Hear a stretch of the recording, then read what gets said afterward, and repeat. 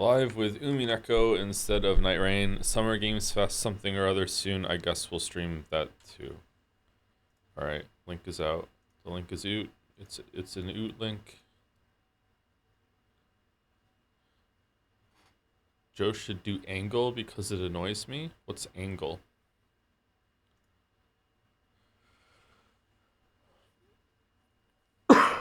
Did you just get up? You sound frazzled. 40 minutes ago? I mean, this is the first time I've spoken aloud today, so I guess that'll do it.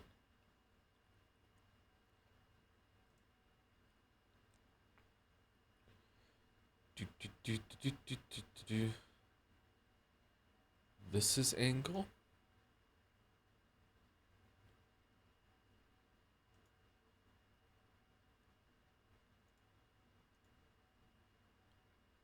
Huh.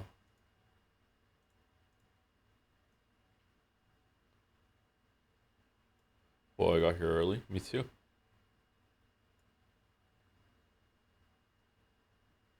Just got my first ever paycheck, Joe. Should I spend all of it for bits? Absolutely not. Absolutely not. Here's what you should do. First ever paycheck.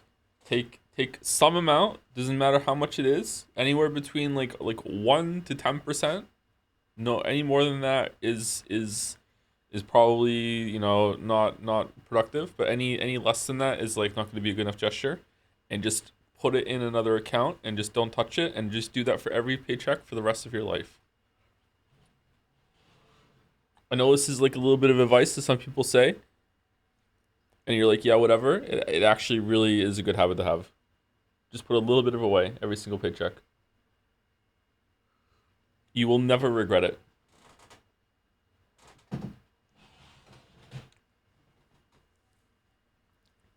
I do at least 20% personally. I invest in them in ETFs. I mean, it's the chatter's first paycheck if they're being like genuine. So I wouldn't go up to the 20%.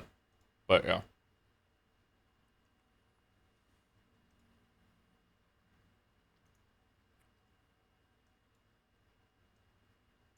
But if they want to, they can, sure.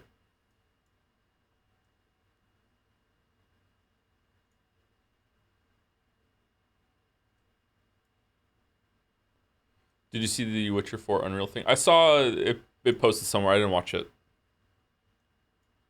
It's like some tech demo thing, right? Of what they're gonna have. Like when Witcher 3 showed off their wolf fur physics, whatever.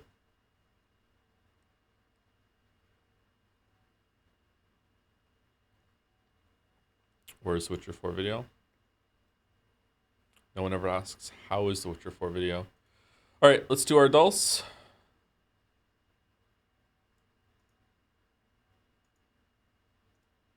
We're starting off with a new doll today. It's called Angle.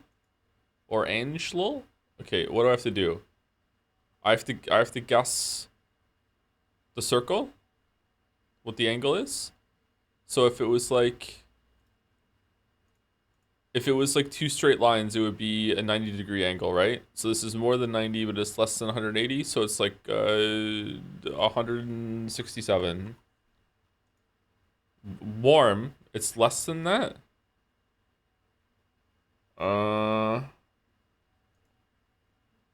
Warm, like would it say hot if I was close to it? Let's go 156. Okay, it's still lower than that. All right, 148. It's still lower than that. We have one more guess. Well, shit. I don't know. I'm not good at this. 143. Hot. It was 137. Oh, I was really off. Holy shit. All right. 137? That's really 137? Didn't even get to boil. I know, right? Streamers washed. All right. Well, we're never doing that one again. All right, Gamedle. Here we go. The turbocharged sequel to the brain-twisting, world-famous creature puzzle game. It's Pac-Man?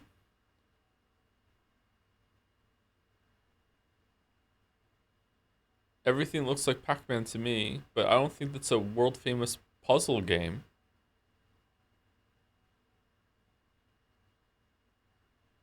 I mean, it's all I got, so I'm still going Pac-Man. Pac-Man World. No.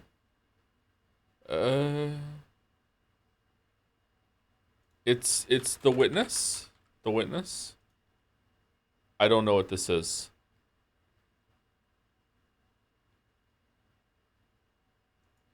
It's Professor Moriarty. No, it's Professor Layton. Whoa. This is an old game. Okay, I don't know what this is. I've never heard this one before. Something 2. Gamedle Game 2. The Incredible Machine 2. Okay. Never heard of it. All right.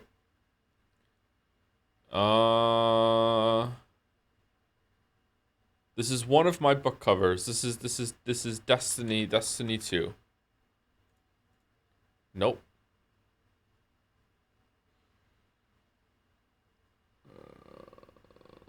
It's RuneScape. It is RuneScape. It's RuneScape for sure. Yeah.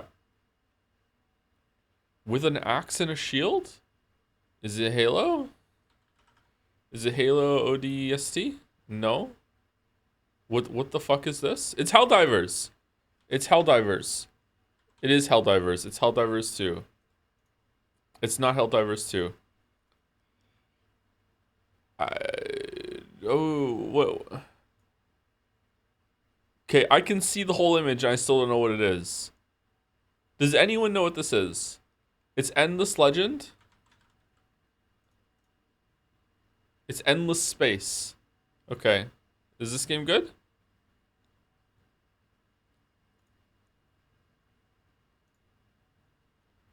Oh, wow. What? What are we doing, Bandle? I just want you to know that I got Sunday's Bandle in 1.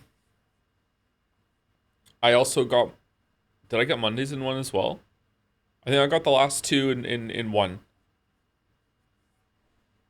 So I'm due for a really bad crash out here that I'm not going to get it. Anyway, let's see. Can we hear it?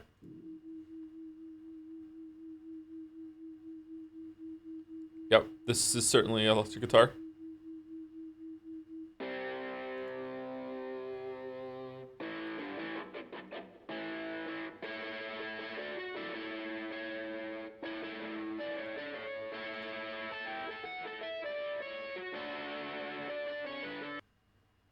Okay, it's Jimi Hendrix. I don't know which one, though. All right, drum me. Really? We Will Rock You? All right, well, that was easy.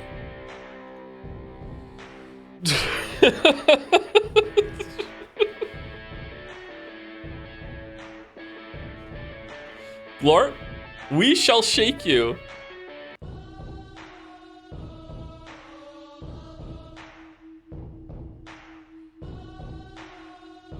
We will glorp you.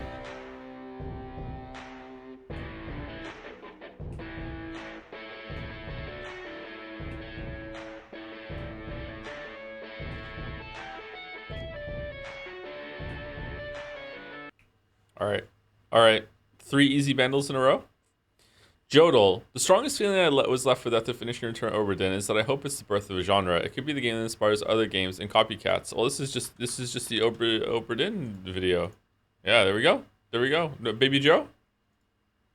The strongest feeling that I was left with after Whoa. finishing Return of the Obra Dinn was that I hope it's the birth of a genre. Other mystery Fucking games do Drunk exist, of course, Joe. but none of Holy them are like shit. this one.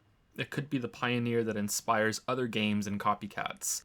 And my hope that There was a copycat. I watched Mouse play through Duck Detective. And let me tell you, I was getting some big return from the Oberdin. Ah, for fuck's sake, Timeguessr. No. Okay. We're in California in 1992. They posed this and then got a black and white camera, and they just to fuck me specifically. It's 1992. All right. Do we think that it is like a year or two after it? It was made in 1932, or do we think it's like 1934? Like it could be a couple years after it, right? Like just because like that's where the license plate is doesn't mean that's what year it is, right? For sure, right?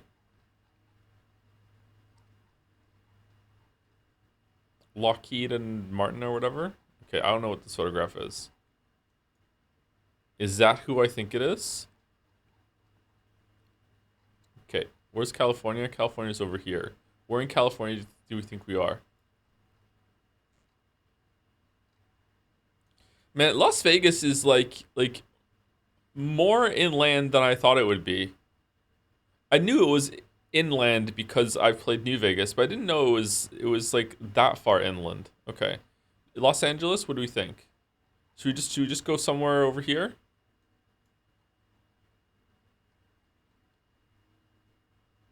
Let's go here. All right. This is my guess. I mean, just because it says California on it doesn't mean we're in California. We could this car could be traveling. Like we could even be in Australia. Here we go. Whoa. It was just straight up on the license plate.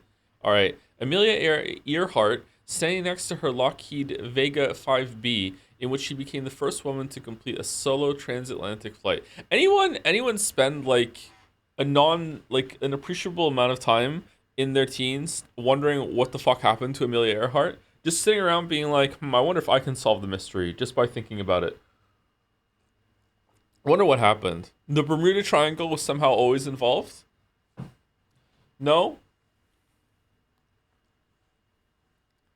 It's one of life's great mysteries? I mean, she just crashed.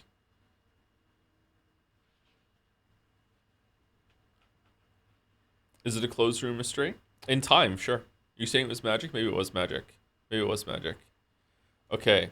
So we're outside McDonald's. Ronald McDonald. There's a pigeon. All right, pigeons are only in the northern hemisphere, quite famously. So that narrows it down. We've cut out half of the planet. Okay, I'm thinking Greece for some reason, but I don't think so. Maybe it's just the colors. Saku gasp. I can't believe it's not Umineko. Camera. Okay, what are we thinking? There's actually a camera. Everyone's clapping. There's a watch. People are wearing watches, but it's old people. Well, older people, not old people. Amsterdam? Are we in Amsterdam? For some reason, I do not think we're in Amsterdam. Oh, Mick Cafe. Mick Cafe has only been around after 2000. So like we're probably around here. I'm guessing. Um, I don't know. I don't know where we are.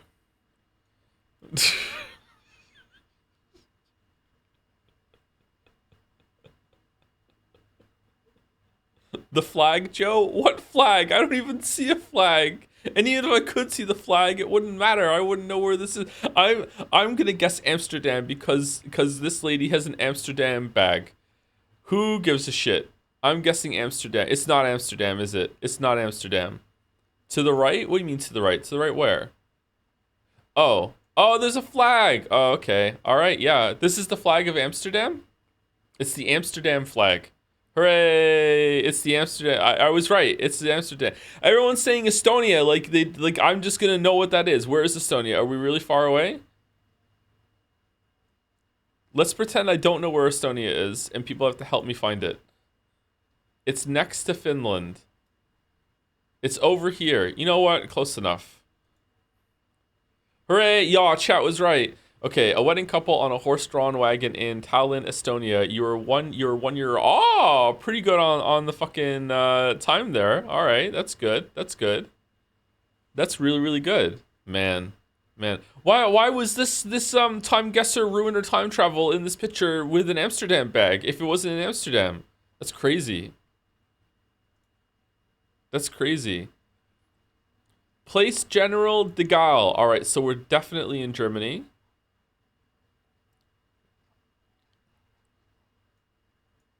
Okay, when is this?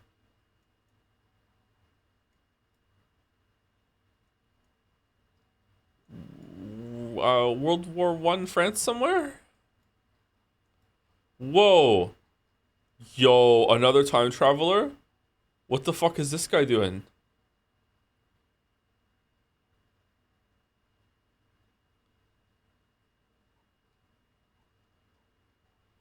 Okay, is Gaulle a place in France? For some reason my mind is telling me yes, but is it just a term instead? Is it jail? Place General de Gaulle? What's Gaulle? I feel like I know this term, but I can't remember it.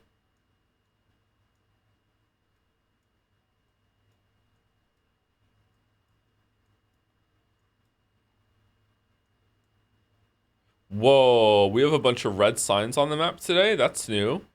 Is this a new clue for Timeguessr? Holy shit.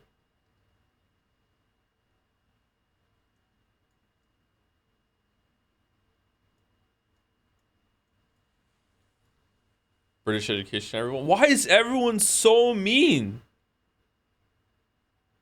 Gaulle is like French, isn't it? Isn't it French? Am I wrong? Is it not in France?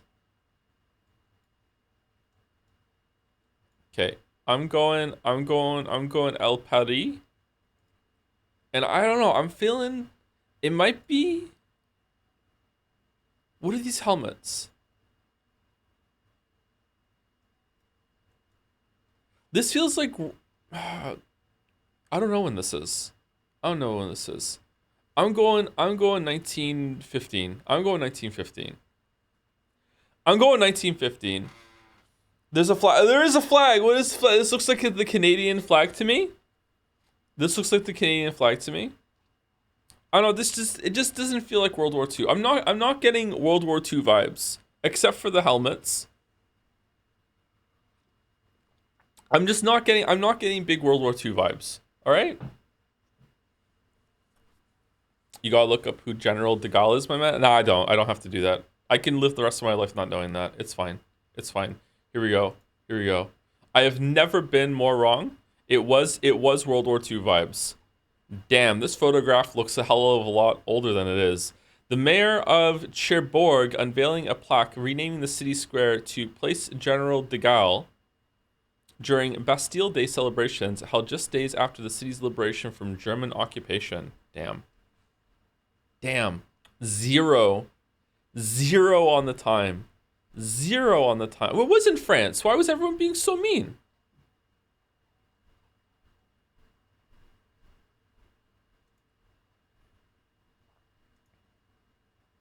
Okay. Tyler's boots heighten something and be sure of the okay, it's trams, so we are in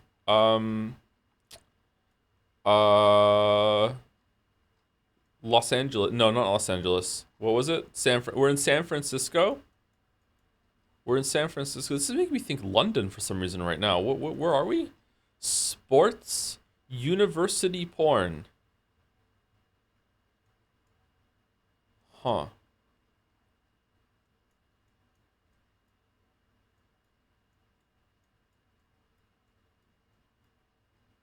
Grand Central Cinema. Donnelly's Bacon. Bacon.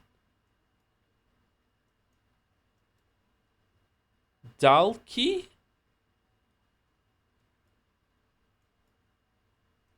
This is a cool photograph. I like this photograph. Brown signs, brown posters, brown phone. Wireless Cap and Peterson Limited. Nice bridge.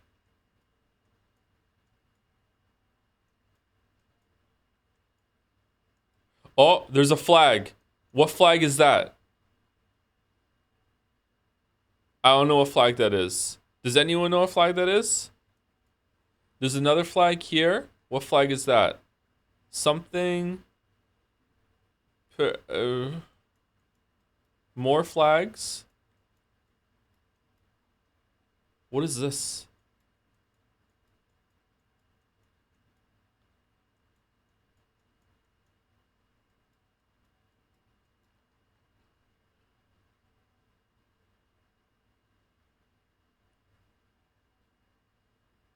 Are those numbers? 8-2.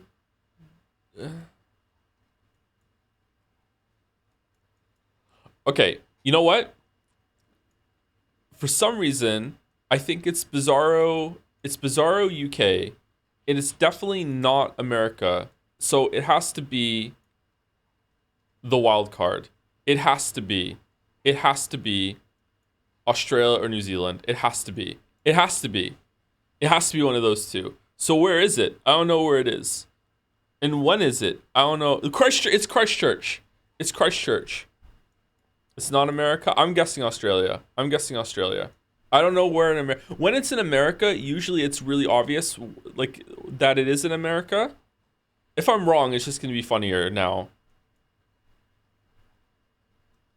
Wait, hold on. Is that Dublin bacon?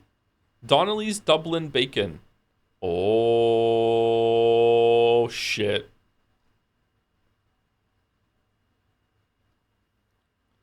Well, I don't think we're in Dublin. I don't think we're in Dublin. That's for sure. Would Australia be important in importing Dublin bacon? I think they would be. I think they would be. Is there a Dublin somewhere in Australia? Is there Dublin in Christchurch? I gotta be real with you. For some reason, I thought Christchurch was up here now. Is there a Dublin somewhere here? I'm not seeing it. New Caledonia. I didn't know there was an old Caledonia.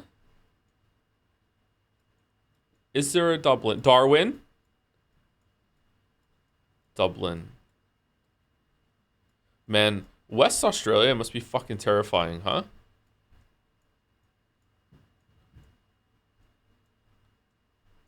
Okay, I'm not seeing Dublin anywhere.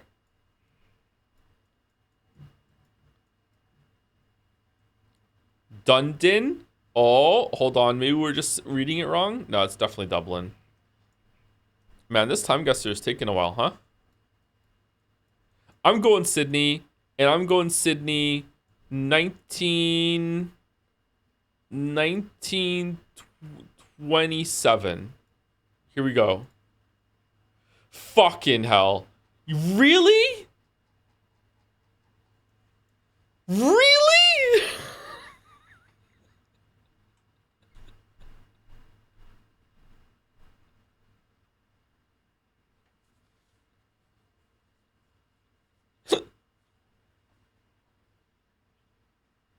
Really? Wow. Wow. Man, Ran reads Dublin, goes to the. I thought it was an advertisement for Dublin, something that they were importing, or like a brand or something. I didn't think this would be Dublin. Really? Damn. Come to Dublin. I should go to Dublin. Yeah, I should go to Dublin. Sorry, Ireland's the only part of the UK I haven't been to. For how long we're doing Umineko, can you tell on the schedule? No, I don't know. A view of O'Connell Bridge and Monument in Dublin during the late 20s.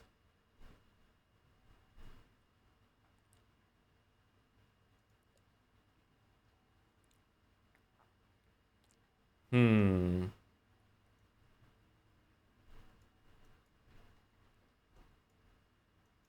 Hmm.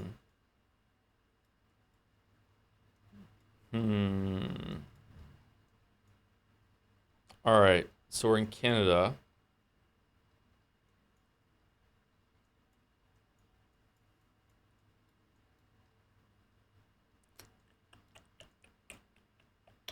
I mean, I want to say it, but I also don't want to say it in case I'm wrong.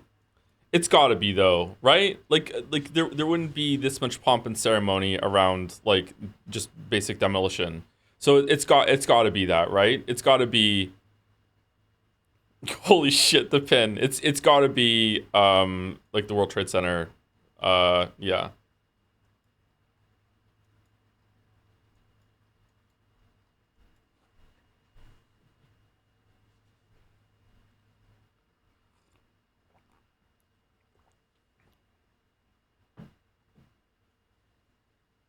Can't believe is it like the year after though, or is it the same year? I was asleep when this happened. Oh god, what year was it? I was how old was I when 9/11 happened? I was 16. So 2001, 2002, 2001, right? I think it was 2001. How are you this old? I'm just sorry. What the fuck? Never forget. I'm not American. It's not my burden. I don't need to give a fuck about that.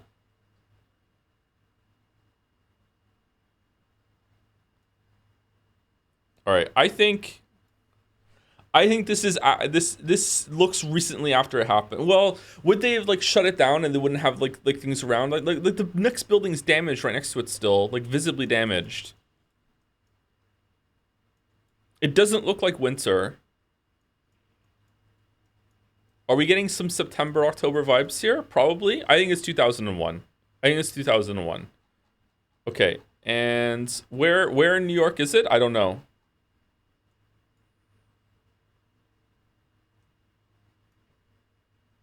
When I went to New York, it was after this happened. Yeah, it was after this happened. I've never been to New York City before 9/11. I don't know where it is. I'm just gonna go Empire State Building and just hope it's somewhere close. Okay, here we go. Here we go. Spot on. All right, cool, cool. Debris covering the roof on top of the World Financial Center following the September 11th attacks on the World Trade Center, 2001. All right. Okay. Hey, 36,000 after like swing on a miss in two of those. That's pretty good. That's pretty good. I'll take 36,000. Man, fucking Dublin. God damn it. My ingrained not Irish prejudice really held me back from fucking Timeguessr today. I can't believe it. I can't believe it. Crazy. Crazy. All right, we're on to Scrandle. We're on to Scrandle. Okay. Burnt ass sausage roll versus pies, chips, peas, and gravy with a pint. Easiest ride of my life. Yep. Easiest ride. Oh, hold on. Chat, can we choose it? Yes, we scran. Yeah. All right, sausage, bread, and gherkin versus chicken tikka and chops with a samosa. Holy shit, it's a samosa buff. It's a samosa buff. All right, what are we gonna do? What do we think? I think that this is anyone's scran. Left is pretty cheap for what you're getting, whereas right, I feel like some of the Scrandle pundits are going to be like, I don't know. It's getting a little expensive. Left, you're getting a big sausage, some bread, a gherkin, with some condiments. Hmm. Hmm. Left doesn't look cooked enough for me. What do you mean? That's like cooked to perfection. It's not burnt at all except for one edge. I know the huge chunks of just raw ass onion are kind of ruining right for me a little bit. I'm not gonna lie. Samosas go hard though. Samosas are pretty good. This watery fucking sauce in the right. I don't know. I don't know. It's a little expensive. I'm thinking left. All right, brisket peppercorn burger. 16-hour slow smoked, 13.50 versus burritos. Okay. I think it's right. I think it's right. I think it's right. That air quote 16-hour slow smoked meat looks awfully dry to me. And also, it's expensive. I think burritos are going to have more universal appeal. I think it's right. If they were the same price, I would go left. But because they're not the same price, like left is double the price as right, so it has to be double as good. I think burritos are going to take it. Yeah. Close, though. Close.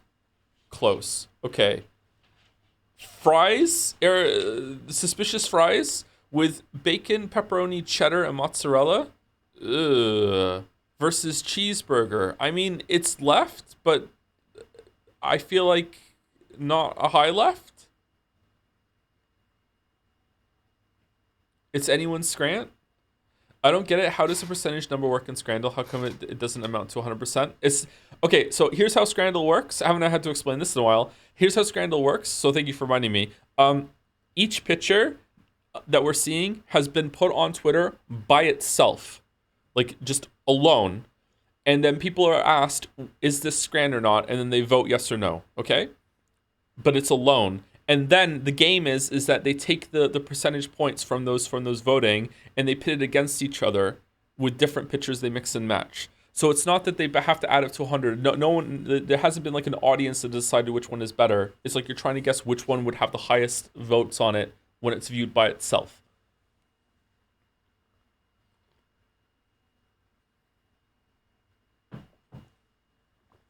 It's got to be left. Yeah. 65 for that goopy fucking mess? What? Easy left. We don't even have to deliberate. Or on the left. All right, we're so back. We're so back. All right. Oh shit, it's anyone's Scran. It's fucking over.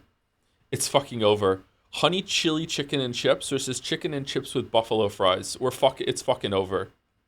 It's fucking over. Okay. Oh, hold on. Right is 27 pounds. It's left. Yeah. Still 75. People are not looking at the price when they're voting on that. That's crazy expensive. Beef skewer, guest starring beef with a beer, jalapeno fried chicken with an I am reusable cup.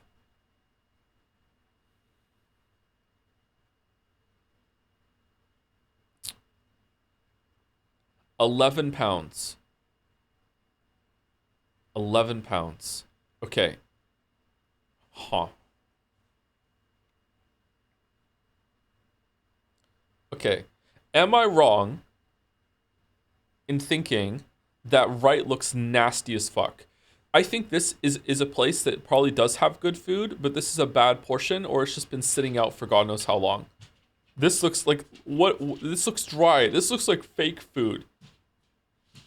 Right is not very appetizing. It's not, is it?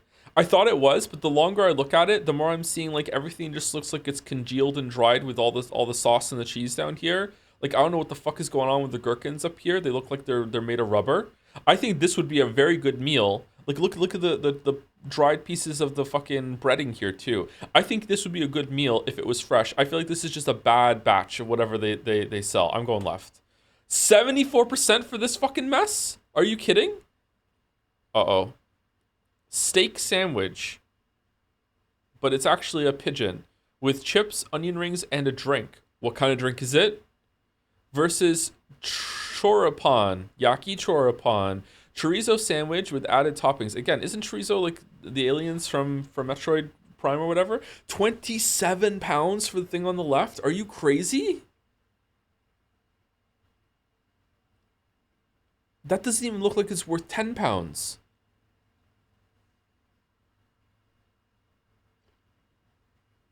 Oh, it's Arsenal. Yeah, that makes sense. It's gotta be right. Yeah. It's gotta be right. It's gotta be right. Okay. Short rib poutine. Oh my god. Yo, that's actually curds? Oh, it's Canada. Oh, okay. Lebanese chicken flatbread. Alright. Here's the problem. People that aren't from Canada have this weird, fuck you Canada, you don't get to have a tasty food, and they just hate poutine on principle, even though they never had it. Americans are really fond of doing this. for some reason. Fuck you, you don't get to have that, Canada. So a lot of people might be like, to hell with poutine. Left looks really good to me. Left looks really good to me. Right also looks pretty good.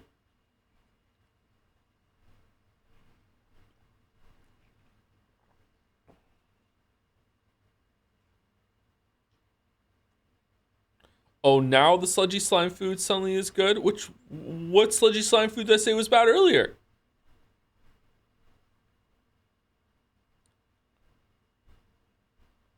Hmm.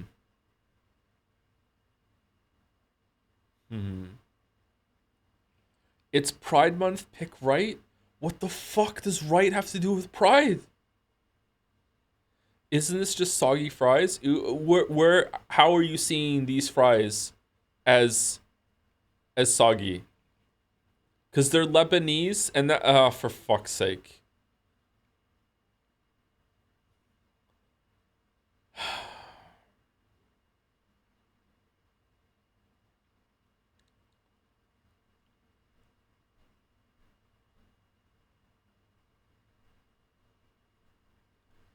They are doused in wet meat with gravy. What do you mean? You never had gravy fries? Never mind fucking like poutine. It's got to be right. I'm sorry, Canada. I would pick left. I would eat left, but it's got to be right. Yeah, it is right. Yeah, that's sad. Now I know how Jeff Keighley feels when Death Stranding 1 didn't win Game of the Year in 2021. Fucking sucks. All right, Streetwise Burger, beef patty, cheese, pulled pork, onion rings. That looks fucking gross. The Wrap-A-Mac, beef patties, fries, gherkins, and burger sauce on flatbread, $6.50. I mean, that doesn't look that great to me either.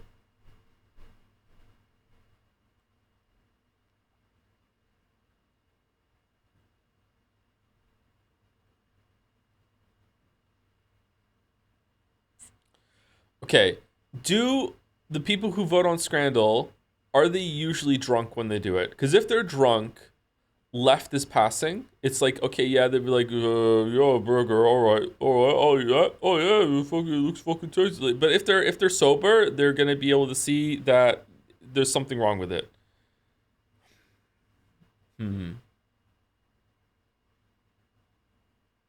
Has to be left. You know what? For you, chatter, I'm going right. You were 93%. Fuck off. No, okay, they do Scrandle drunk. They do Scrandle drunk. There's no way that was a 94% fucking burger. No way. They do it drunk.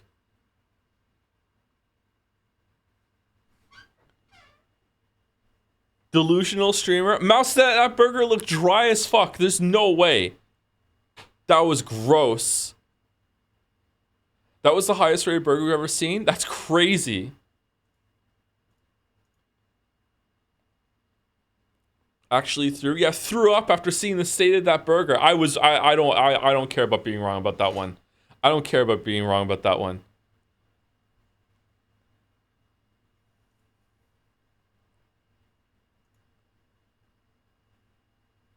I feel like Joe doesn't understand what drunk people are generally like.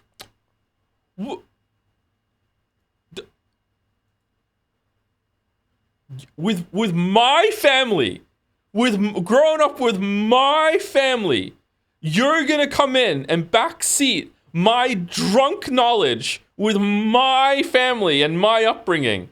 Really? Really? I feel like maybe you have never been around someone who is truly drunk and you just know fucking people who are tipsy all the time. You haven't seen drunk until you're like full floor slapping your dad across the face to see if he can wake up from where he's passed out on the couch, and you are 20 slaps in and he still hasn't woken up, all right? You don't know drunk. You don't know, all right? Been there, brother? Exactly. Trauma dump stream? Yeah. I feel like a lot of Americans don't even get drunk like the British get drunk.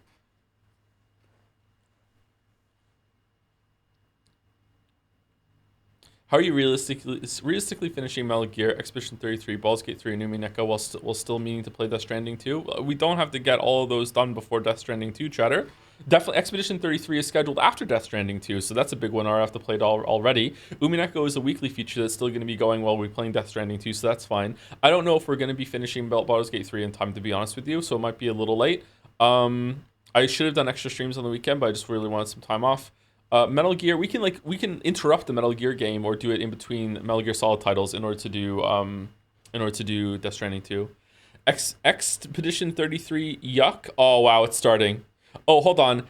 Expedition 33, yuck. Well done, Chatter. Well done.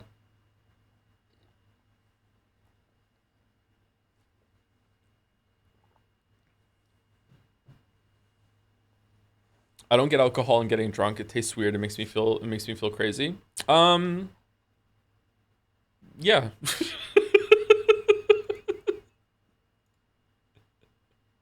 Yeah.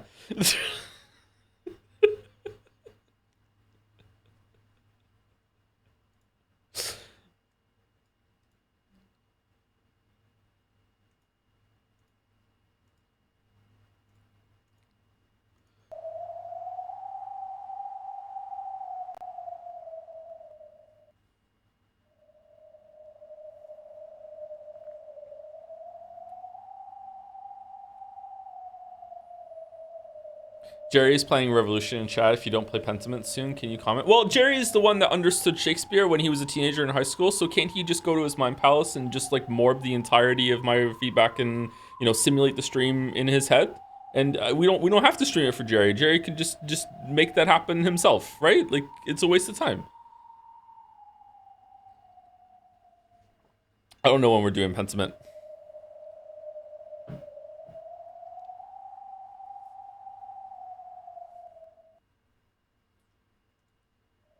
If you don't like alcohol, you probably just haven't found the alcohol that's right for you. I was the same way for a long time. So when I was a teenager, I just used to drink straight vodka because getting drunk was the point, and I was very much the same like that. Like the only reason to drink alcohol is to get kind of tipsy, kind of drunk. And then later on in life, I found some stuff that I was okay with. And when I mean later on in life, I mean like when I was in my 30s. I really like whiskey and Coke or Jack and Coke. I really like that. When Mouse is here, we drank some cider. Cider was pretty good. I really like hard lemonade. I like sweet alcohol drinks. I don't really like beer. Although there's probably is a beer that I might like. I don't really like beer. I don't really like ale. That sort of thing. You can probably find a drink that you like. However, like let me just tell you, as like someone who is in their almost 40, gonna be 40 in a couple months, and like is ostensibly an adult, you don't have to drink if you don't have to. Like, you just don't have to do it. I personally was trying to find a drink that I could have if I was ever in like company that was drinking. I didn't want to be the odd one out that was just like, I'll have a drink just to have one.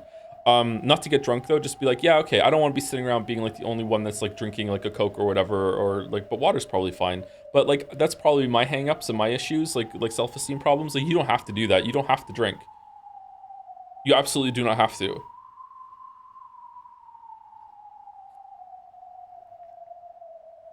And if you don't like who you are when you're drinking, then you don't have to. Then just don't do it. However, it seems to be like I'm the odd one out, and you're probably the odd one out too, Chatter. Most people seem to enjoy getting inebriated to some extent. Getting like drunk is probably destructive, and no one should really ever do it. Like if you're getting drunk to the point that you black out and you don't remember things, like what would happen to me when I was a teenager, then that's probably destructive and it's not a good idea. And my family used to get that drunk as well. But you just probably want to just have like a drink or two just to make everything kind of like, a little bit more fun. That's it. But if you don't like doing that, then don't do it.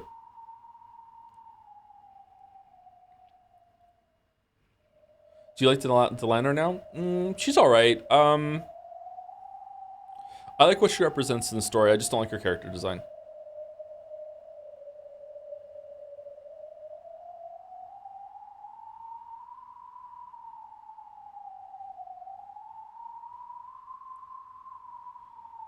A drink or two of what, Joe? Beer or moonshine? I don't know. Like, aren't you like alcohol servings kind of standardized or normalized? If you have like a serving of beer. No, I guess not. I don't know enough about this. If you have like a whole ass beer, Is that a comparable amount of alcohol to like taking like a shot or something? Or like is the same amount of alcohol content in like a whole, I guess it depends on the beer. Yeah, this is gonna be like all over the place.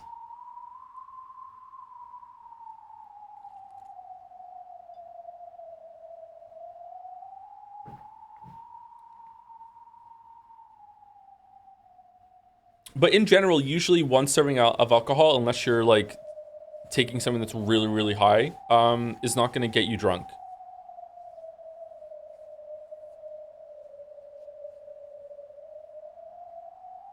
What do you think Delana represents?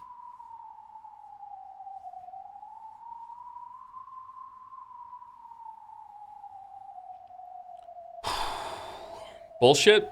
Delana represents probably the good version of Erica, whereas Erica is the one that's going into the story and doesn't really give a fuck about any of the characters, any of the story, just wants to solve the mystery and just win. Delana represents the good side of that still does want to solve the mystery, but cares more about the details and knows that it's not just all about winning. But she also has brought an absolute shit ton of bullshit to the story.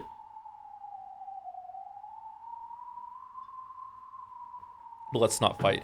Anyway, we're supposed to do the AP test today, but I don't have it set up, so I think we're just going to read today. I don't know if we're going to do the AP test another stream or we're just going to skip it. Maybe I should skim through the questions and see if I would be comfortable doing that on stream. It would also be a lot of typing on stream, and I don't really like typing on screen. My keyboard is also on the fritz at the moment, so it would be kind of frustrating on 2 levels, but yeah, we'll see. There's a test that someone made, I don't know who made it or the community made, for Umineko, that you go through all the questions from questions arcs, and you questions arc, and you like write up an answer to the prompts, and it's to get you thinking about the story and the mystery and everything. And I thought it might be a fun time for us to go through that on stream so we can review stuff that we know, but I don't know, it might be a waste of time.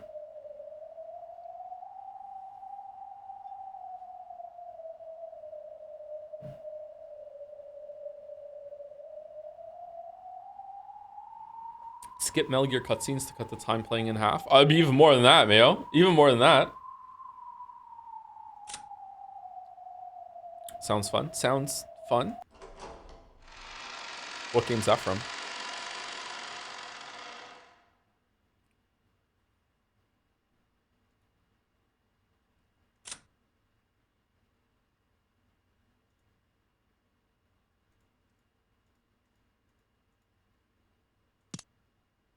Okay, we have no music. We have no music. Hold on. Do any of these past scenes have music? Does this one have music?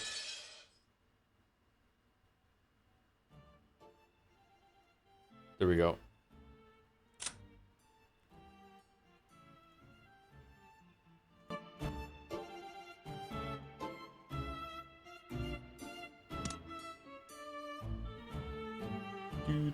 Can we hear it?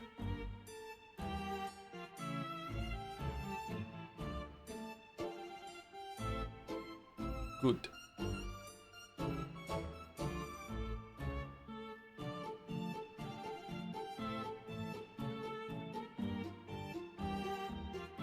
Mouse is too quiet. Mouse is not here today, unfortunately.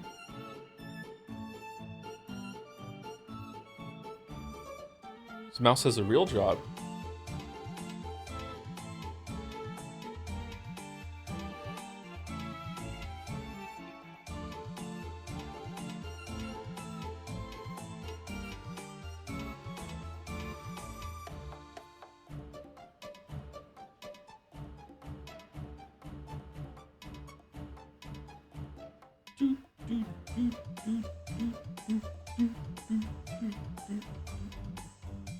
Your job is real in our hearts too. It is to me as well, but too many people disagree for it to be objective, unfortunately. Excuse me. Thank you to Jackinit for the resub. Thank you very much, Jackinit. Thank you, Sareth the Sly, for the resub as well. Thank you very much, Sareth, with a flip in the chessboard. Thank you, Ellie Crep123 for the resub. Golo Yorha. It's a Nier Automata reference. Thank you very much for the new sub. Welcome, welcome. Yorha2B. Thank you, Chud2112, And Liru Geta for the resubs as well. Thank you, Double Jumper, for the resub with a message after watching for around 7 years. Oh my god, you're right. Fucking hell. I'm finally able to show some support. Thanks for all the fun moments, and most of all for the community and enabling its offshoots, which turned out to be truly essential for my 2025. Also, let's go Mets, baby. Love the Mets. Oh, nice. Good luck to the Mets. And also, because we're centrists here, whoever the Mets are against. May the best team win. As long as it's the Mets. Thank you, Ranch Double Jumper. Thank you to Mezzo Lunatic for the sub 2. Life is not getting any easier, so slowly developing a Baldur's Gate 3 persona. Still alive, so that's progress. Still me despite everything. Still breathing despite everything. Wretched thing, pull yourself together into the bloody fray. Unleash me. Thank you, Mezzo Lunatic. Some greatest hits. Wonder when we're gonna finish Baldur's Gate 3. Oh, when is the Summer Games Fest? Are we doing that this week? Is it Thursday?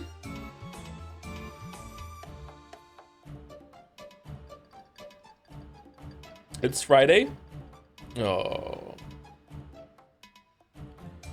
Oh, 6 p.m. your time? All right, should we play Baldur's Gate 3 and then just stop and then do the Game Fest thing, or should we have a Balatro special?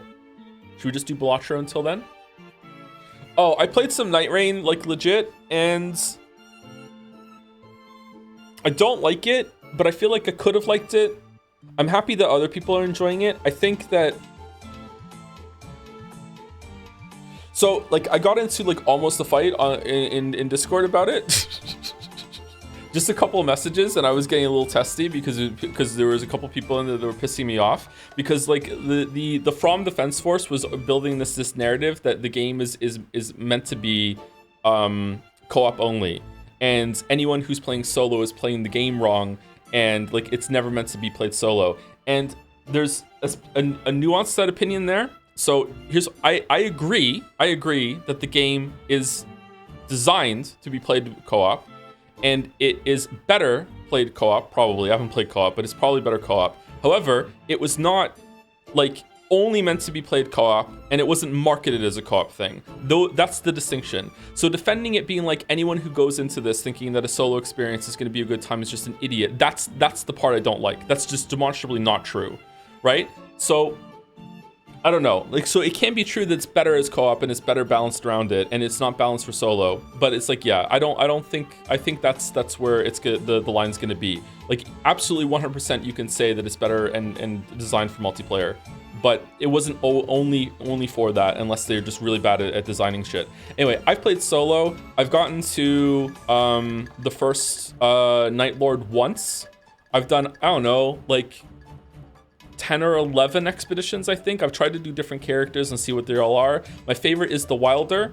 I've played the Wilder the most. I've also played the Duchess a little bit. The Duchess is really fun. I have only seen one new enemy type that I have not seen in another game before, and that was the first Night Lord. Every other enemy and every other boss has just been a remix from different games, which is kind of disappointing. I think the idea of the game is really cool, but the ring of fire around the map like condenses way too fast. You know what? This is not going to be it. There's a lot of problems in this game. If IMO I hate to have this opinion, but like I feel like it's a really cool idea, but the execution just fucking sucks. I don't know, man. Like I feel like there could have been a way better game here with some better decisions. Like the items you get are boring. Like the bonuses aren't impactful enough. Like even something like the talismans. Like you find the fucking glowing bugs and you pick up a talisman and you pick it up, and if it's not for the character, like a lot of times it's not applicable for you, and the bonus is kind of weak. It just feels getting power in the game just kind of sucks. Apart from just getting levels, I don't know.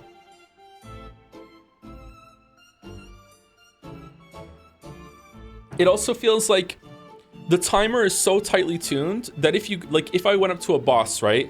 And like I was doing this when I fought the difference between fighting a tree sentinel as a roaming world boss and fighting one of the tree avatars, the Erd tree avatars, right? Well, as a melee guy, when the Erd tree avatar does his like ground pound thing into summoning a bunch of like projectiles that follow you around, that is a lot of downtime where I cannot safely attack the boss and I just have to wait, compared to the Tree Sentinel, which I can have like almost 100% uptime, like hitting it all the time, right? Because the timer is so strict on it, like, even though this should be the same fight, like, why would I ever fight the Avatar? Like, it's setting me back for the same amount of reward compared to the Tree Sentinel. Does that make sense? Am I, like, being coherent right now? And maybe I'm not being. Maybe if I need to have the game in front of me in order to show the example. Like, because the animations, like, even some of the times I was getting mad at at one point, even about getting, like, a parry off and getting, like, a critical hit on them or riposte. Because that animation time is longer than a normal attack by a couple seconds. And the time is so tight that I'm like, why am I even doing it? Like, it's such a weird thing that the timer's so tight that it's like fucking me in the head about like what kind of attack should I choose just because of the animation length. Like, it's so odd. But like, yeah, I don't know. Like, I like the idea of the game, I really do. But like, to me, if this was a solo experience, I would love Night Rain if you dropped in a randomized island that was different every single time. Like, the structure of the island was different. I don't know if that's possible with the technology, but let's just say we're just spitting about hypotheticals. A randomized island with randomized locations and randomized weapons and bosses and all that shit, right? And you can explore and take your time and go around wherever you want, and there's like a little bit of a level curve around the island, and you build up your build and you build up your character and you have some choices to make along the way, and you can take your time and you can explore and you have randomized dungeons, all this other shit, and then you go and you fight the bosses, then you loop around again, and that I would really enjoy that. But like, runs would take like an hour or two instead of like I don't know, is it 15 minutes? I don't know. What really like cooked my noodle about it, I don't know if I said this on stream before, like on my, like, I don't know, 4th run or whatever, I got to day 2 for the first time. So I got to day 2 and I killed the Bell Guardian at the end of day 1. I got to day 2 and right next to me spawned a dragon and a wolf, the magical wolf thing from Rhea Lucaria, right? So I go over and I fight the dragon, I kill the dragon, and as I'm about to loot the dragon, the wolf aggroed me, so I killed the wolf. I was really proud of myself, actually, because I was rusty. I didn't die killing those two back to back. I killed the dragon, I killed the wolf, right? And this was right at the beginning of day 2, and as I was looting the thing that dropped from the wolf, like, I got the dong, and the fire was already condensing. Like, I didn't have time to even like get my bearings after fucking fighting 2 bosses that spawned right next to where I was when day 2 started, because like the fire was already fucking like restricting the play area.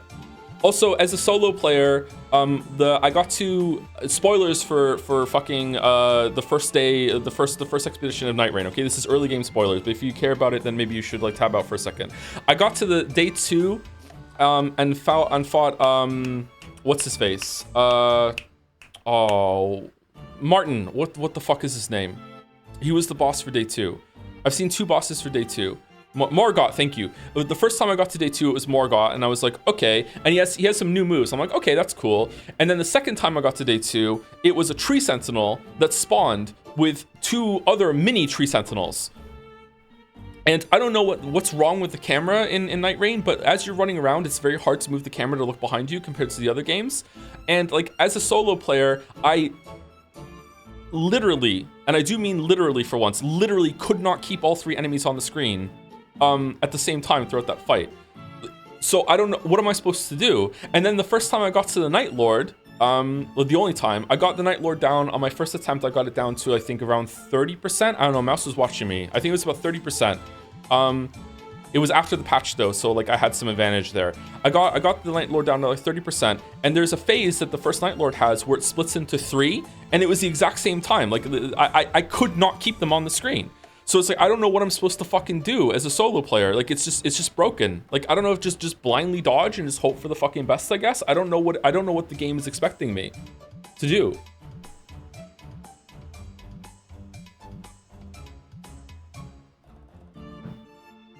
It's also bad that because it's a new fight, you know, you get into the traditional Souls experience, right? Of like getting to the boss and practicing again. It's a long time to get back to fight that Night Lord again to get a second attempt. You know what I mean? It's like, yay, okay, cool. All the lessons I learned last time, now I have to like spend so much time getting back there again just to have another attempt. Yeah, I don't know. Anyway, that's my Night Rain opinions at the moment. I do think there's a really cool idea there. I'm really happy that that FromSoft is experimenting and trying new things. I don't think that this should have been a like standalone 40, 50 USD, however much it costs, experiment. I think it should have just been like a cheap like $10 DLC that was like combined with Elden Ring. I feel like they're kind of greedy and they're trying to like have a cash grab after the success of Elden Ring, which, you know, whatever. I'm not really too happy about that, but I don't really talk about money and pricing things on stream all that much. So I feel like that's kind of scummy, especially considering that there's not that much new content in the game. Even some of the areas seem like they were ripped and repurposed right from Elden Ring. There's that swamp area, right, where the dragon is, looks very similar to the swamp area that's right at the start of Elden Ring. So yeah, I don't know. Anyway, those are my first impressions of Night Rain, and now we will continue on. Sorry for the interlude. I know people care so much.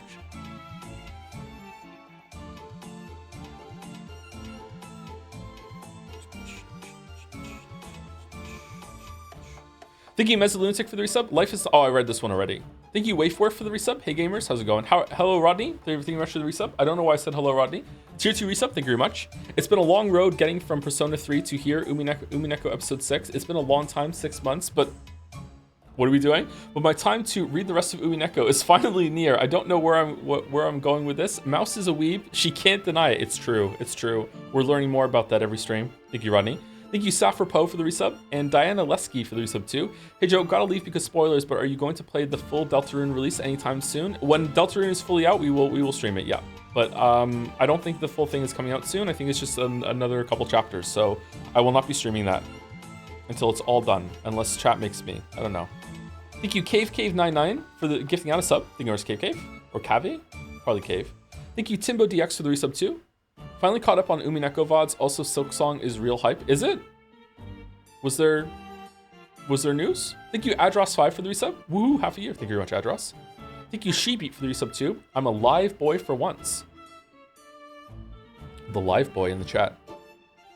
The game files got uploaded to Steam.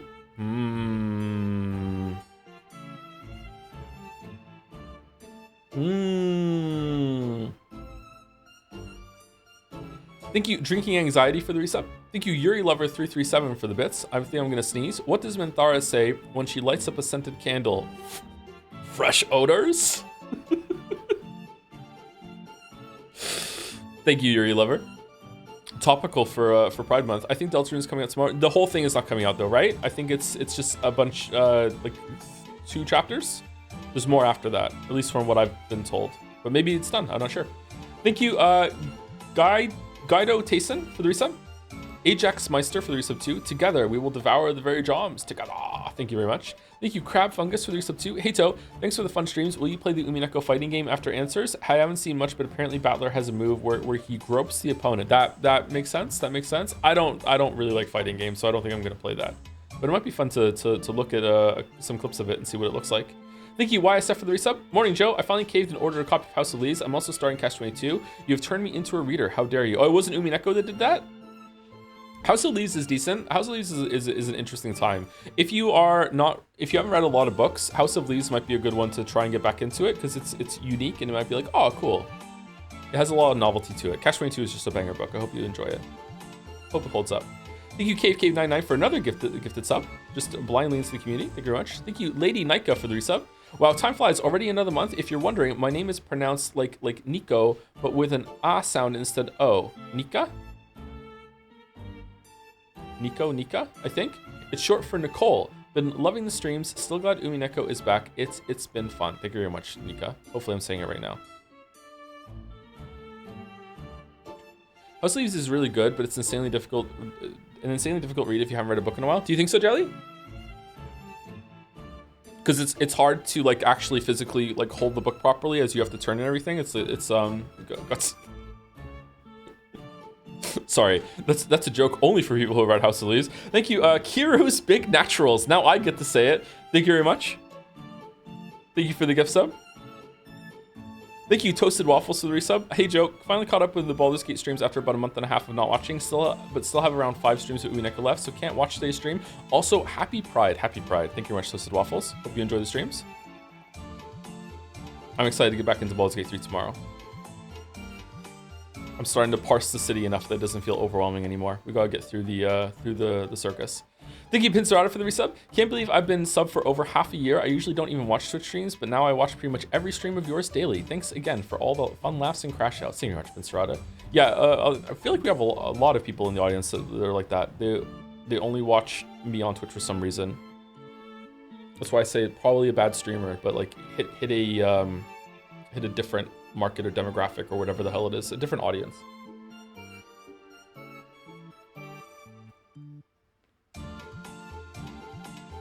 Thank you, Uber Supersoft, for the bits. I'm enjoying the Umineko playthrough, but I've realized that Ryukishi probably hates me. I spent all of episodes 5 and 6 thinking Erika is in the right, and still low-key do. Truly, I have no love. I think that Erika... I don't think anyone in the story, except maybe Kinzo, I don't think anyone in the story is completely wrong all the time and completely in the dark or completely irredeemable. But you are clearly meant to be able to see Erika as... Erika is a villain. Like, clearly she's a villain.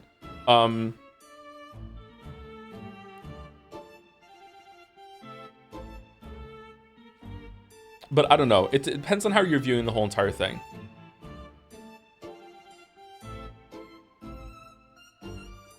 I wonder what the hate interpretation of this would be. It's like, yeah, without love it can't be seen, but what about hate? Just hating everyone involved. Because I guarantee there are some readers, and I think maybe I could have been one of these. I said this on stream chat. If I was literally Battler, literally going through this, after episode 2, after episode 3 with Beatrix, I would never trust another thing that happened ever again, and I would just be locked in. I'm just gonna win. I would have become Erika Joker after episode 3 if it was personally me in that situation, right? And I think that's the interpretation of like hate, seeing it with hate instead of love, right? And I think that after what you go through in episode 3, I don't really think that's completely illegitimate, right? Like, there's still a part of me, it's a small part at this point, that is expecting what's happening right now to just be Beatrix 2.0. And it's just, once again, like, oh yeah, we're just trying to build sympathy and get you to believe in magic and everything like that, right? So, like, yeah, I don't know. I think that's the hate interpretation.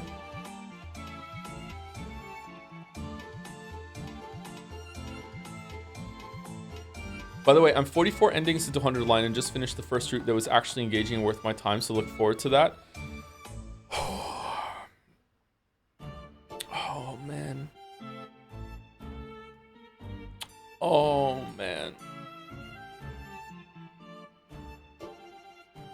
Oh, man. Oh, thank you, Chill Chief, for the resub. With you being a writer and all, that maybe you could add spell check game to the daily games at the beginning of stream. It might also make reading Umineko easier for you. Fucking Chill Chief woke up today and chose violence. Holy shit.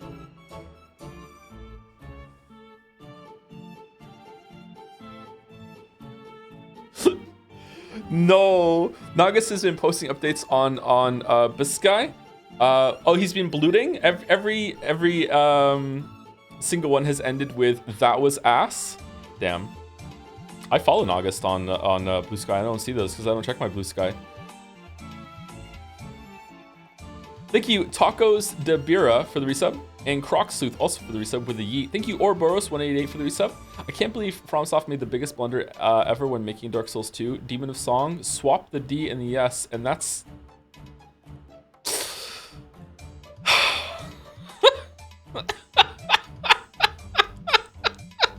and that's a truly hard-hitting name. Holy shit.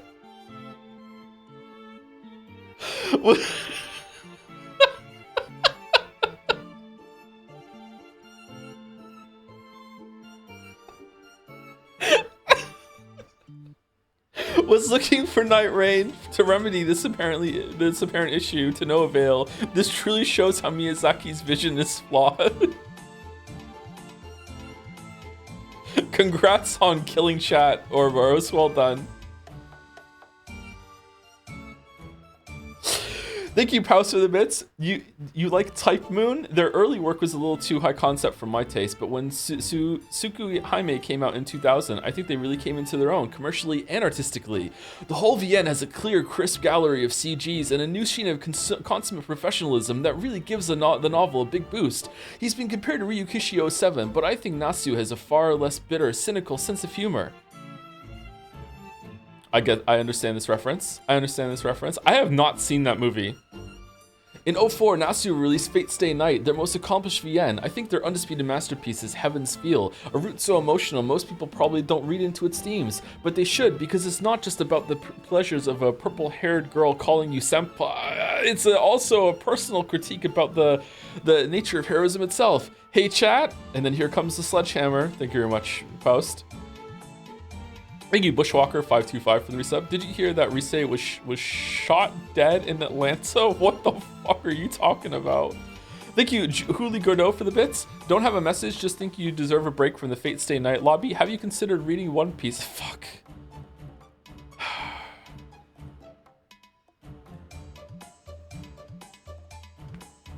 Thank you, Jaeger Master Sword, for the resub. I'm really hyped for the Persona 4 remake because I will finally see Tom fold to Rise in real time like a paper napkin, then profusely deny he is a weeb. It's just Laura Bailey, okay? I'm sorry. It's just the Laura Bailey buff, all right? It's got nothing to do with Rise. Nothing to do with it. Thank you, Kai Shinra for the resub. Night Rain, yay or nay? I would say that if you are just gonna do solo, unless you just like live and breathe those games, I don't think it's gonna be a good time. I don't know. I'm still not checking out of it completely, but I'm close. I don't know what to do. With my time with Night Rain. But if you have a group of friends and you have money to burn, then go for it. I'm pretty sure it's a fun time. But then again, it depends on the friends. Almost anything is good with friends. Get friends. I don't like playing Souls-like games with other people. I just don't like doing it. I do like co-op games, but I don't like playing that kind of game with other people. Not my jam, baby. Not my jam. Thank you, Creo Sivak. Related to Saravak, maybe, for the resub. Thank you very much, Creo Sivak. Sorry if I'm saying your name wrong. And the last set on my list are Isian Gray for the resub. Excuse me, the what? Jack and Coke? Jack and Coke. Jack Daniels. It's a whiskey brand. I'm sure this is a bit, but just in case, yeah. Jack and Coke. Thank you, Falzer25 for the resub. How are we in June already? Yeah. Every day is great at your June-S. Thank you very much, Falzer25. It's June 8th month. Should we do 999 again? Just do it again? Thank you, Nightmarish, for the bits. Hey, Joe, can we get a queer ass for Pride Month? Hold on.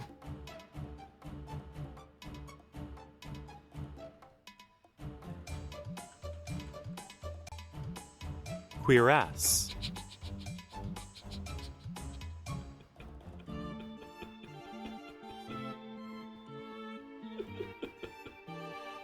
It's been so long.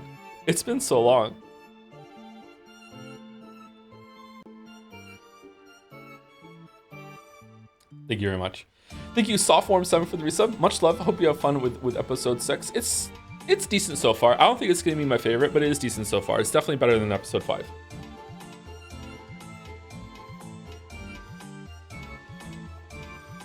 Thank you, Mijik. Or is it Magic? Is it Mijik? For the resub. Butt fangs, eh? What are those? What are we talking about? What? Thank you, RR Dino, for the bits. Can't catch the stream today, so I can't wait to watch the VOD where Joseph Anderson has reasonable reactions to mysterious story elements that will likely be explained reasonably or unreasonably 60 hours later. Have a battlerific day. Aw, thank you. Off to write my witch fanfiction where I fantasize about cheese. That sounds like a good time. Enjoy. Make sure it's not Swiss or else we'll complain about the plot holes. Thank you, Sinahel for the resub with Umi Peak. Thank you very much. Thank you, Lord Fifth Isith for the resub too. I have to watch the VOD later. Just wanted to ask what the schedule will be for Umineko streams Tuesday and Saturday like before. Yeah, that's what we're doing at the moment. Yeah, we have done a couple extra ones here and there, but Tuesday and Saturday will be Umineko until we're done. According to the Witch of Streams, I think we'll be done in July for Umineko. We're getting through Answers Arc a lot faster than we did Questions Arc. And the last two on this today are Vigilangelo for the resub. Thank you very much for Angelo. Hopefully I'm saying that right. Henry White for the bits. Arches is free, by the way, you weebs. Arches? Archies? I don't know what that is. What's Arches? And thank you, Ironraft, for the resub.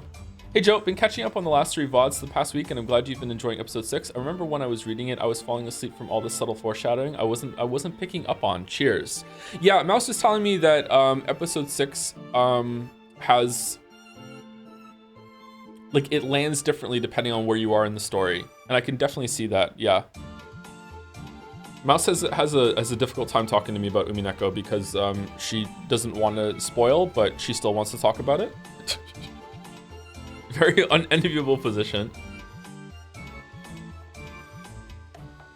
I would really like to go through Umineko again. I don't know if I'll do it on stream, and if I do on stream, I wonder if I'll just fast forward through a bunch of stuff. I really want to be I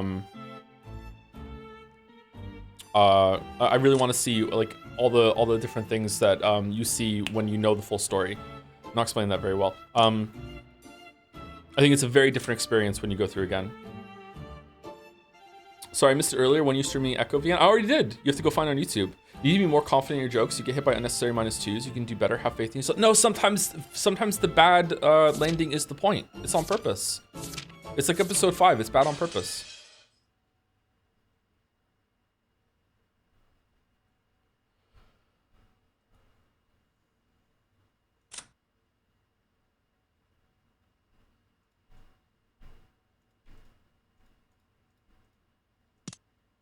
All right, here we go.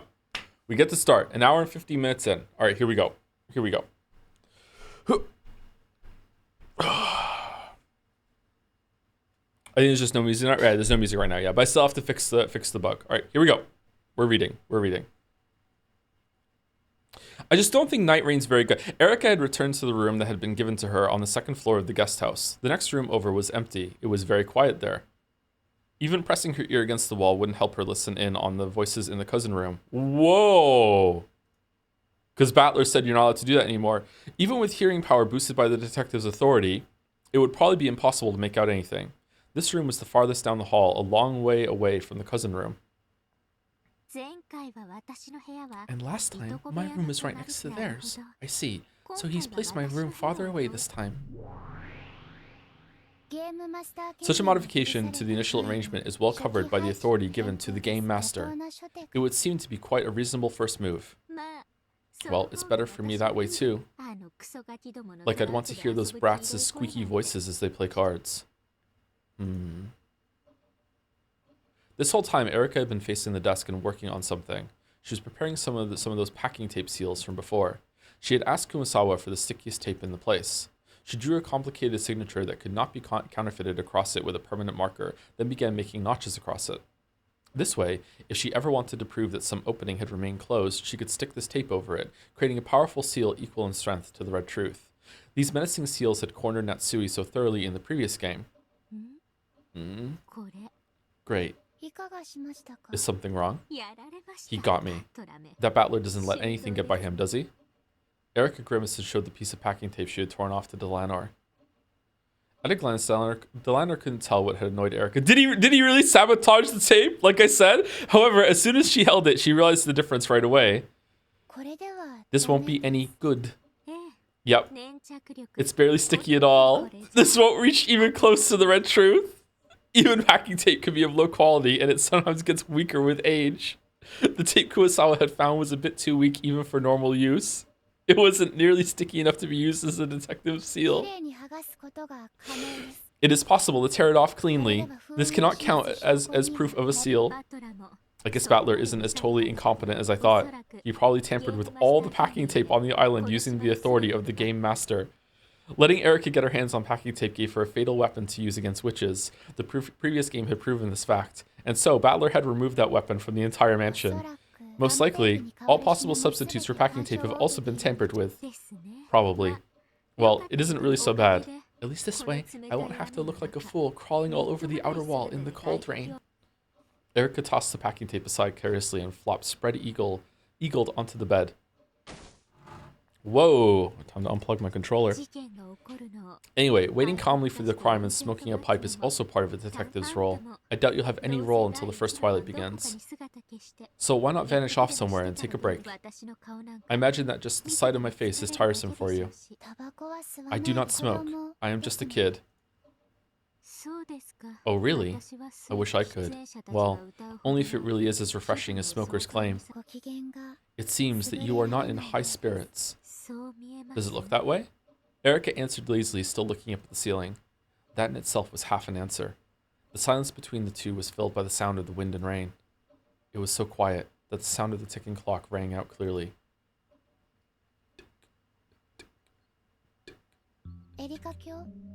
Lady Erica, may I ask a question? Depends on what it is. Answer's probably no, though. Well, we're just killing time anyway. What is it? Maybe Erica was bored too, or perhaps the sound of the rain was making her sentimental. She agreed to listen to Delanar, which was very unlike her. Why? Why do you hate magic? Ah, you mean that thing downstairs with Maria? It was merely a foolish trick to deceive children. Everyone knew that. Was it really necessary to go so far to destroy that illusion? I cannot understand. Erica didn't need Delanar to tell her that it had been a childish fight. Well, I am a self-proclaimed intellectual redditor. I can't stand having magic confuse the truth. So you feel pleasure from exposing that? I sense a different emotion. A different emotion? What's that? To me, it feels less like pleasure and more like a different negative emotion. Huh, you really are a murder doll, aren't you? Even your eyes are like knot holes. Knot holes?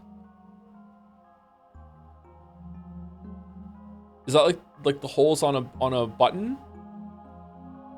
Like when you on a teddy bear or something? Oh, like a mark on a tree on like a plank of wood? Things in wood? Okay. My apologies. Please forgive me. Fucking hell, I thought chat wasn't going to go there, but they are. Erica rolled over grumpily, turning her back to Delanar. So Delanar couldn't see her expression. Even so, for some reason, she could guess that this completely unobserved expression was one of pain. Interpreting this to mean that Erica wanted her to go away, Delanar gave a bow and made to leave. Then, Erica suddenly spoke. The words seemed so utterly out of place that Delanar doubted her ears, so she had to ask Erica to say it again. What did you say? They're taking the Hobbit's two eyes and... I love you. It really did seem utterly out of place. Delanar wanted to see what Erica really meant, but the latter still had her back turned and her face was out of sight. Thank you very much. I was going out with someone else a while back, but we've completely broken up. The others might say things out of envy, but please ignore them. I'm going to devote my whole life to you, so I want you to do the same for me. Let's find happiness together. Delanar avoided asking what she was talking about and stood there in silence. For a while, Erica kept on dully and emotionlessly, repeating sloppy phrases that might have popped up in some shoujo manga. Then, unexpectedly, she once again followed up with a complete non sequitur. Aw, Family Guy? A new wallet. Of course, she had no idea what Erica was saying. However, with her back still to Delanar, Erica kept on saying disconnected words.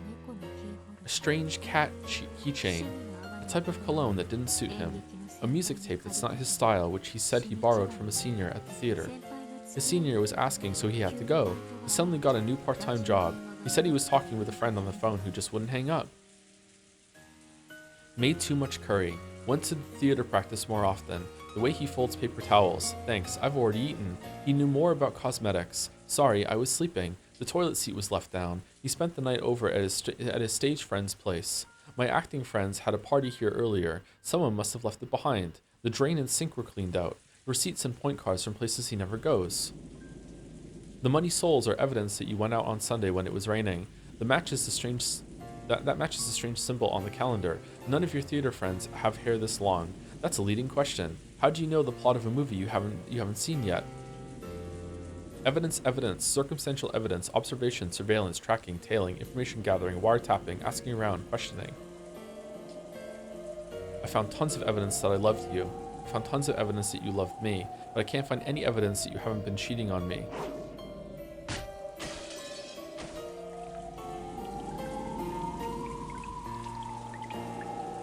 Oh, fucking hell, I'm enjoying this. Oh, give it a rest. If you love me, then trust me. If you can't do that, then you don't love me anymore.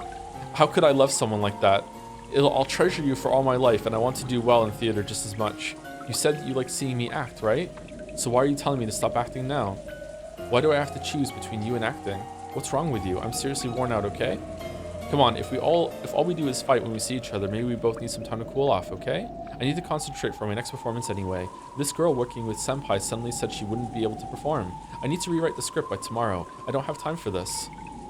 And anyway, if you really find it that hard to trust me, we're through. Stay away. Just go home, bitch. I don't love you anymore. I'm sorry I said it like that. Don't cry, damn it. It's disgusting. Just die. Stop shouting, damn it. You're annoying the neighborhood. Just get the hell away from me and never come back.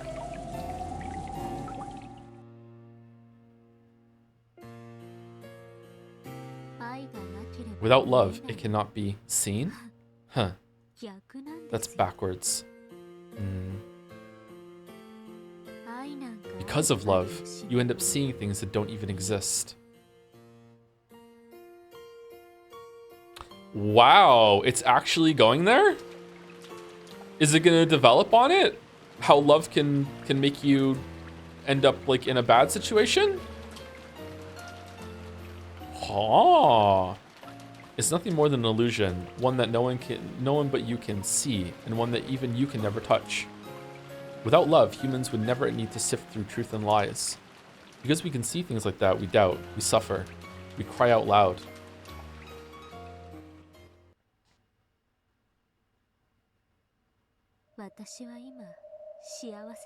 Right now, I'm happy.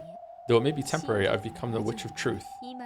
As I am now, I no longer need to worry about being tormented by non-read words. Why'd you need the packing tape then?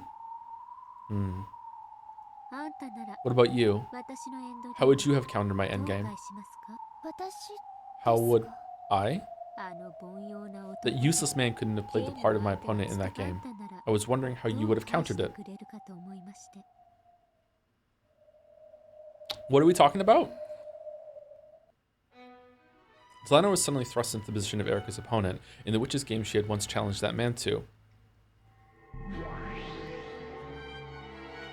Zelena shared in the fragments of Erika's past and was made to grasp the full situation. The board was reproduced in full inside their heads. The situation was one-sided. Erika's side had constructed a blue truth based on countless bits of circumstantial evidence had turned all those into pieces. Oh, it's I was gonna say comma splice, but it's another comma, and was already cornering the opponent. For some time, Delana thought in silence and announced her by-the-book response.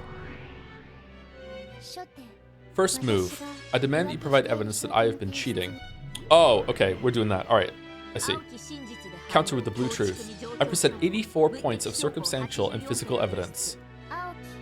Counter with the blue truth. I present 6 points of circumstantial and physical evidence that I still love you. Good.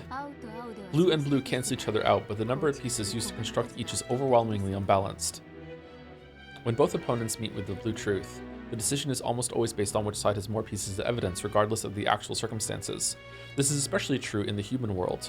So, by the standard rules, Erika would win. First point to me. Your next move? I will attempt to switch offense and defense. I ask that you, Lady Erika, provide proof that you are not cheating. Perpetual check. That's a forbidden move, since it results in an endless repetition of the same question going both ways. Then I frankly declare that, despite a lack of proof, I still love Lady Erika even now. That's not red truth, so it's invalid. Even if it was red, that'd be a stalemate. After all, I'd have no move to counter with. Zelana remained silent for a while. Then, she quietly responded to Erika's moves until they reached checkmate.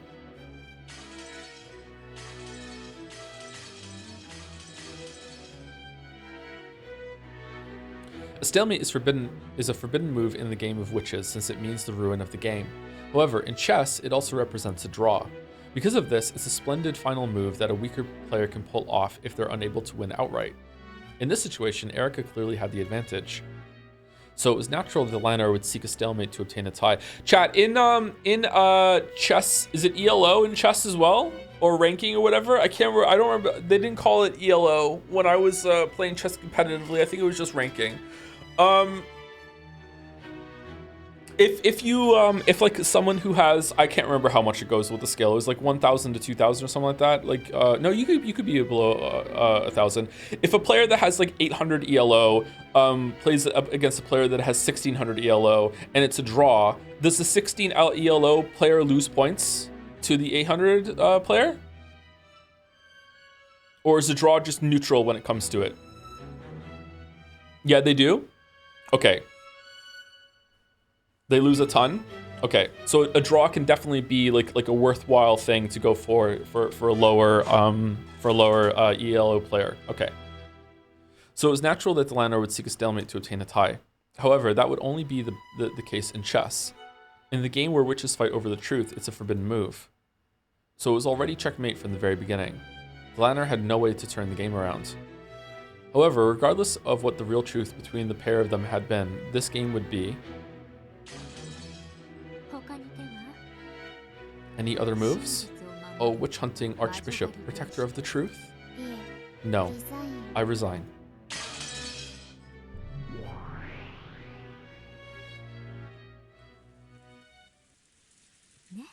See, there you go. Humph. Yeah, never mind without love. Even within love, she's still like this. But also shows that not completely, because like she would be like. She would understand even with like a couple points of evidence, she'd be like, that's it. But she stayed in it and collected 84 pieces of evidence because she just didn't like the answer. I like the sequence. This was interesting. Erica had succeeded in crushing her opponent with the truth she espoused, that her former boyfriend no longer loved her and was cheating on her. Her opponent had no way to argue back. After all, humans are not allowed to.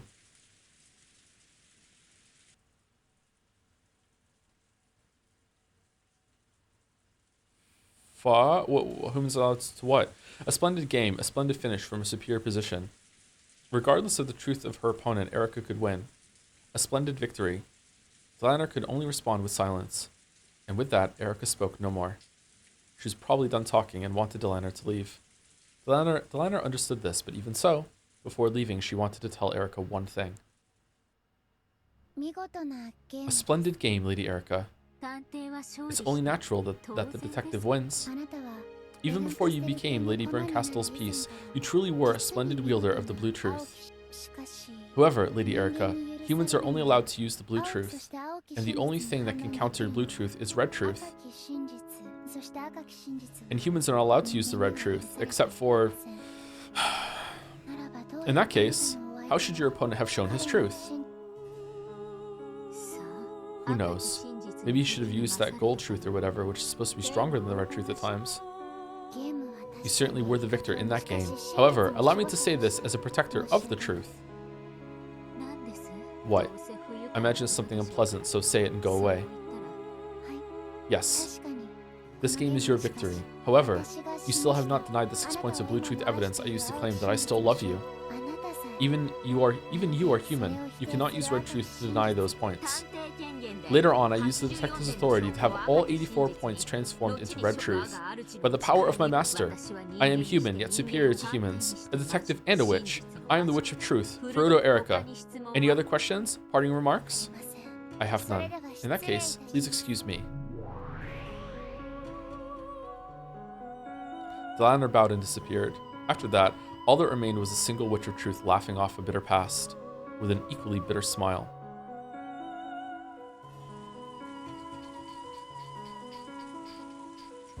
Judging by the bedside clock, it was almost exactly midnight. Okay, guess I should get a little sleep. The curtain has finally opened on the second day, October 5th. I wonder if this round's murders are happening somewhere right now. About now, sorry. I hope our victims leave us some interesting dying messages this time.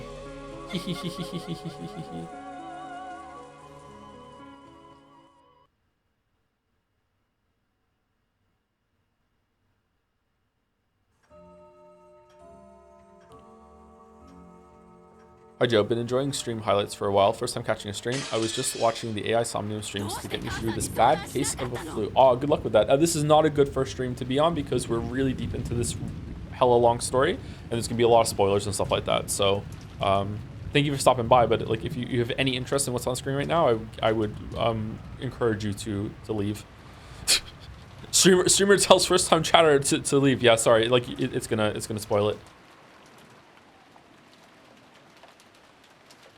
Thank you, iCanPort, for the resub as well. No, they use DKP. What? Thank you very much, iCanPort. Loot Council, DKP, Dragon Kill Points. Do people still use DKP? For chess, they use DKP instead of ELO. All right, thank you. Sorry, I forgot the question I asked. Ava, why didn't you discuss this with your mother? This is about the partner who's supposed to support you throughout the rest of your life. Oh man, you're really mad at Jessica. Holy fuck. Oh, it's Jor. That's right. She's the woman I want to spend the rest of my life with. And that's why you need to choose very carefully, right? How can you be so rash? Ava and George could have... Okay, so did you win? Or wasn't there a trial or something? Ava and George can be seen beneath the eaves of the guest house. Is it? This looks like the mansion to me. George had revealed his engagement with Shannon. Ava's anger had exploded almost instantly. This had been no more than George had expected, so he had responded with an ice-cold calm. Did you sleep with her? She told you she was pregnant to force you into marriage, didn't she? How rude. I'm a strong believer in preserving chastity before marriage. Fuck off! Then why an engagement? I asked her. She accepted. What more could be needed?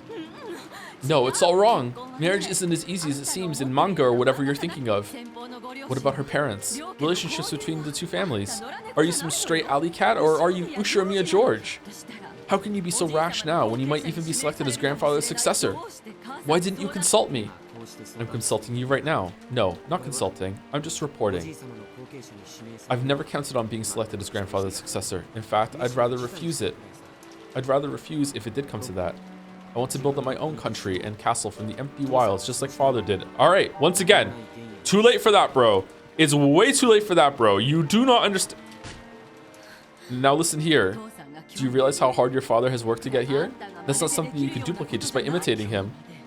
Do you understand how often he was saved by luck and coincidence before now? And he got through it because he had a wonderful life partner by his side, you. Sayo is the kind of person who'll support me and make me be reborn as an even stronger man. You've praised me for becoming the adult I am, but that could never have happened without her. What? Are you listening, George? Just let your mother handle this for now. Cool your head and think very carefully. Shen isn't the only person interested in you, right? Ayumi-san? Ayumi-san? From the marriage meeting really took a liking to you. First I've heard of it, I thought you knew. Her parents were also very impressed by you. If you really dream to build your own castle like your father, Ayumi-san is the one who'd really be able to help you, right? Do you intend to betray her feelings? There's nothing to betray. There was never any special relationship between Ayumi-san and me. We just had a marriage meeting and our parents got all fired up afterwards. We made us go out together several times but we never even looked at each other. Ayumi-san is a well-bred, modest woman, isn't she? She just couldn't look at you because you're a man and it would be embarrassing and ill-mannered. If you can't feel anything from her unless she looks at your eyes, then just tell her that. I'm sure she'll look at you in the future. You want me to marry Ayumi-san because it will benefit you.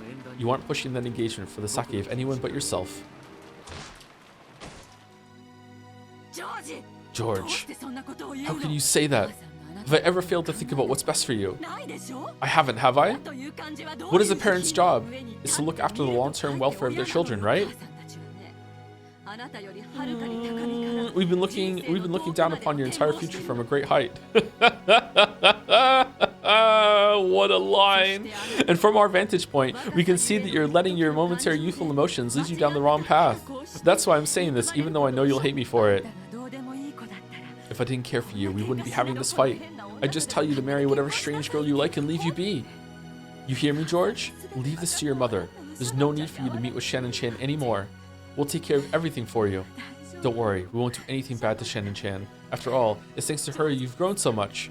We won't forget that, so leave the rest to us. Georgie.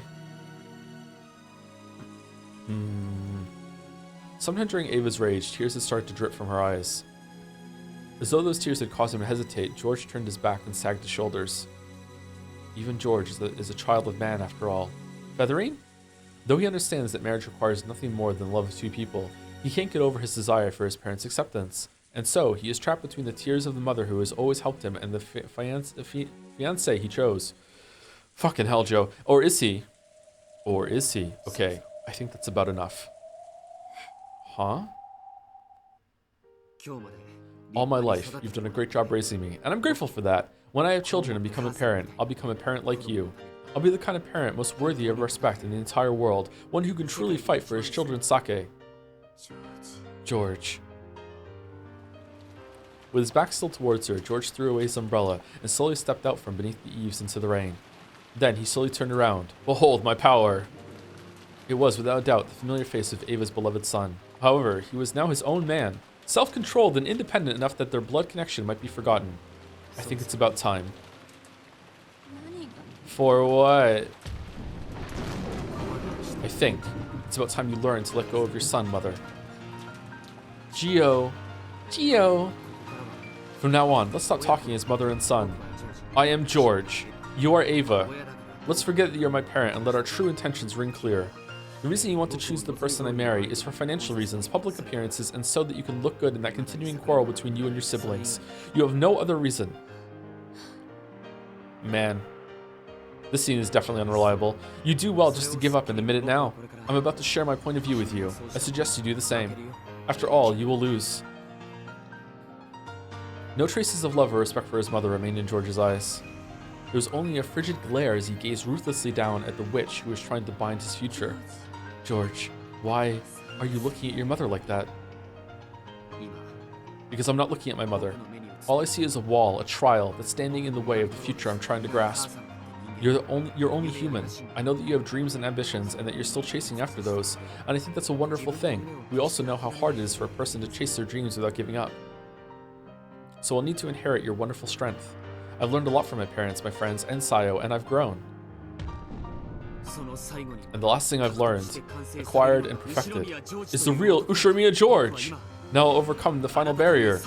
You!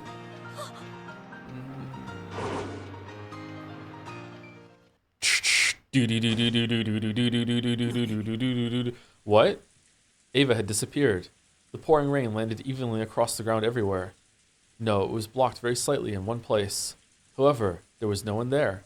Standing on the ground isn't the only way to block path of the rain. Then, could it be?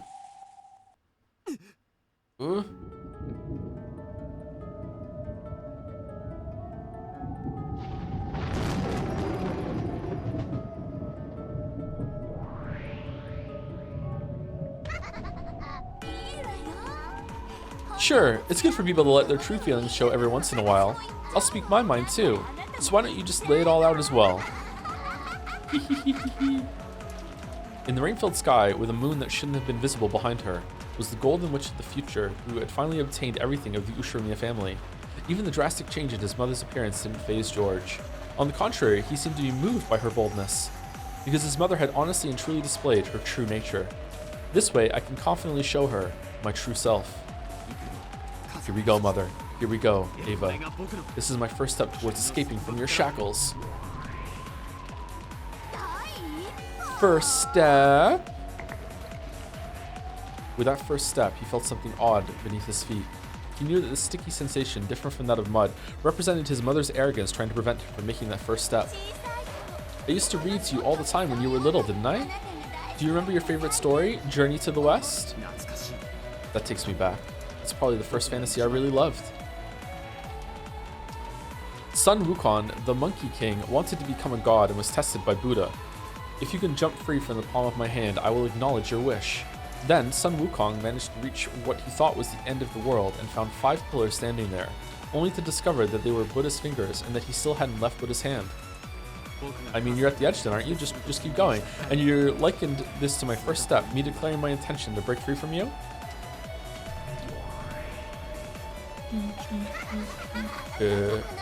Your resistance, your conflict, your anguish, and self-restraint, and everything else. All of it is a road I once traveled down.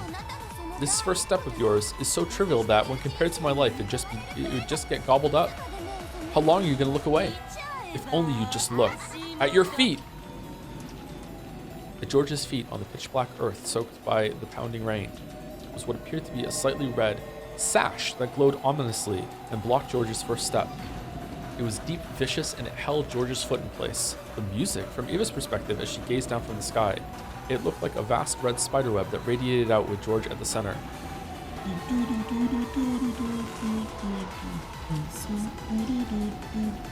Thank you to Stormhail for the resub, and a tiny rat for the resub as well. Another rodent chatter. Thank you, Stormhail, and a tiny rat. I'm gonna cough. 1 second. Excuse me. That's right. This is me. This is me being tied down by countless studies and raised for the sake of your ambitions. No, that's not it. Let me put it so you can understand. I'll show you.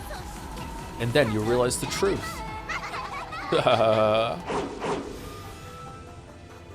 vast red spiderweb on the ground scooped up George as easily as scooping scum out of a pot.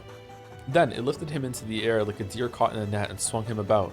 Laughing insanely, Ava was as innocent and cruel as a grade schooler happily swinging about a bag filled with her gym clothes.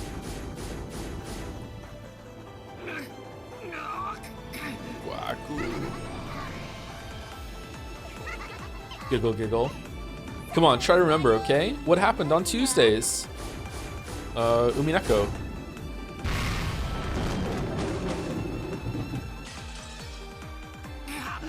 Gah. Gah. I remember. That was piano lessons. I still cringe whenever I hear I stepped on the cat. You did violin in kindergarten. That's the sort of instrument you'd expect smart kids to play, right? But you didn't seem to have the talent, so we switched you over to piano. Violin's hard, Ava. What the fuck?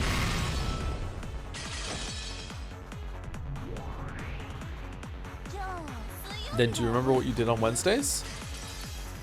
Baldur's Gate 3, I remember. That was the day I had cram school. It was so far away and a real pain to have to travel to. And Thursdays?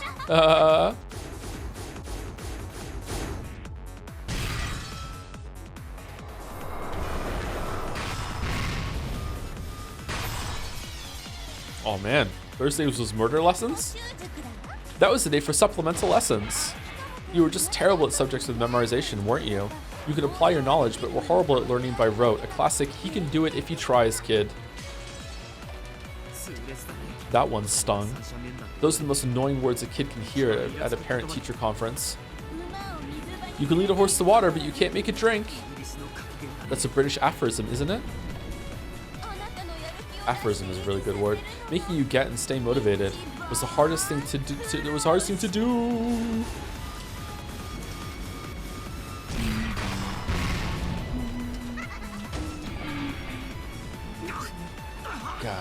God. George was bound hand and foot by the bright red spiderweb, reduced to the witch's plaything.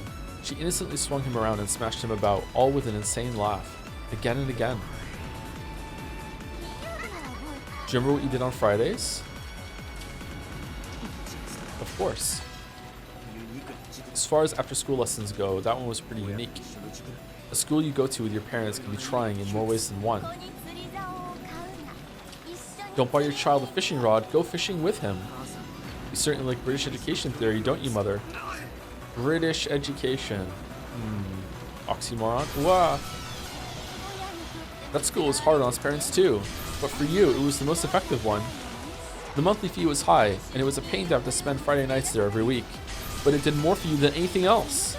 That's when I realized, kids don't grow unless their parents watch over them. If children are sprouts, then parents are the sun. No plants will bud, and no flowers will bloom without the sun.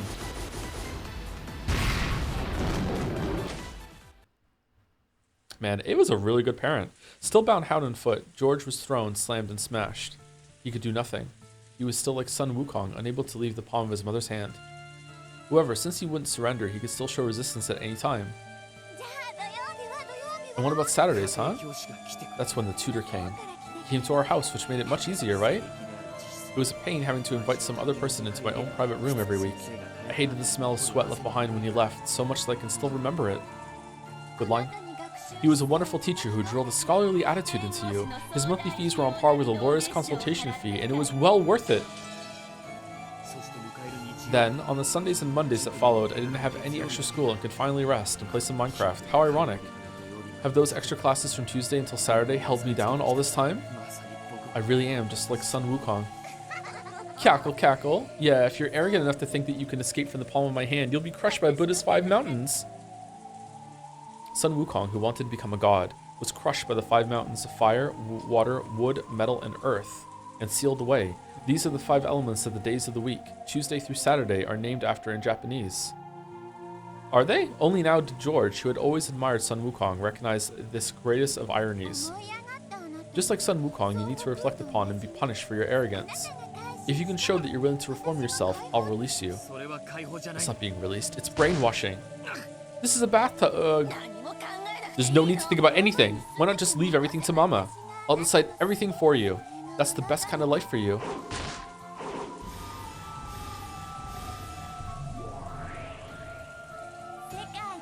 I found the most intellectual woman in the world, willing to devote herself to you entirely.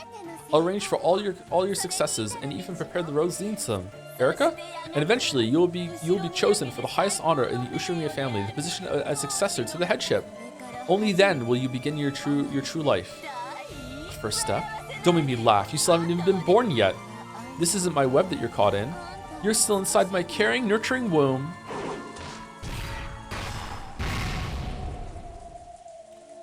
Man, a lot of Dom texts today. George was slammed against the ground over and over. It was a heartless atrocity, unlike anything one would expect a blood-related son to receive. However, in Ava's eyes, perhaps even this was a sign of love for her precious son. The human-shaped lump of flesh wrapped in the red bag was slammed over and over, then thrown high into the air, where it was caught in a massive spiderweb in the sky, still covered with fresh blood. While he hung there as though crucified, George didn't even twitch. Where's the dog? Even if he'd had some power to resist remaining in him, the red web pinning him there would have held even that in check. The rain, which had been falling non-stop since the beginning, quietly tormented and pitied George. He's sealed by the 5 mountains and cool your head. I'm not telling you to stop because I think Shang Chan's a bad kid, okay? She's a great girl, the one who gave you a chance you needed to grow up. However, an ill-considered engagement is a different matter entirely. The issue has nothing to do with some failing on her part. Understand that.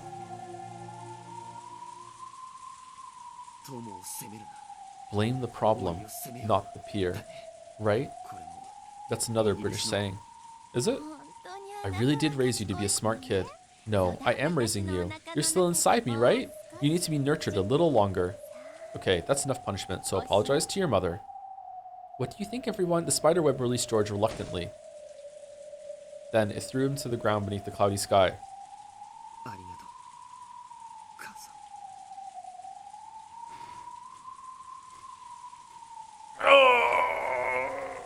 Chat encountering symbolism for the first time. Thank you, Tantofaz186 for the resub. My girlfriend broke up with me and then asked me to come back. Anyways, Umineko. All right, kind of topical for today's topics on Umineko. Thank you very much, Tantofaz186. Good luck with that.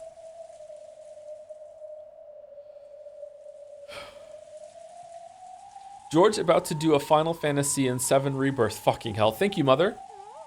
It was all George could do to get up on his hands and knees. Get up on his hands and knees. Though he wiped the mud away and stood his ground, he still couldn't raise his head. Everything you've done so far, you've done for me, haven't you? Thank you. Thanks for everything. Meanwhile, this topic in a Persona game or any other anime game of that caliber. Oh no, Social Link Senpai, my mother just wants me to go to school and doesn't give me any free time. What should I do? 3 options. I don't care, this burger's tasty. Why don't you try talking to her? Just rebel anyway. Oh, okay, all right, okay, next Social Link, they did it. I don't know, my mom's kind of mad at me. I don't know what to do. I don't know, I'm kind of sad. This burger's still pretty good. I don't give a shit. Just do it again. Next Social Link after that. My mom came up to me and said, you know what, she's realized that I need to have some more free time, so now I get Tuesdays off. It's really good that we finally did that, and she's realized I'm my own person. Great. The end. That's it. That's as far as it goes. Meanwhile, here, this is good. I like this. That's right. You must hate me now, but one day you'll thank me. I'm sure you'll understand how much I loved you. Being bound by all those extra classes from Tuesday until Saturday, that's a sign of how hard you worked to raise me to be an excellent man. That's another British phrase. To cover a child in blessings is the greatest education of all. Thank you. In return, I'll give you a British saying. Fuck off, Gov! Sorrow, my mum? What's that? Even if you strike all the trees in the forest once with an axe, you will not fell a single tree. Hmm? What does that mean? It means fuck you. Maybe this one is clearer. To spend too much time in studies is sloth. Sloth. Francis.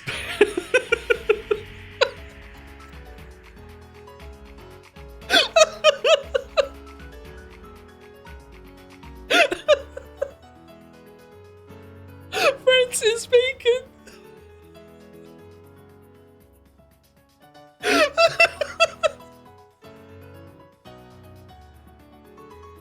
Sorry.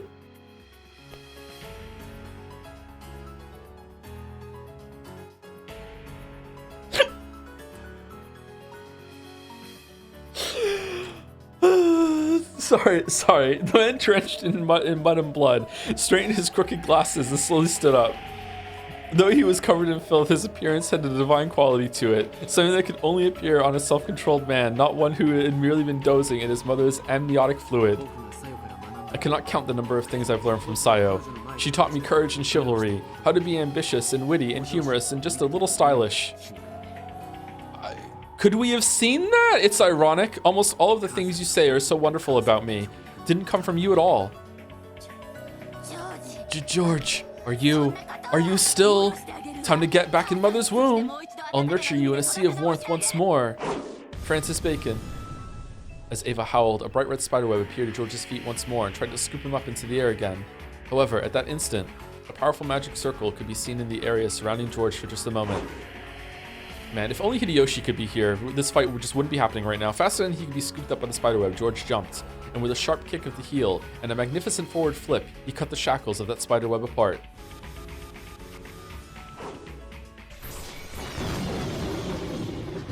What? That smooth movement proved that he had possessed the power to escape from those shackles all along. He had willingly allowed himself to be bound by that web. Everything I owe you for that. Everything I owe you for what you've done. My God, I've paid back now with pain. Thanks to that, I think I'll finally be able to leave the nest for good. You really do need these every now and then. Fights between parents and kids.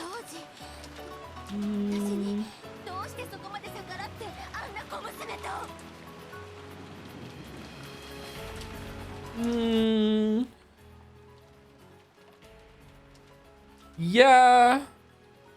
Depends on the parents. Not to get all too real for me right now, this is a problem with the boomer generation, is that they don't know how to accept the kids rebelling, and a lot of times like it just becomes this toxic repetition until like the kids are just like, okay, I'm done with you then, and they just cut the parents out of their lives because the parents can't handle it. I don't know what it is about that generation. Maybe it's just recency bias. Maybe it's always been a problem, but there's something about that generation that can't handle this, because he's right. This is actually important. There is a time in every child's life that they do have to rebel. They have to make mistakes. They have to go out on their own. They have to do it. But for whatever reason, that generation just didn't let that happen. I wonder if that's going to repeat as well. George, why must you disobey me so completely and with a little girl like that? Just to be clear, not all boomers. It's just enough boomers that it's actually like a noticeable phenomenon. Like you'll talk to a lot of millennials, and like quite a surprising amount of them are like, yeah, I'm no contact with my parents. It's like, what the fuck? Why? And it's probably for that exact reason. George, why must you disobey me so completely and with a little girl like that? It looks like you really do need to let go, mother. Maybe it's about time. Time for what? It's about time. Time to start fighting back. Whoa. Mortal stampede. The curtain of spiderwebs that Ava shot out in defense were all too slow. George weaved through them in one instant, and the next, he was right before her eyes. Ugh. Oh my God, the kick is back. Ava jumped out of the way of a kick that would have knocked her feet out from under her, then blocked the second half of George's double roundhouse with a high kick of her own. I guess there's one thing I can thank you for teaching me. Oh, and what day of the week was that? It's the martial arts training we focus on during long breaks from school.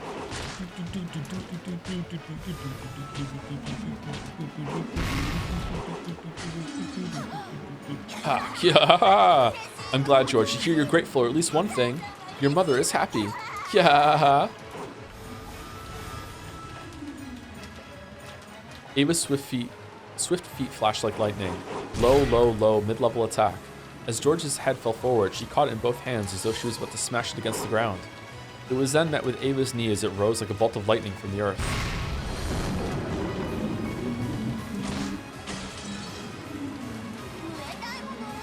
You should have learned Muay. How do you say this? Muay? Muay Thai.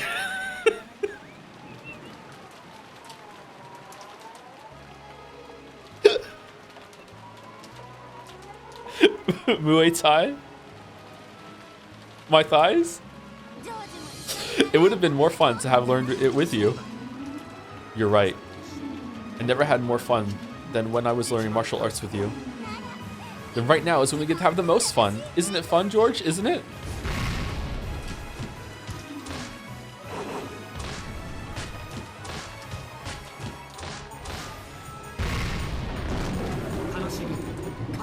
Is it fun to play with your son like this? Mother?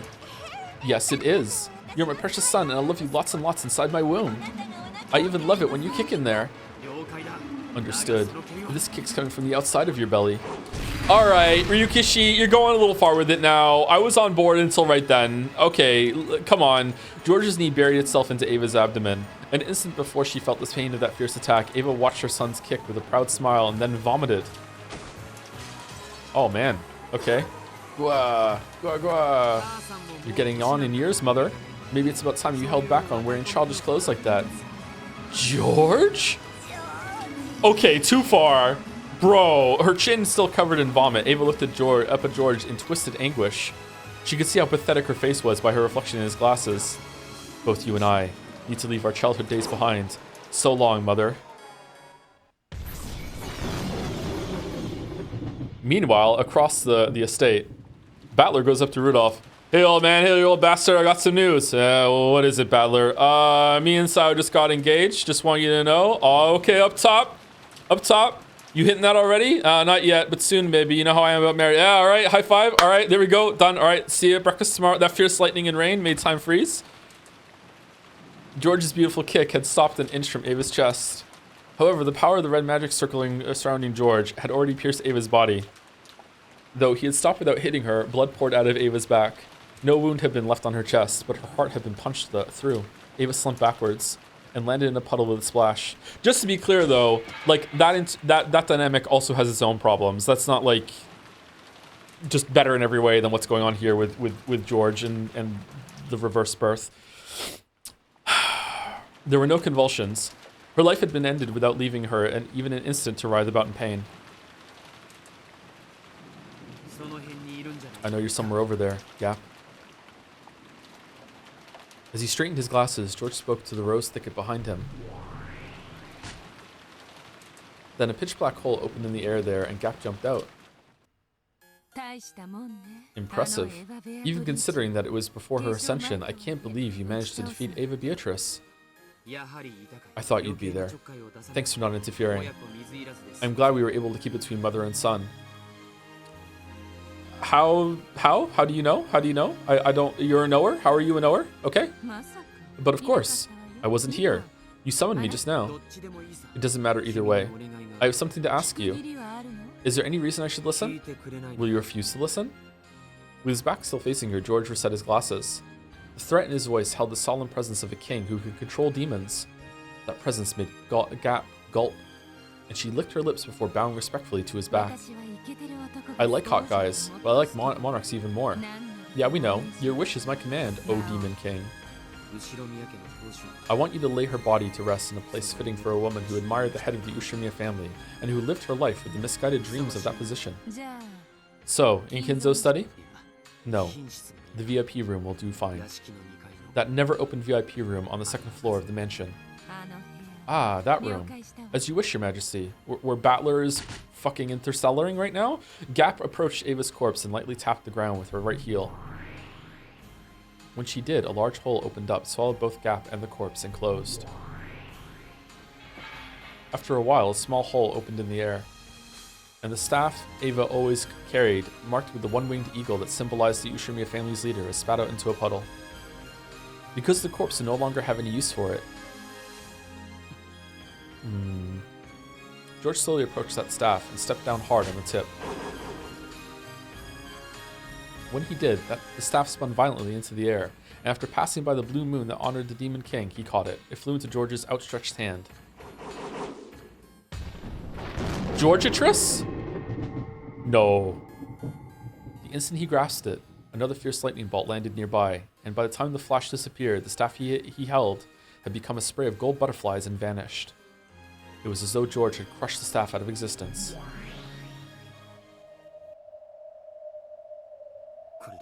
And now, I've finished my part. I'll let someone else have a turn. I can't believe you attacked your own mother. It's the person who loves you first in this world, and the last one you have to separate yourself from. That's what it means to leave your home. This is the courage I need to show to take Sayo as my wife. George-sama. Kuro-chan. Brave Ushiromiya George, an excellent start. Even though it was just within the game, even though it was just peace, I didn't like having to kill my mother. However, that was the trial you set me, so I saw through it.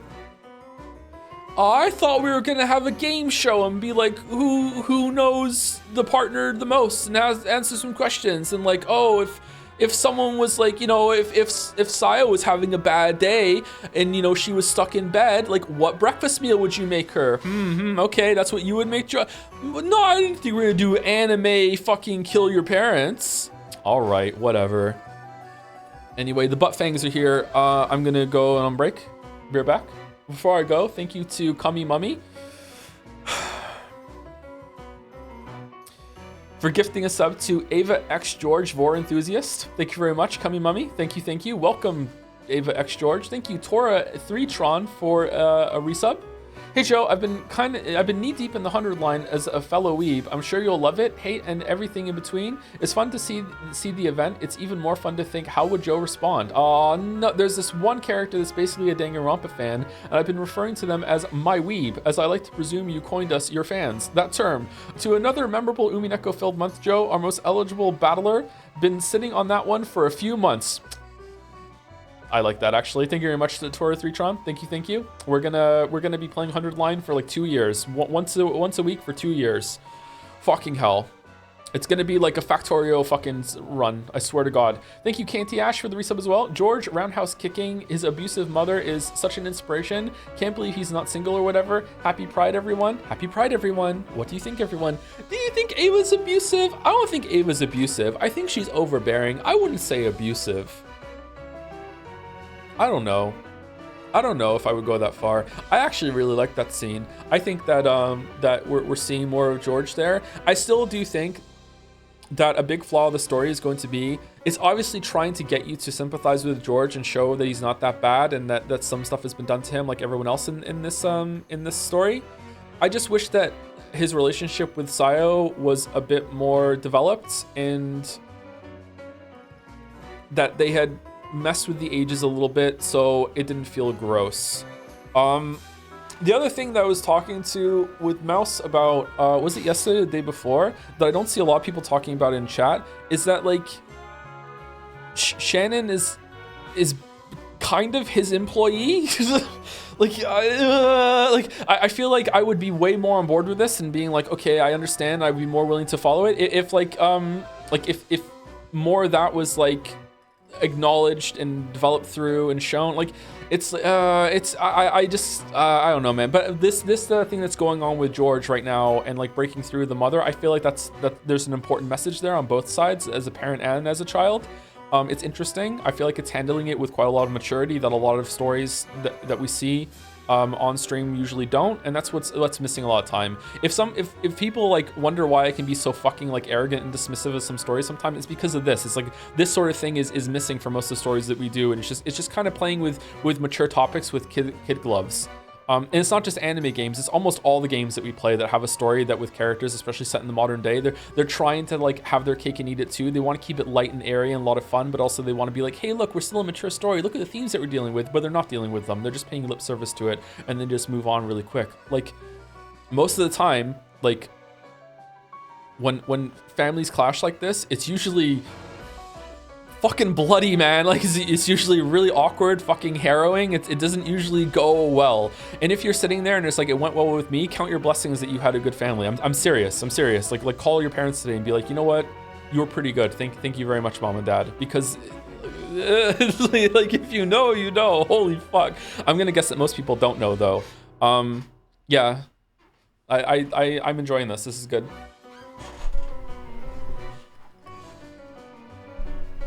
Anyway, be back. 5-10 minutes.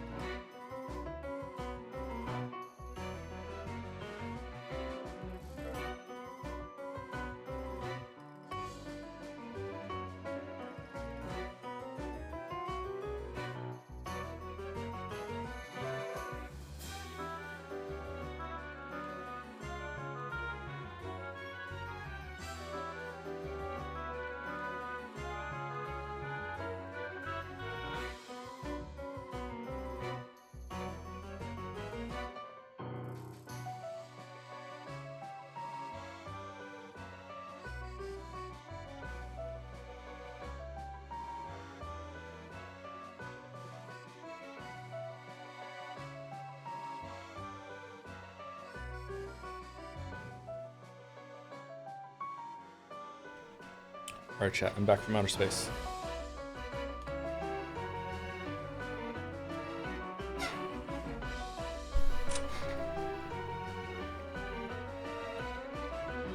This is not what I wanted to see. All right.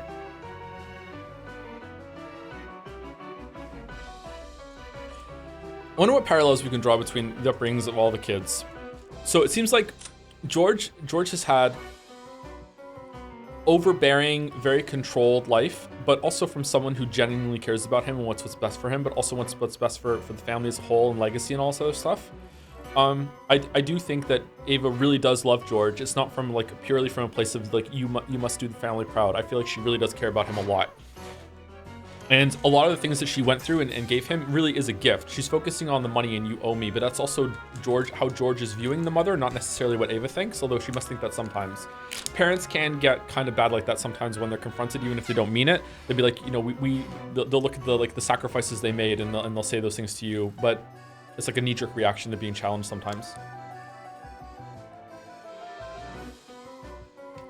I feel like Kraus and Natsui don't give a fuck about Jessica whatsoever. She's just there. It was like something they did out of obligation. Natsui definitely cares more about the Ushiromiya head and the headship of the Ushiromiya family and being the head of the Ushiromiya family and doing the headship and the ship and the headship with the head on it. Definitely more than her daughter. We've barely seen these two interact with their kid, actually. It's just usually just go off to school. They're trying to give her a good education and everything, but they're not putting any pressure on her. But I feel like she would respond better to that pressure, like a little bit more. So they're similar in that they care about legacy and everything, but they don't have enough of a interest in their child to really go into it. But I don't know, like, has Kraus ever even spoken to Jessica? He must have at some point, like in some, and they ever had like a one-on-one? Technically, Jessica has more of a fun life. She's more fun in life. She's a singer. Yeah, that's what I mean. Like George being forced into all the musical things, whereas Jessica seeks them out on her own, and he's even hiding from her parents the fact that she has hobbies and interests, and she's actually kind of good at it. Is what I mean. It's like she would respond more to pressure. Like they need to balance it out, right? Like whatever Ava has turned up too high could go over to these two, and it would be better for both of them. But I really just think that these two don't give a fuck about Jessica whatsoever. Whereas Rudolph and Kyrie, I think, do care about Bandle, but they're hands off even more so than Kraus and Natsui. Like, they're just like, Bandle, just do it. It's like what I went through when I was a teenager, when I became like fucking like 13, and my parents were like, just do whatever we want, we don't give a fuck anymore. Like, that can be its own kind of like destruction. Whereas Maria is like abandoned a lot earlier in life and is just like, just gone.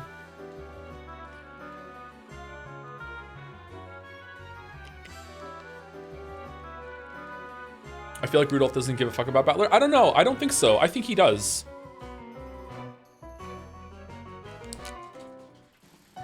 Like, these two have parents that stay together and have a functional, supportive relationship, right? These two don't. This is not his mother, or it might be, but like his mother was like, Rudolph is not with Bandle's mother that raised him. So, and also Rose's father, Rose's father, Maria's father just dipped. So these two are the broken parent too, and these two are the linked united parent too. And I see the mistakes here and some parallels here, but I also see some down here as well. I don't know. I'd probably like to think about this and write it out and really dig into it.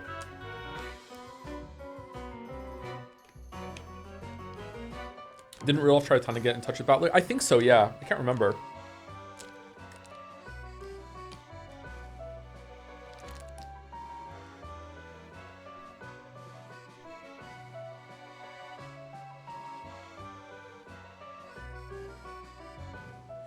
Oh no, they're also like,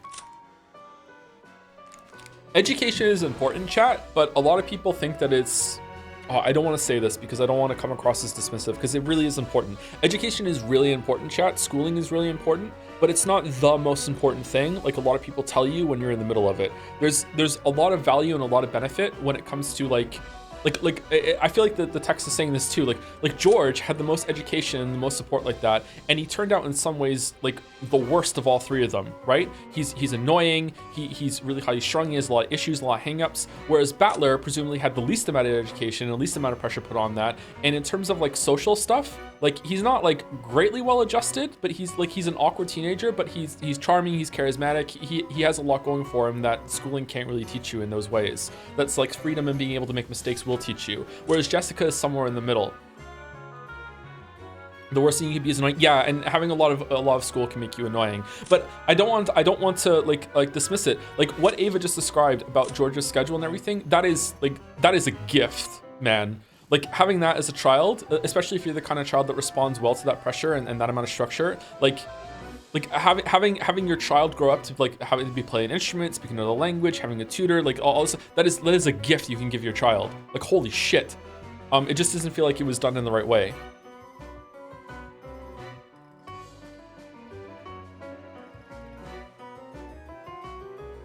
Where's Maria in this? I don't know. Maria's just been completely abandoned. Maria, I would guess, would actually grow up to be more like Battler than the other two. Like Maria's raising herself. And she seems to be quite competent. She knows how to self-teach and learn on her own. But I feel like Maria's just a good kid. Like Rosa just got lucky.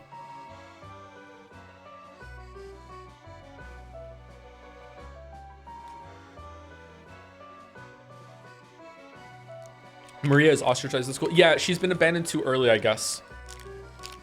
In order to like have the well, Battler wasn't really abandoned. Kind of abandoned by his dad for a while. But also like chose it as well. I don't know what his relationship was like with his mother. I'm guessing the mother is more hands-off but still cares, whereas Rosa is so hands-off that it's become destructive.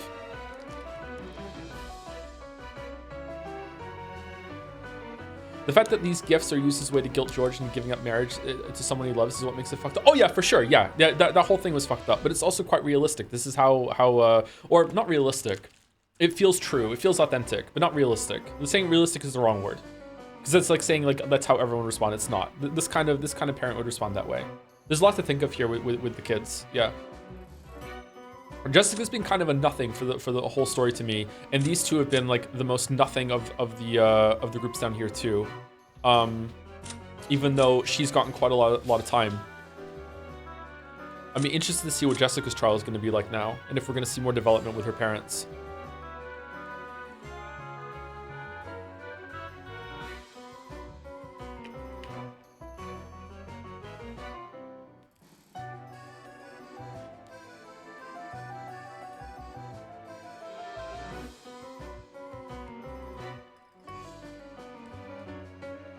I agree, but why do you think Maria's a good kid?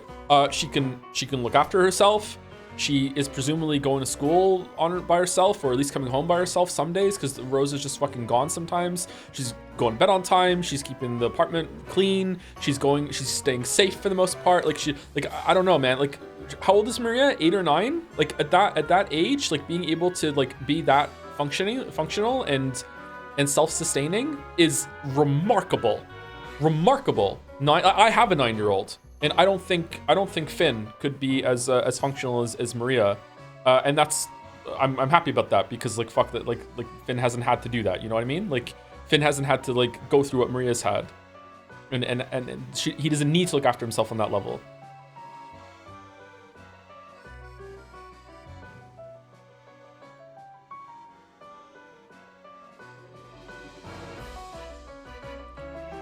She can also speak Hebrew. I don't know. Then we get into like fantasy bullshit. Like I don't even understand how she just becomes another person sometimes. That might be the supernatural side. I don't want to put that on her or praise her for that. I don't know what that is. Anyway, let's continue. Sorry, we got distracted there. Oh, thank you to Depressed Luigi for the resub. The mother-son vor analogy is integral to the writing, says Ryukishi. It's true. Happy to celebrate 3 years watching your streams with many more months to come. Francis Bacon. Thank you, Depressed Luigi. He stared at the two demons. The demons looked at each other, then showed their surprise with their now familiar exaggerated gestures. Wonderful! Wasn't that splendid, Zapar? Indeed it was, Furfur. George-kun's determination is the real deal. It seems I've misjudged you. Please accept my apologies. George chose not to go along with this theatrical conversation. He just quietly looked down upon the game board, found the piece representing his mother, which was right next to his, and tipped it over. Symbolism. That was the trial that Zipar and Furfur had set for him. So that the love of the pair will stand true, offer up the life of one person by your own hands. It was similar to that trial during Beato's games, where they were given 3 options as part of a test to select the next family head. However, a pair of lovers will never abandon each other's lives, so they were automatically left with the option of sacrificing the life of another instead. In fact, it was merciful that they only had to choose the life of one person other than themselves instead of all, and besides, it only meant taking those lives as pieces on the board. So they're talking about the scenes where George had to fight Gap and Jessica had to fight Renove, right? For the versions of themselves to whom the game board was the only world, this was a tragic parricide. Parricide?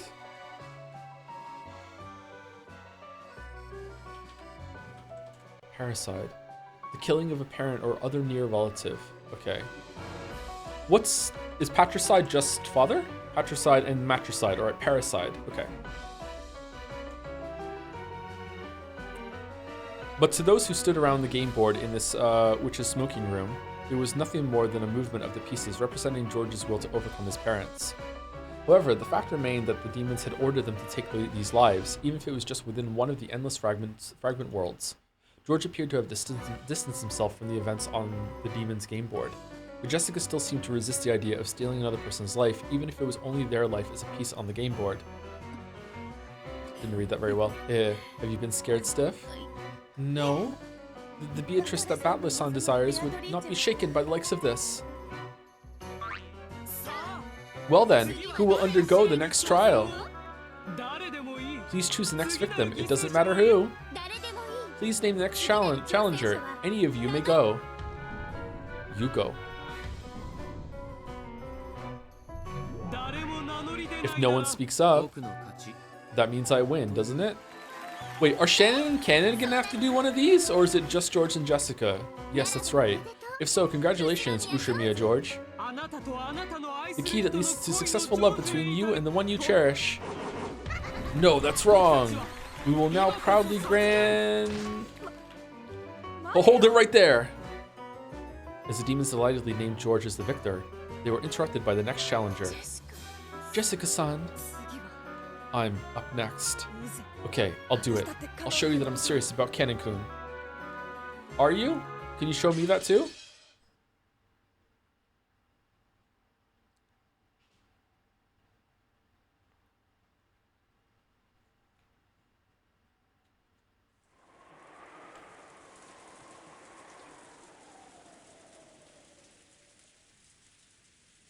In case you ever leave those two or other characters on screen during break again, remember to press escape so the text box disappears so I can enjoy those two to the fullest, or other characters, I guess. Sure. My 1,000 pardons, my weeb, I'm sorry. As usual, this year's family conference was getting bogged down. Everyone had decided to cool their heads for a moment, and a short break had been agreed upon. The 4 siblings could say whatever they wanted, but Natsui and Kirie, for example, were outsiders and found it difficult to speak freely in this sort of atmosphere. What about Hideyoshi? A conference where you aren't allowed to say what you want can be tiring even as you just sit there quietly. Even Kirie couldn't help letting out a deep sigh.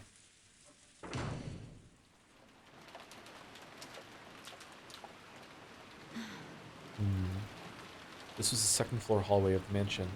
Rudolph had wanted to be alone during the break, so she had felt like doing the same, and had drifted up the stairs to reach this place.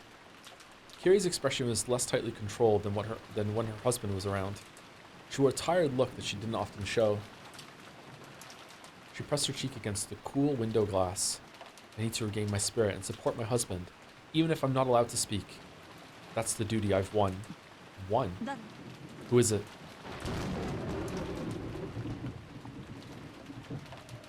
She suddenly sensed another person, turned around to look behind her, and saw Jessica standing at the other end of the hallway, with a knife.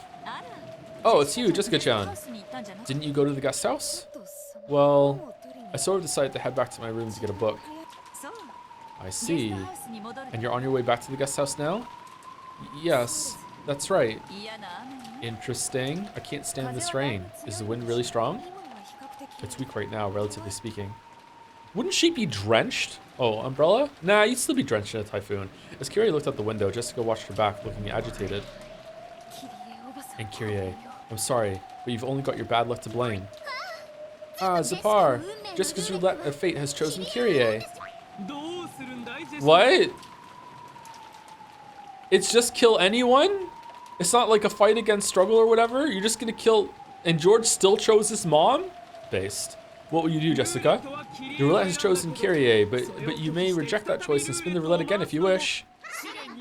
It doesn't matter whose life is sacrificed for this trial. Jessica wasn't like George. George had willingly chosen Ava to be a sacrifice, to signify his separation from his old life so that he could step into a new life married to Shannon. However, Jessica hadn't thought of any particular target, so she had left it up to the roulette of fate. That was no exaggeration. She had walked around at random, imposing a rule on herself that the first person she met would be chosen as her sacrifice. And so, the roulette of fate had brought her to Kyrie.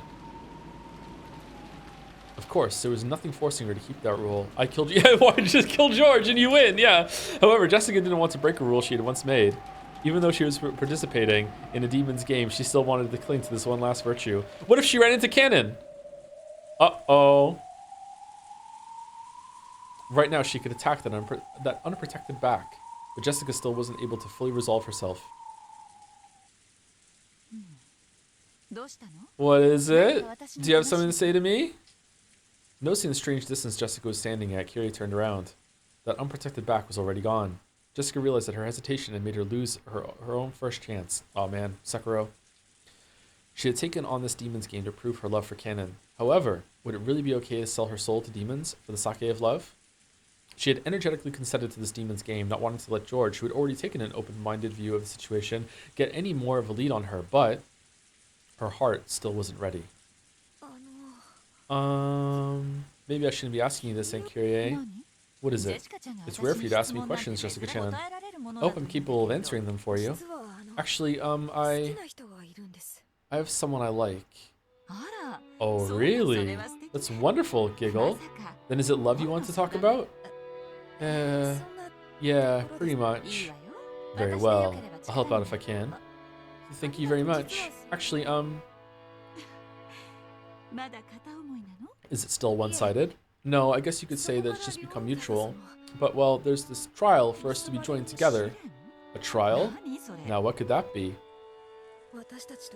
There's the two of us and another pair of lovers, and we have to fight each other. You mean a love triangle? Or is it a square? Man, what are you kids into these days? Sounds complicated. And? Only the pair who wins can be together. It's something complicated like that. In other words, Sumari. That sounds awful. A love where neither side can succeed unless they use the others as stepping stones. Yeah, if we're rejoined, then they'll all fall apart. Stepping stone, Hajime, and the same other way around. I think I see where you're going with this. Something like this, right? How far is a person allowed to take advantage of others to find happiness, right? Yes, Kyrie was very smart. She already guessed the question that Jessica had wanted to ask most. If you don't fight, it automatically becomes their victory, and you'll lose. However, if you fight and win, it means they'll fall apart. It's nasty either way. Oh, what a great person to choose to have this conversation with. I'm mad. However, the answer is obvious. Yes. Kyrie giggled. If she wasn't willing to stick to her love until the end, then that would show the limits of their relationship. If that were the case, she should just let the other pair of lovers win. However, this was a love she couldn't abandon. She couldn't abandon her chances at victory either. So, she had no options other than to fight. Oh, thank you, VaultBoy127 for the resub, and thank you to Dr. Alburn for the resub too. How many bacon would a Francis Bacon of a Francis Bacon could Francis Bacon? I said it right. I did it. 5. It's 5 bacon. Thank you, Dr. Alburn, and thank you again, VaultBoy127.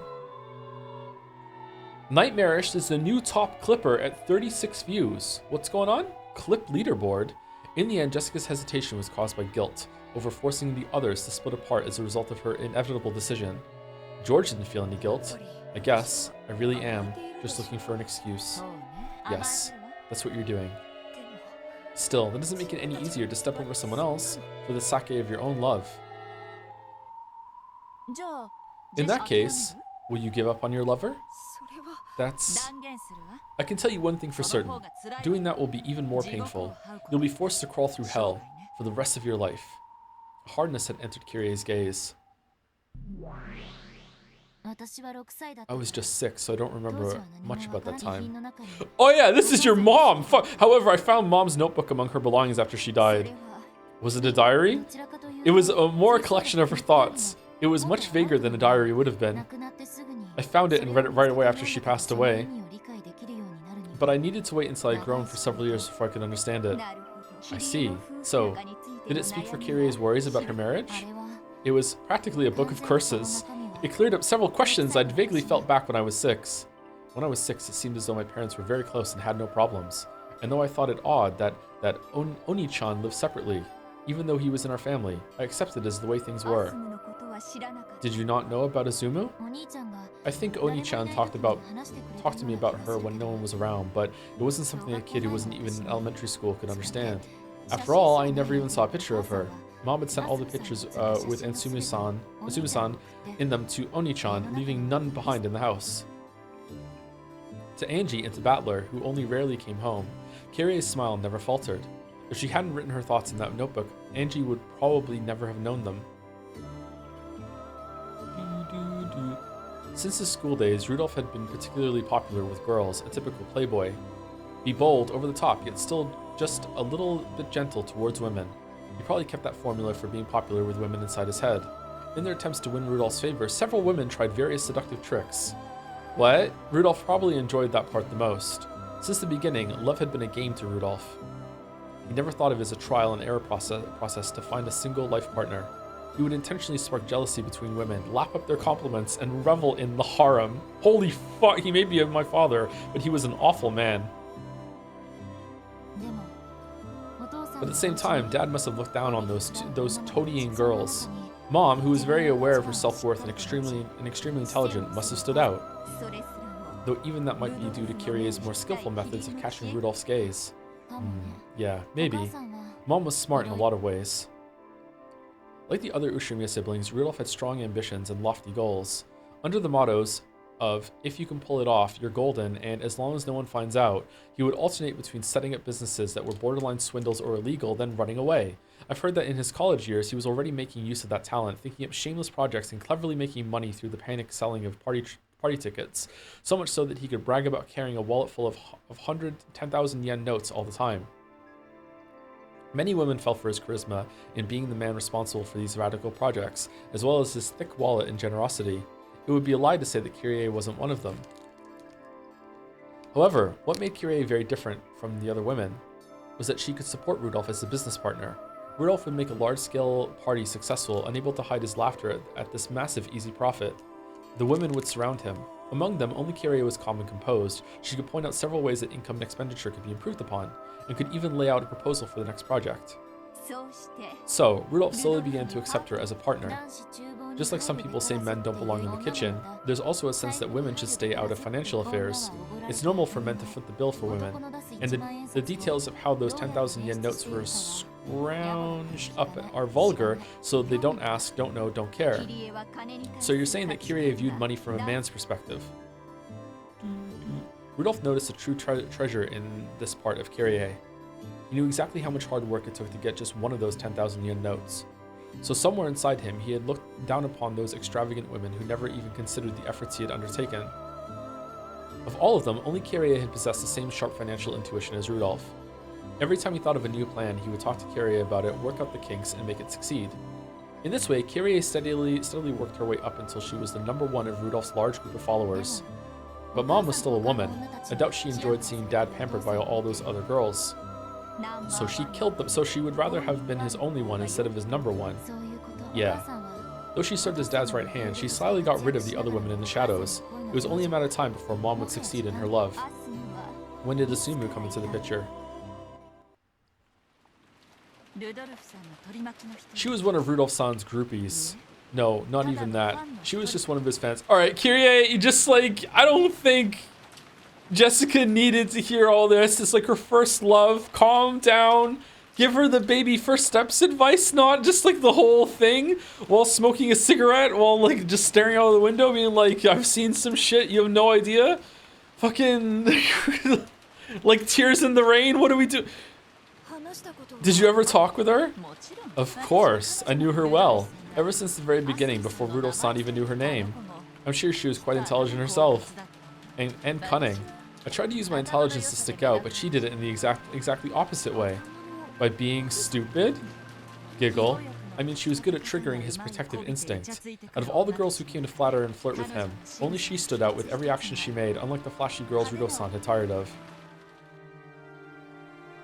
Kirie still acknowledges the mistake she made in letting Azumu and Rudolph get too close. Kirie thought that taking the role of Rudolph's business partner meant she would have him all to herself.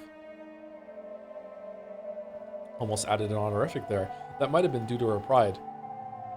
And it might have been her arrogance as she tried to eliminate the relationships between all the other girls and Rudolph.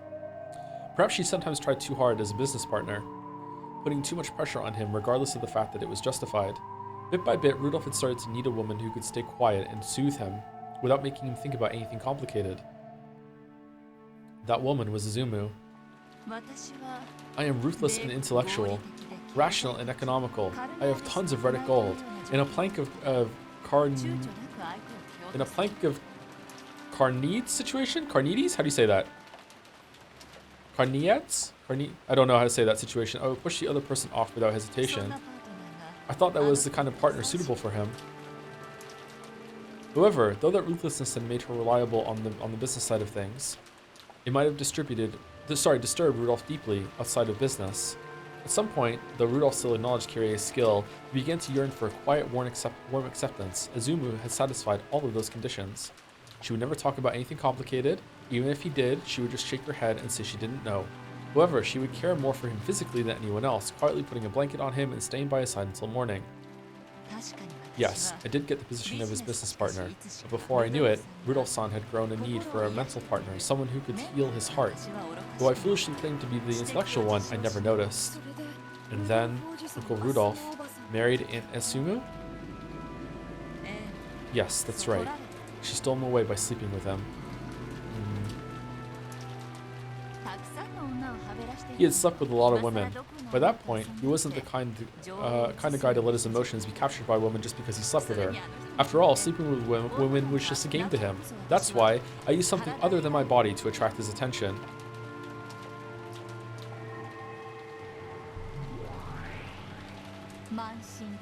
What pride, as a woman. Before long, they were both pregnant. Azumu-san told Dad about it right away, but Mom did the opposite. So she was afraid that the pregnancy would threaten her position as his business partner. Apparently, Mom didn't eat much at the time, so her period was often irregular. Because of that, it took a really long time before she realized she was pregnant. When did she notice? It was after Azumu-san suddenly moved into Dad's family register. Mom learned about her pregnancy after that and plotted several times to split Azumu-san and Dad apart, but even though Azumu-san always acted like such an airhead, once she had gotten her hands on Rudolph-san, she didn't let go. Why should I care? Please stay out of our way, she'd say. And this coming from that little girl who would curl up into a ball every time she got on a bus. At that point, I realized she had been the truly cunning one. Yes, even her fear of vehicles was another lie to catch Rudolph-san's sympathy. But for Battler, it's real. My apologies. I must be boring you. Oh no. At the very least, I wanted him to acknowledge the child I would give birth to. It seems as though Rudolph-san was prepared to do that. He made sure there was a hospital waiting for me, and even though Azumu-san was close to giving birth herself, he gallantly came to see me, even though she was already his wife. What an awful man, really. Yeah, Rudolph kind of sucks. After that is a tale I can't bear even to tell. Both Azumu and I had the same delivery date, and yet her pregnancy had meant her marriage, where mine was completely meaningless. I swore to bring up my child well and have Rudolph-san acknowledge it. The fight between Azumu-san and me ended with my loss. However, I wasn't down for the count. Kinda. Oh, I mean, it seems like Azumu and Kirie suck too.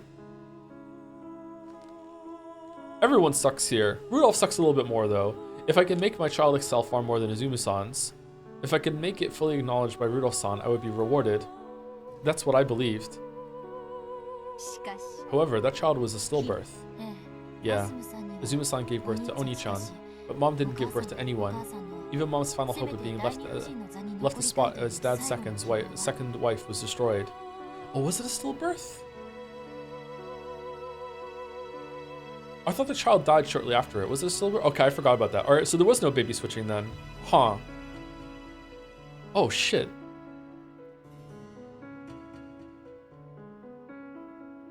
Kiria had fallen from being his partner to being his second wife. And then, unable to give birth to the bond of a child, she tumbled down to being merely his mistress. I can't imagine how much she must have hated Izumu and that kid, Battler. And despite that, Mom was able to act in a very friendly way toward Oni-chan. It was definitely a shock for me to think that my gentle mother had held such negative emotions for Oni-chan and had managed to hide them. She must have despised Battler. Probably. If Izumu-san had had a stillbirth and Mom had given birth to Oni-chan, history might have changed in some way. Had that been the case, it seems she would have wanted to set up some scenario in which she'd make Dad divorce Izumu-san and marry her instead. Was that also written in that book where she kept her thoughts? Yeah. After all, that was just a random thought, a delusion. Mom's resentment as she chewed on the corner of her tear-stained bedsheets.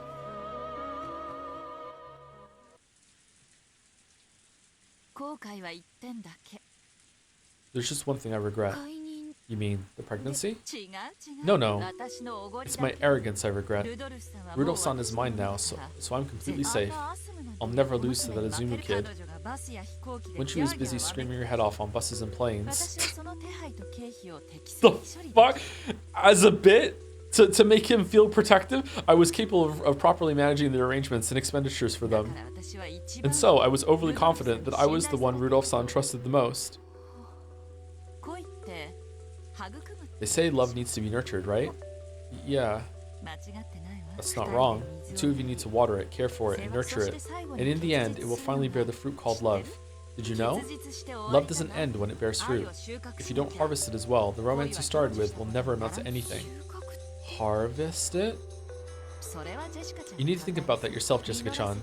If you make it bear fruit without harvesting it, it can sometimes grow rotten, and bugs will often gather around it. In fact, sometimes thieves will come by and pluck it off the branch. Kyrie, what the fuck are you talking about? She's like 18! What the young kids like you, Jessica-chan, think that love ends with nurturing. That is naive. If you don't harvest it, you will never be rewarded for your love. Harvest love. At a glance, it may seem to be a matter of just between the pair of lovers, but that isn't true.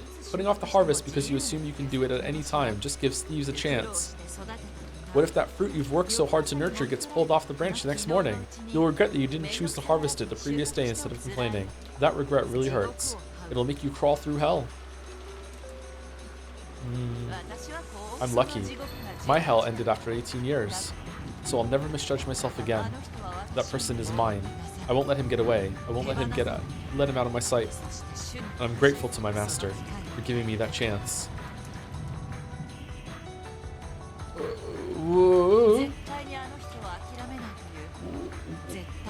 What the fuck are you talking about? My certain willpower in not giving up on that man no matter what was answered with a miracle. By now, Jessica was speechless and didn't even urge Kyrie to continue. This true form of love that Kyrie was telling her about was far, far more harsh than anything she had imagined. Right now, I would do anything to keep Rudolph-san by my side, and I will show no mercy against his enemies. If he wished it, I might not even hesitate at murder.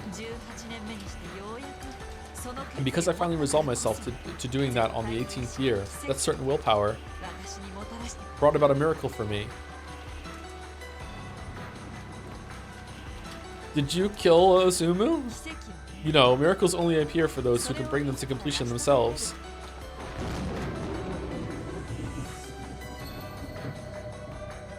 Izumu's death had not been a murder of any sort. Oh, okay. However, Kyrie had constantly cursed her and hoped for her death. And finally, on the 18th year, she had built up the determination to kill her with her own hands. And she actually had gotten herself a blade to do the deed with. That was when the miracle had occurred. Izumu was just walking along a cliff that day, and then suddenly, Natsui, wanting to relive the glory days, jumped from a bush screaming and just pushed her as hard as she could. And Natsumi passing away was a miracle. Wrong. That wasn't even close to a miracle. Huh? After all, if she hadn't died, I would have killed her. In other words, Sumari. She was fated to die no matter what. The miracle is that even though she did die, I didn't have to get my hands dirty. That's all. Until now, Kirie had never shown Jessica. No, she had never even shown Rudolph that glint in the deepest depths of her eyes. It told plainly and clearly that romance and love are not the sweet and fluffy candies that young girls imagine them to be. Jessica was overwhelmed by that pressure and stunned silent, and she had to acknowledge it. This was the power of will that can make love be realized. Man, Kirie is just more and more best girl the more we interact with her. With the force of this willpower, Kirie had supported Rudolph as a wife, and it was the same as George's. He had already developed and proven that he had the willpower to oppose all obstacles to love between different classes. Right now, Jessica could clearly understand. This was the magnitude of George's determination, which had allowed him to coldly carry out his part of the trial. Then, what about her? Did she really have the resolve to make her love with Cannon bear fruit? And then to harvest that fruit? Whatever the fuck that means? Giggle. I'm sorry. You probably just wanted a little advice and I've scared you. Giggle, giggle. Blame the weather. Jessica, you could have come up to Kirie and asked about anything and she would have launched into this diatribe. Holy shit. Blame the weather. I just wanted to pressure you a bit, but I've gone overboard. Kirie let a relaxed smile rise to her face. Overboard, huh? Like the plank? The tense atmosphere finally slackened. However, her words had been gouged into Jessica's heart. Oh, second twilight. I don't know what your love has been like, Jessica-chan, but if you have a rival and neither is willing to back down, you can't let yourself become complacent. If you do, you'll end up like me. For the sake of love, a woman should be prepared to kill at least once in her life. Fucking hell, I can tell you that all women in the world who call themselves mothers have been through that. After all, women who don't do that are chewed to bits by the others and forced to crawl through the hell of envy and regret for the rest of their lives. My hell lasted 18 years. I was lucky to be pardoned after just 18 years. That hell is still filled with women who will never get out until they die, unless they execute themselves in their regret.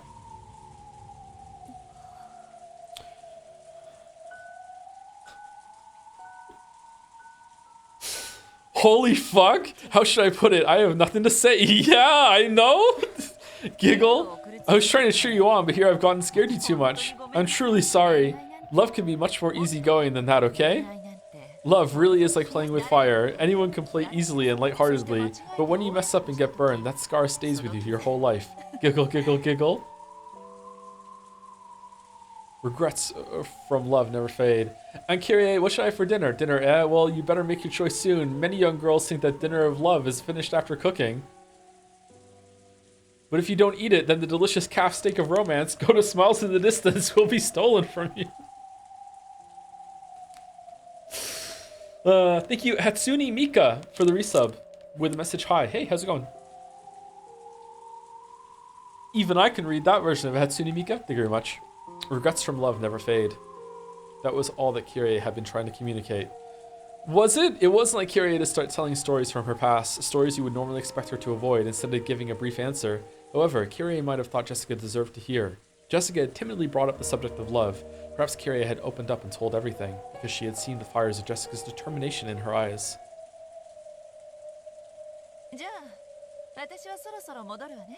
Okay, I need to head back soon. Let's keep what we've talked about a secret, okay? Secret. With a mysterious smile on her face, Kirie turned around, and then Jessica stabbed her in the back. It's a secret. I wonder if I scared her too much. Still, it's 100 times better to learn of that hell from a warning. I mean, after that speech, I feel like Kirie would be like, you know, I respect that you just stabbed me in the back because of your reasons. Once you've fallen into it, it's already too late. Good luck, Jessica-chan. It sounds complicated, but don't lose. It's not every day I get to act as a mentor. Hmm? What is it, Jessica-chan? Oh. Huh? A windstorm grazed Kirie's head.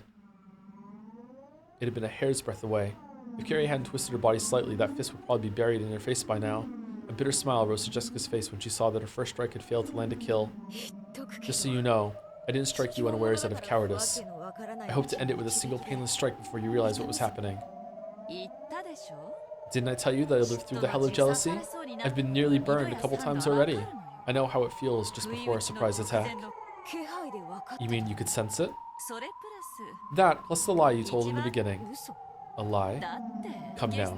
If you had come from the guest house to get a book from your room, you wouldn't have come through this hallway in that direction. Of the 7 reasons you might have had for lying, which chessboard theory led me to? This was the worst case scenario. Telling a hasty lie to Kyrie would only put her on her guard. If Jessica hadn't told that lie, prison strip, her surprise attack would have succeeded. Not bad. I should have expected from you and Kyrie. Why? You were planning to kill me from the beginning. It didn't matter who it was. How horrible. It's what you said that gave me the boost I needed. Thanks a lot.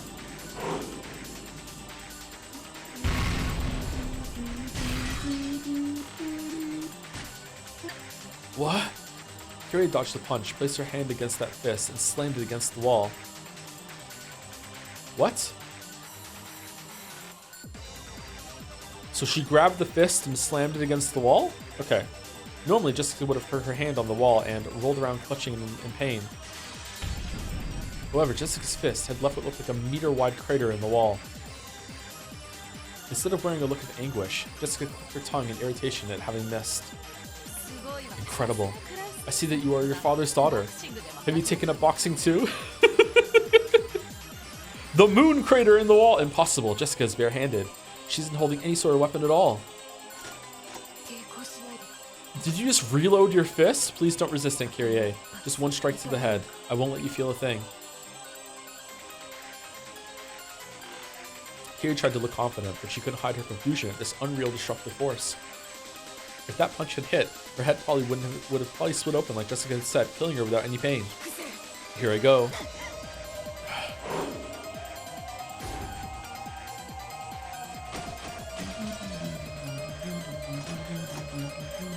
Kyrie's kick off the ground and backward leap had been an instant slower, her gut would have probably been pulverized. Though she had avoided it by a hair, Jessica's left body blow was followed by a terrible burst of wind, like an explosion which blew Kyrie back. Is this a dream? Am I still sleeping? I don't understand. This Jessica looked like the normal Jessica, but something was different. It wasn't human, and common sense didn't apply to it. This had to be some kind of nightmare. Kyrie slowly stood up. Then she looked at Jessica, noticed the several meters between them, and realized just how far that blast of wind had sent her flying. Feel free to hate me. However, just like you, I cannot back down. I can't let my love end half-baked either. For canon! Wait, this is about canon? Alright, Jessica, let's talk about this. Hold on a second. You're in too deep. What are you talking about? Hey, what are you saying? What on earth is going on? Someone tell me! Just flip the chessboard. The scene around Jessica seemed to bend like a heat wave. It seemed to be enshrouding her fists, and it seemed as though something like a red magic circle had appeared beneath her feet. It looked just like a western demon standing amidst the flames of hell. Flame upgrade. Mass upgrade. Armor-piercing upgrade. Nihi? Each time Jessica muttered, her fists were surrounded by a pulsating, sinister red light, and bunny ears sprouted higher and higher from her head.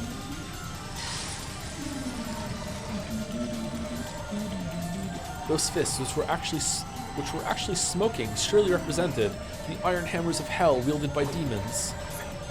Goodbye. This is just a nightmare. Kyrie dashed away with lightning speed. Yes, right now, that was her best option. Fortunately, she was smart enough to realize that pinching her cheek wasn't the best way to wake up from this nightmare. Run away.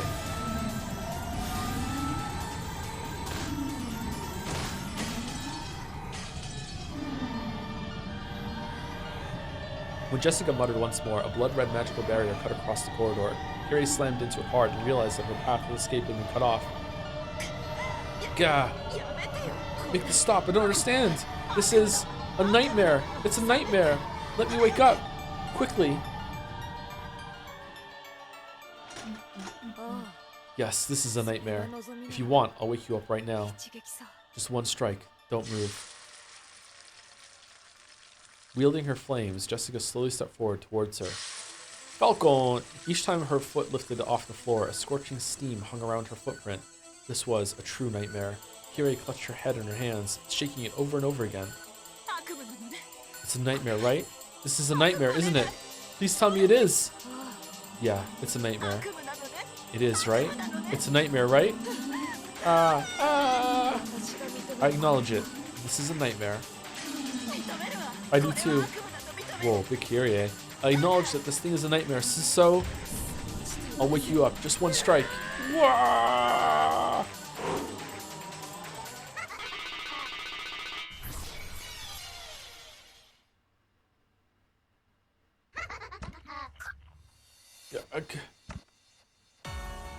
Jessica's neck was twisted at an odd angle, and she staggered backwards, her eyes white, as though she didn't have a clue what had just happened. In her forehead, a demon stake was buried at an angle. It pulled itself out of her, spun around, then became Leviathan and landed. The hole left behind in Jessica's head spewed blood. Leviathan of Envy, right here! If we're already inside a nightmare, why not have a friend from my nightmare show up? My friend from the Hell of Envy. Thanks for showing up just in the nick of time. It's too early to thank me. She's not down yet. Oh my god, I thought we were gonna have a well-paced fucking magical battle for a second. My bad. Gaga. Even though she had taken a deep gouge to the top of her head, Jessica just stood there convulsing and wide-eyed and didn't fall over. The blood stopped pouring out of her forehead, and her blank doll-like eyes returned. Then she slowly pressed her own hand against the wound in her forehead. There was a sizzle, as though she had pressed a hot iron against it. It was easy to tell that she was doing this to seal up the wound. Yep. If Carrie didn't escape now, there would never be another chance. Can I defeat her? No such luck. She's immortal thanks to a contract with one of the great demons. Because of love, that's why she's immortal. Yes, love is magnificent. Those with our blessings cannot be killed. Can we break that red magic wall? Muranobe-sama is also a great demon. There's nothing I can do. Can we escape through the window? That was blocked by Muranobe-sama's barrier a while ago. Incredible. So she has sold her soul to demons for the sake of love? How could she make so many contracts with great demons? Ah, I'm so jealous. Fur cannon, armor upgrade. All attribute defense. Counter-attacking armor upgrade. In response to these words, this time her entire body pulsated with a red light. She had upgraded herself with a defensive power that prevent Leviathan's attacks from working again. What's she talking about? Self-augmentation. It's a kind of enchantment. Right now, she has enough defensive power to stop me from piercing her, and she even has the ability to reflect that damage back upon the attacker. She's no longer human. She's a monster. She can use the red truth. Oh, so that's all? Then not much has changed. How can you say that? Just like in the very beginning, we still have no chance of winning. That hurt, but it won't work again. Jessica slowly lifted the hand that had been covering her forehead, and there was no longer any hole there. The hall was cut off by barriers on both sides, and even the windows were sealed. There was no way out. Is the door to this room sealed? No, it's just locked. But it's just a normal room. It does have a window, but that's already been sealed. In other words, Sumari, it's a closed room, and a coffin for us. A coffin is just what I need. Unlock it. I'm jealous. Why are you the only one who can unlock it?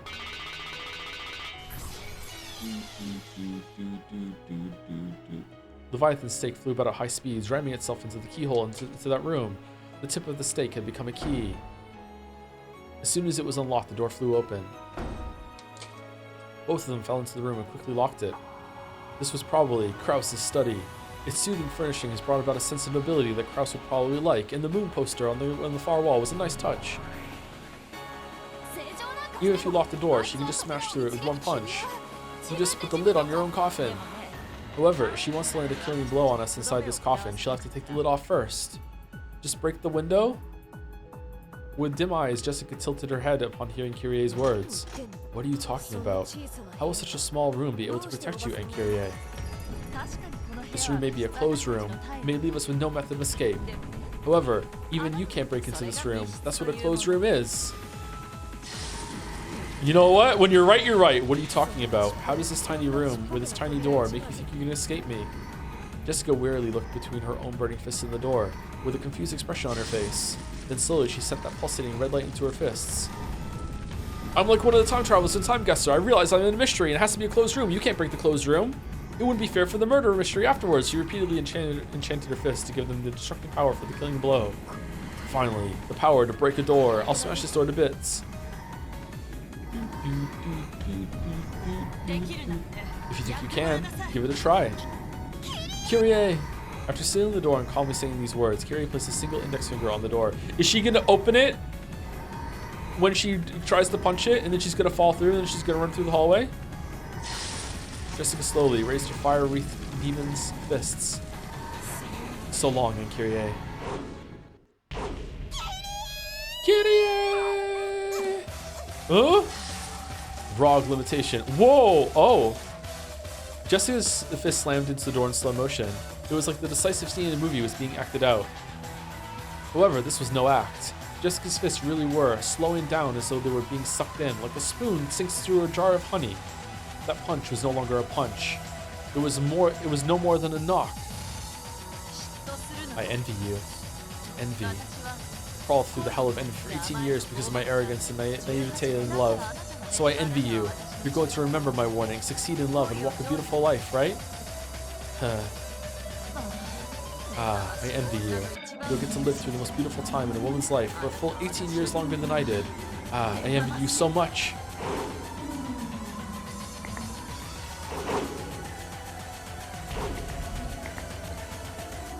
Jessica tried to slam her fist against the door over and over again. However, as soon as her fist approached it, its speed plummeted.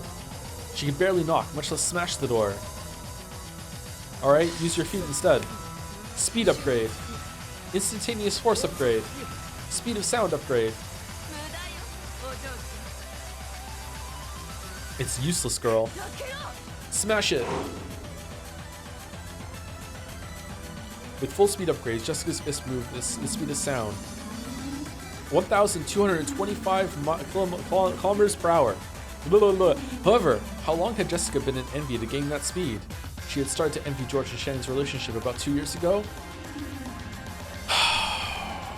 On today's episode of Weeb Math, 2 times 365 equals 730 days. 730 times 24 equals 17,520 hours. However, she wasn't envious all the time. It only happened when Shannon started going on about George. When Shannon shift on about 3 days of the week, it's divided 7 fucking times 3. It wasn't as though she would go on about George all day long. Her final fond words for him would only leave a mark on Jessica for about an hour, right? So it was only 1/24 of each day. 17,520 divided by 7 times 3 divided by 24 equals 312, removing the fractional part. The number of hours that Kyrie had been jealous was 157,680. In other words, Samari, this wasn't even 0.2% of the time Kyrie had been jealous. Even 1,225 kilometers per hour, the speed of sound becomes just 2.45 kilometers per hour in the 1 by 500th world. Understand? You're lacking in both love and jealousy. She increased the speed of her fist. In Kyrie's world, Jessica couldn't make it any faster than a walking child. So, the strongest woman is the one that has endured the most trauma? What did Ryukishi mean by this? Jessica ground her teeth, her fist still pressed against the door. If someone could have seen this from both sides of the door, it would have looked as though Kyrie was holding it shut with a single finger. Way to go, Kyrie. See, this room is a closed room. Leap days have already caused enough trouble around here. Oh my god. See, this room is a closed room. At most, Jessica-chan can knock on the door, but she can't lay a finger on us inside.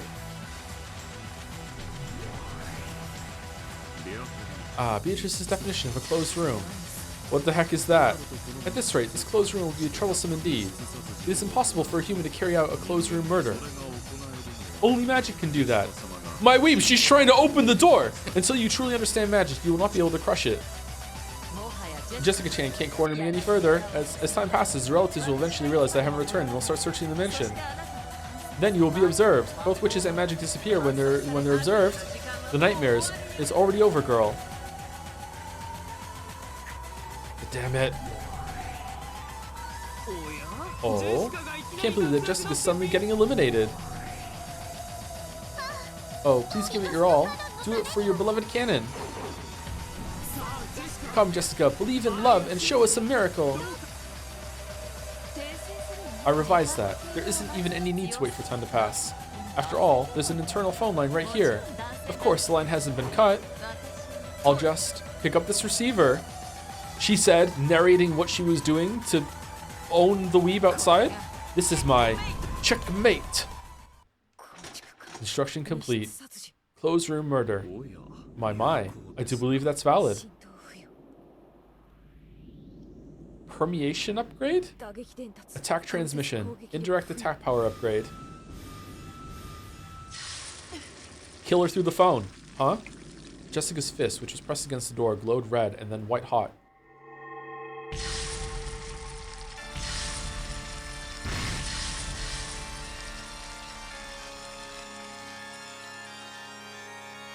Jessica didn't even swing her fist.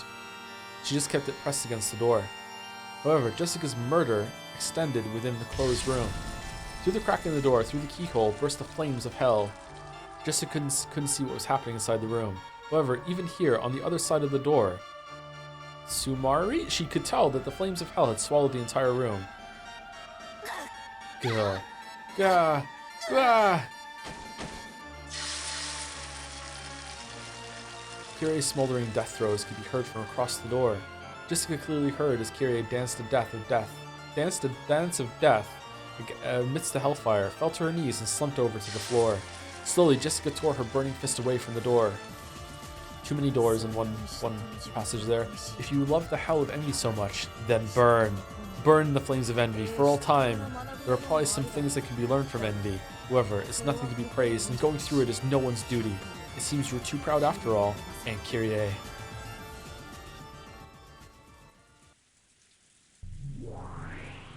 Damn. Holy shit. Holy shit. Thank you, Dolomitos, for the resub. Kinzo just got excited before he realized. Dang, those six years Battler spent away from the Ushiramiyas must have led him to not be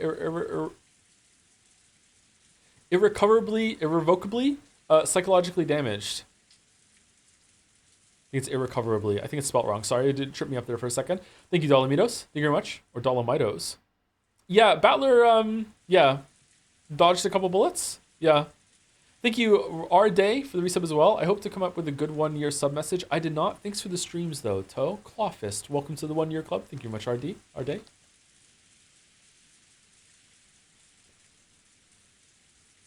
And thank you, X Hexel, for the resub as well. Right now. Thank you, X Hexel. By the way, you should filter out clips from the activity feed because of that new feature is annoying. Is it showing up in chat too, or is it just showing up for me on my end? Is it showing up on the mod view for everyone? All the mods can see the same activity? It shows for mods? Okay, I can get rid of it then. I didn't know mods could see the activity feed like I can. I generally can't tell if Ryukishi improved at writing action between the two arcs or if I'm the one who changed. I mean, they're definitely paced a little better. I'm not sure. I feel like they've gotten less anime bullshit as they've gone along, and the ones that recently were anime bullshit were entertaining. They were funny. The goat loser flag one. A splendid closed room murder. I'll let you take care of this mess. I'd hate for her corpse to be burnt to a crisp when it's finally found. Do you think you could clean it up? As you wish, milady. Renove transformed into a gold butterfly and entered Krause's study through the keyhole. Then he had to cross his arms and think about how he should even start cleaning up Kyrie's unrecognizable corpse in this room that had ended up as a burning hell.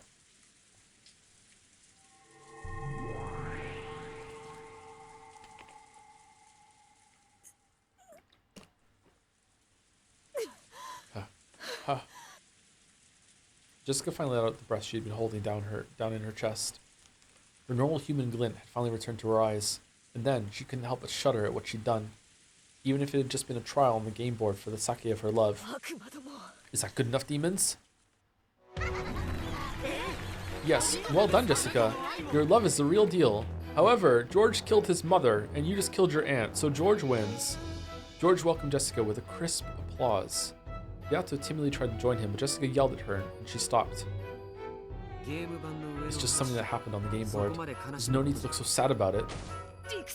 I know that logically, but still, how am I supposed to just accept it emotionally?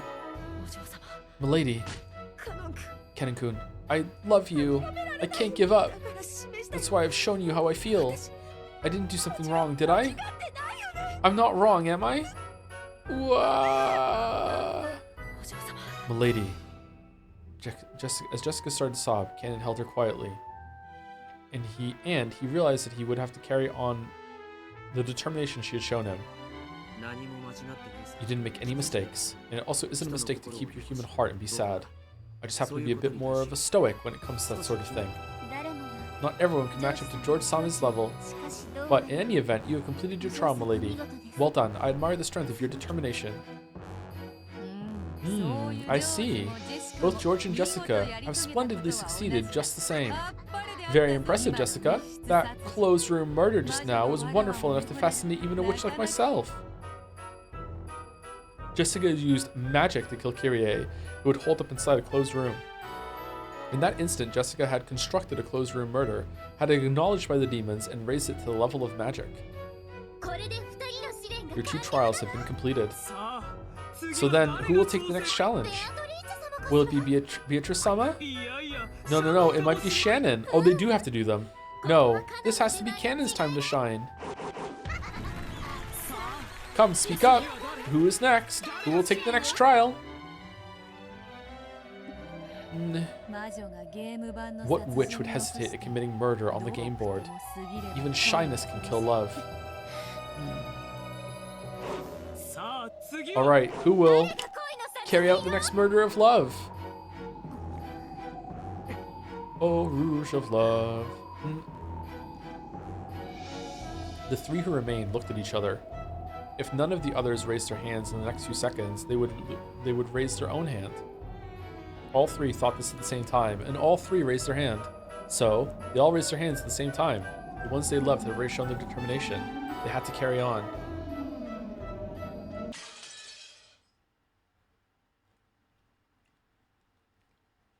Carry on, we'll carry on.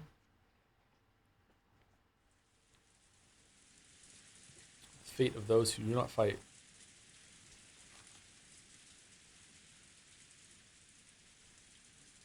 All 3 raised their hands, huh? Yeah. All 3 raised their hand. Rosa could be seen in the parlor. Their relatives apparently all wanted to be alone after dispersing for a short break. Since everyone avoided the parlor, the one place where people would normally gather, Rosa was able to have this relaxing and comforting room all to herself. That didn't mean she looked relaxed. Her expression was heavy with gloom and weariness. The cup of black tea that she had brought from the dining hall had gone cold. A pleasant silence. No ooh-oohs at all. Now that no one was in sight, Rosa's heart finally awoke. She was always treated like a kid in the conferences with her 3 siblings. She had no influence at all. But, possibly because of that, she was apparently considered to be a neutral party. The siblings would often ask for her agreement, sometimes even treating her like a referee or a judge. I have to make use of that and turn the discussion in the direction I want. I have to find almost 100 million yen by March. That was supposed to be my great commitment, a burden I bore to help support that man's business.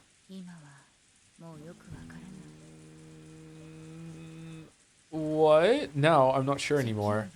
If I can pay off my debt, will he call me again? Oh. Oh no. It's the sad, pathetic music when someone's being sad and pathetic. Don't make me laugh. Even if you do contact me after all this time, I'll be the one to refuse. But still, you're Maria's father. Please come and see her, if only just once. Love is quite a difficult thing to stick to, isn't it? Huh? Who? Though no one should have been in the parlor, someone suddenly spoke to Rosa and she jumped. Just when did he get there? Cannon could be seen standing there.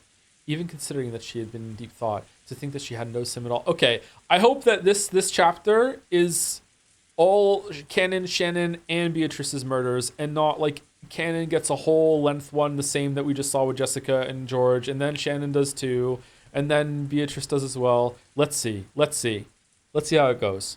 Even considering that she had been deep in thought, to think that she hadn't noticed him at all. You startled me. Sorry, I guess I was thinking so hard that I didn't notice you. Do you need something? No. The reason you are currently in pain is because of love, Rosa-sama. Am I wrong? That's sudden. I'm not sure what you're talking about. Maria-sama's father wanted you to be the co-signer on a loan, and you accepted, Rosa-sama. What a troublesome kid. You were listening to Kraus-Nissan from the hallway, weren't you? True. Earlier this day, in this very room, Kraus had seen through the fact that Rosa was bearing a massive debt because she'd become a co-signer on a loan. However, he hadn't said that her partner had been Maria's father. Why did Cannon know so much? You are a very wise person, Rosa-sama. You wouldn't have become a co-signer without thinking carefully about the consequences. I hadn't yet moved to his family register, but I thought of the man I would soon marry as my partner. If he couldn't borrow the money without my name, I figured that helping him out was my responsibility as his future wife. And did that future ever come? D20 pass? No, it hadn't. So afterwards, Rosa was always alone, and Maria never had a father. However, time moved on. Nothing changed except that Maria, who should have been a symbol of their union, just kept growing like a living hourglass measuring the length of the hell Rosa had crawled through. Because of that, Maria's growth hurt. It's ironic. I tried to forget that man several times, but you know, forgetting him doesn't get rid of that debt. It was only natural. That's why she had to forget her love and do all she could to pay that money back. But you know, I also think of it this way. If I can manage to pay everything off, it'll mean that I've passed the trial of love that he gave me. I'll have to pay off my debt anyway, so how can I abandon my reward, the love I'll gain as a result before it's over? Is it really so wrong to put off thinking about that until after I paid my debts? It may be in a trick of words that only those who have suffered through love could understand. Even Rosa was vaguely aware of the possibility that she'd been deceived. However, if she was able to succeed in paying back the loan, he might acknowledge her usefulness as a wife. When that happened, she might be able to regain that love. And if she abandoned that love, this debt, this trial that he had given her, would become completely meaningless. Yes, for her, the debt itself appeared to be a trial of love. Actually, the very fact that she tried to view it that way might have been the blindness of love. Proof that she was still bound by her regrets and obsessed with the past. That pain still continued within her. At the very least, it would again another example of bad love. It would remain until she paid back that massive loan, and even then, it would take quite some time before she'd be able to lay her feelings for him to rest. I'm not reading very well today. I'm sorry. Like, I don't know if I would go so far as to say that what Rosa needs is hate to see the truth here with whatever this guy's doing to her or did to her, but it's definitely love is blinding her. I like going to hate. Could this be that hell Kirie-sama spoke of? I see. I'm not sure what you're talking about, but there's no doubt that my world has been hell through and through. And how can that be put to an end? Who knows? If anyone did, no one would ever be crushed by the disease of love. Oh yeah, Kirie's is the same way too, actually. Fuck, I just was too caught up in what she was saying to consciously realize it. Yeah. Azumu as well. Love for Rudolph. And now love for George and Shannon and Jessica and Shannon and Cannon. They're all the same. Is making them kill people now for love.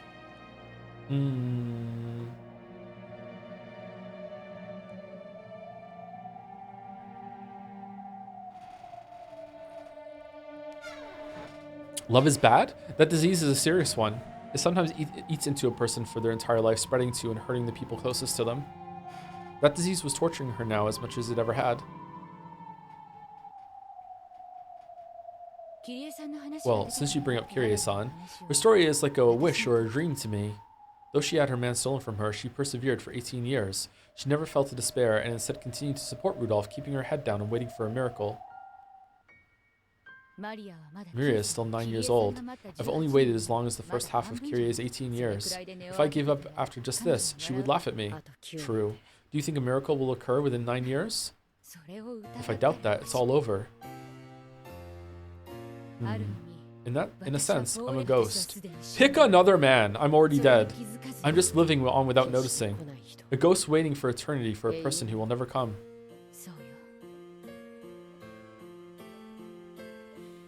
Alright, that one was a hard roll. That's right. That day, when I naively said that I wanted to support his dream, I was probably already dead. I guess that really was a regretful day in the end. I have dreams. I want to go overseas. I'll fly out of this tiny country, make it big, and come back to you. That takes me back. At that time, I thought of lovers as a pair of people willing to acknowledge each other's radical dreams. That's why he would always happily cheer me up by talking about how I'd become a successful designer, traveling to Paris to release a new line and getting jostled by the press. When I think about it, I really had my head in the clouds during that strange time. We both lifted the other up as though we were drifting about in the air. So, when he said that he wanted to get out of Japan, I applauded him and promised to support him. Acknowledging each other's great dreams with nothing but words is a classic sort of pillow talk between lovers. However, when it comes to actually carrying them out, you need to be more serious and calculating. For a long time, I felt proud of letting him go on that day. No, I still do. But you still regret it. That's right. So we're all getting our own long scenes. Okay, all right. Okay, if I had, at least, you know, Rose's stuff is interesting. If I had sobbed and told him to stop on that day, I might not have fallen into hell. Sending him off with a smile was my victory? Of course not. It's as though I lost by default by refusing to fight when the time came. I only glorified that loss. So, no, Kirie's stuff was interesting too. It's just the magical battle that's going to happen after this is not interesting to me. I would have really liked the last scene a lot more if that at the end, Jessica just hit her in the back of the head when she's going down the stairs, and that would have been... I didn't need everything that happened after that. Sorry. Like, and I'm not even talking about in terms of like I just glazed over because it was more magical bullshit. I mean, like the pacing of the scene, I felt like that was a good place to end it. Like, it was a good conclusion to that. It would have been just done. Like, you know, yeah, I don't know. Sorry. But the stuff that they're saying is good. I only glorified that loss, saw him off with a smile as he went to take on the world overseas, and became intoxicated with the illusion that I was some brave woman waiting patiently for her man's return with her daughter. Even though I didn't get a single call from him, and mail sent to the address he'd given me came back forwarding address unknown. This is hell. In this hell, I'll regret not fighting when I should have until the day I die. I've even dragged my daughter into it. I wish someone would just kill me. I want to be told that I've already been killed, that I'm a ghost. We are getting a lot of answers in episode 6, though. I guess episode 6 is where Answers arc truly begins. We're getting a lot of details about the characters and their history and stuff that they've been like holding to their chests this whole time. In love, if you do not fight, you have to crawl through hell. Yes, love is a fight. Will you win and gain, or lose and die? But please, have no fear of death. After all, it's a peaceful sleep. What's truly terrifying is the hell where you find the unsleeping ghosts of those whom you couldn't win, yet couldn't die. That hell has no end. The battle of love is cruelest for those who never even fought, but weren't able to die either. Shut the fuck up, George. So in love, you've got to make it or break it. Dying in battle like that is liberating. They say the most torturous toxin for humans is made from love grown stale.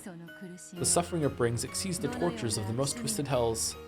She used this knowledge to try and embolden her double and little sister, encouraging her to take on any trial, no matter how fierce. I understand. After all, when my desire to have Battler-san accept me one day wells up in my chest, I can feel the seed that resides there. It is up to me to kill that seed or make it bud. However, if I let it rot here in my chest, that poison will surely torment me forever. And that is the most fearsome torture in the world. Even for us 1,000-year-old witches. I don't know, you ever been waterboarded? See, what happens to those who make light of love, this hell of roses, is what happens to those who do not possess the courage to make the seed of love bud and instead allow it to rot.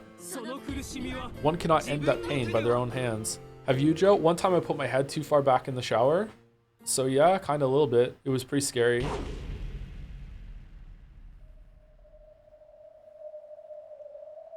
Huh?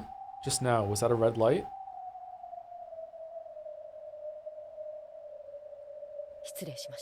Pardon me. Huh? What? Oh! Are we skipping over it? Just now, I thought I saw something strange. I wonder if I'm tired. It's probably just my imagination. Rosa picked up her cup of cold tea. When she did, she saw a small red rose petal float to the surface. A rose. Oh man. So it was Canon that attacked Katsuki in the elevator. Oh shit. I've heard that. In your youth, you would love to lie on that sofa.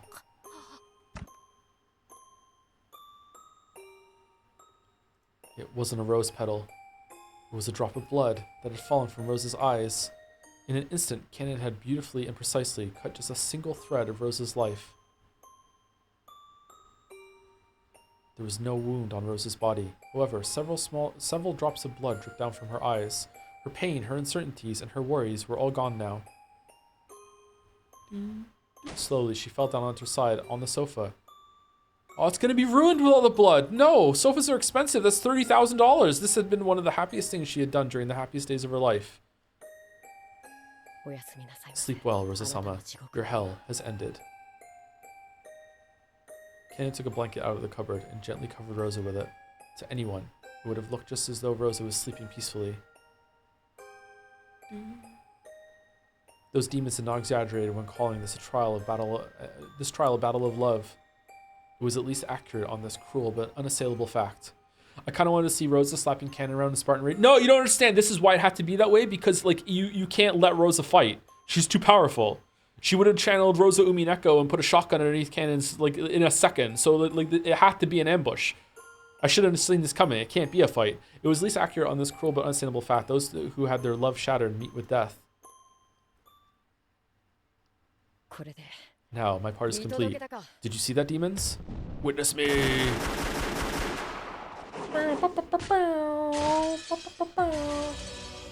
Wait, what? Damn. You dare to kill my mama? Maria Umineko?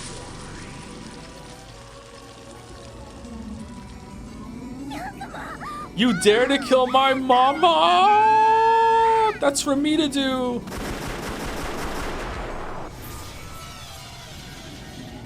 One of the two great witches of Mirage Sorcière, Maria.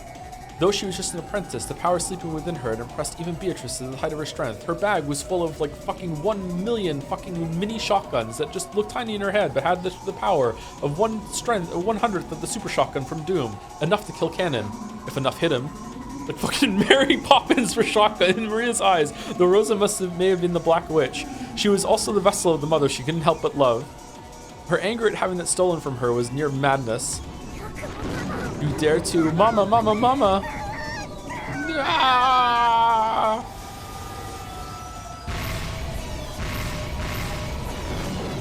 Alright, we almost got through this. Oh well, Maria's attack was too emotional. Because of this, she didn't notice that Kanon had vanished for several heartbeats, and she released her barrage at what had become an empty space. Is she a Gundam? In the meantime, Kanon jumped from wall to wall, like a spider, around to Maria's back. Uh-huh. I don't want to kill past my quota, but I will. But I'll clean up the messes I've made.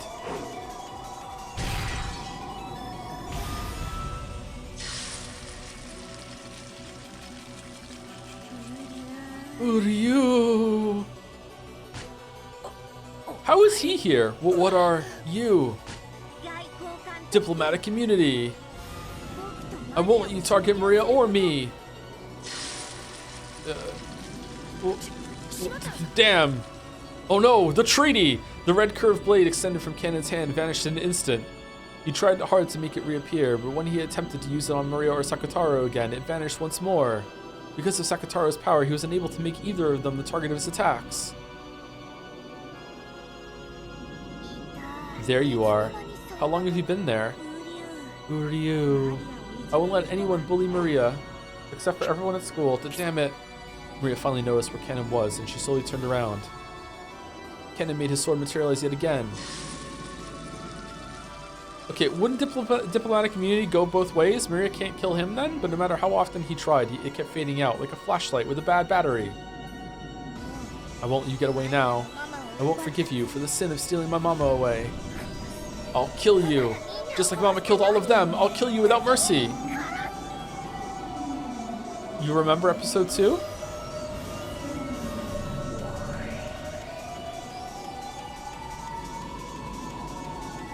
As Maria howled, the entire parlor was surrounded by a cube of red, magic barriers. Hey, this is my favorite episode, and I don't fucking know, so don't know what? What did I say? I said so much! What don't I know? It was a closed room symbolizing a barrier that Kanon could never escape.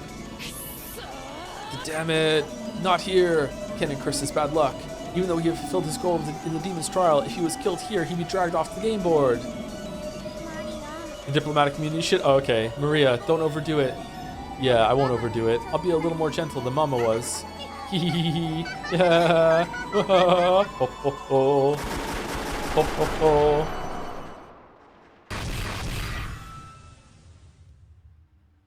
A lonely deep sea fish. Huh? Uryu! Who is it? It's Jelly! Pardon me, Maria-sama. In accordance with the contract with Zapara-sama and Furfur-sama, I come for your life. Wait, hold on. Isn't Cannon invincible right now, as per Zephyr and Furfur? Oh, maybe he's not anymore because he killed his target.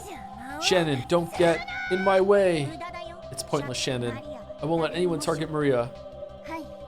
Yes. I don't intend to target her in any way. I will simply protect myself. A cylindrical red magical barrier surrounded Shannon as she stood in the center of the parlor. She made its brightness and thickness grow, and its radius suddenly expanded, filling up the room. Lamayo, said Shannon. It wasn't targeting Maria. This power is being wielded to protect Shannon's body. And then Shannon stood forward and started unlocked the hinges in her fucking shoulder joints and started roaming around her fucking arms in the fucking wide circle motions as she moved forward and said, I'm not gonna gonna hit you, but if you get in the way, it's your own fault. Here we go. Fucking the sofa exploded. Fucking Rose's head went across the room. So Sakutaro's power didn't make it disappear. I just want you to know that I actually did the motions with my hands there as I was saying that because I couldn't stop myself. Ne-san, would you let your feelings for Milady collapse in a situation like this? Kennen, your feelings get a hold of yourself.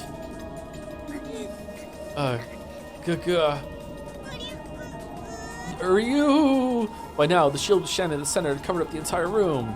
Its power crushed Miria and Sakutaro into the corner. Ironically, they were perfectly wedged between Shannon's barrier and the closed room barrier Maria had set up to prevent Cannon from escaping. Ironic. What's Rosa doing? No good. Can't escape. Cackle, cackle, hee hee hee hee. I see. This is a closed room. Hee hee hee hee. Then Rosa stood up.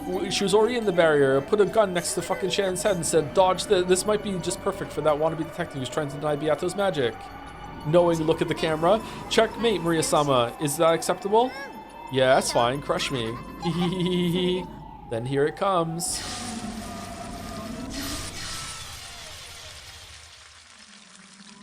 The entire room was filled with the red light of the shield, and the output and pressure were raised to their limits. Then, crushed between the shield and their own closed room barrier, Maria and Sakutaro lost their forms, scattered into a golden splash, and disappeared.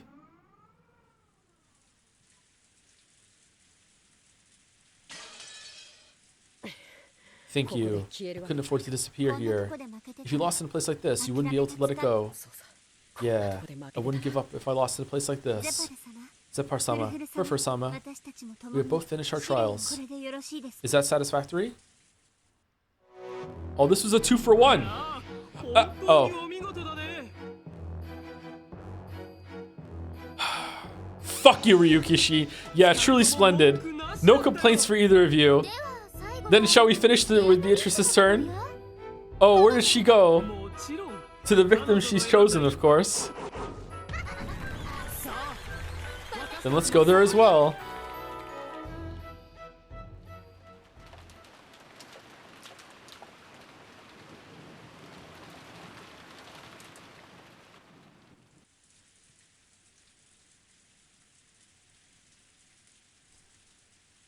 Oh, great. She's back. All right, so it's 20 minutes until we're supposed to take second break. Are we gonna? Is this scene 20 minutes long or half an hour long? If it's longer than half an hour, we should take an early break and then just continue reading until we're done. How's your love life, Goda? Probably like 30 minutes. Okay, let's just read it and we'll take a break slightly later then. Okay. Natsui could be seen in her personal room. Krauser told her to go to bed, but she couldn't afford to lie around sleeping on an important day like this. However, she realized that she was the type to get excited easily, and that this sometimes held her husband back. So, though she didn't like it one bit, there was no way around it. Then she found a card under her pillow that said summer on it, and another one under the bed that said winter. Huh, what's that all about? It was probably close to the time for the break to end, and the family conference would begin once again in the dining hall. Her husband would have to protect the Ushiromiya family honor from those greedy siblings all by himself. If she grew emotional by his side, she would just tie him down. Though she knew that quietly waiting here was the best way she could support him, that didn't make the waiting any easier. Natsui pulled a small treasure box out of a drawer. This was her secret box. Inside was everything from valuable items to mere rubbish. However, they were all precious, memorable treasures in Natsui's eyes. She pulled a small pouch out of the box. She stuck her hand inside it. It was a kind of charm that her own family had given her when she had married. A spirit mirror to ward off evil. Oh yeah, her own face was reflected in it. Youth doesn't last forever. Recently, she'd seen a bit of her parents and grandparents on her own face. So by staring at her reflection in the mirror like this, she felt as though her soul had returned to the family she'd been born into. I found 3 new gray hairs this weekend, chat. 3 new gray hairs, all in my beard. Dad, Mom, I've always been so ignorant and unable to support my husband. Of course, her face in the mirror did not answer. However, Natsui continued. I wait here alone because I love my husband. However, I think love means being close to one another. Though I understand logically that staying here is the best way I can help him, I still feel wretched for doing it. It's tough, isn't it, waiting for the sake of love? With a plop, a tear fell onto the mirror. Old, dear memories of her life at her parents' house rose up inside her. Now was the time for her to follow her parents' example. When her father came home late, her mother would always sit up straight, waiting for him, prepared for him to arrive at any moment. She would always wait for him, kneeling in the entrance hall. What? And no matter how late he came home, she would always wake up all the children and line them up to greet him. At the time, I only thought of her as being exceptionally strict. But at this age, I finally understand how strong she was, persevering in her love for her beloved husband, even after being left in charge of the house while he was out. Because of your love for your husband. This is beyond trad wife. What the fuck? You couldn't bear to be made to care for an unfamiliar child. Oh, she's still on that, huh? God, let it go. The sudden voice made Natsui jump up and look about the room. Oh. It was a decoy. Okay, when she did, there was a Western lady wrapped in an extravagant dress. Who are you? Who are you?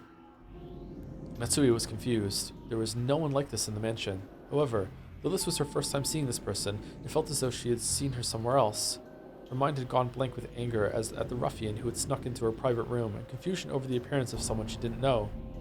So it took quite some time before she realized that this was the witch of the portrait.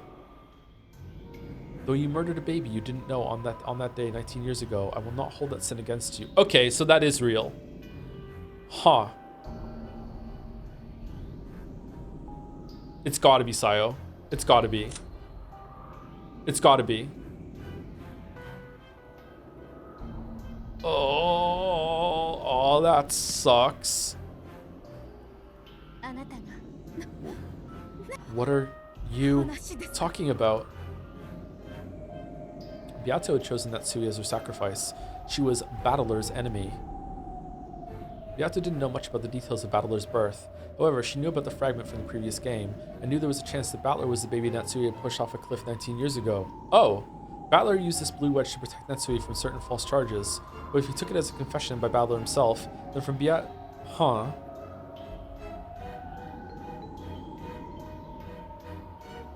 Huh? Does that fit? Do you know? How would that work? They were both stillborn?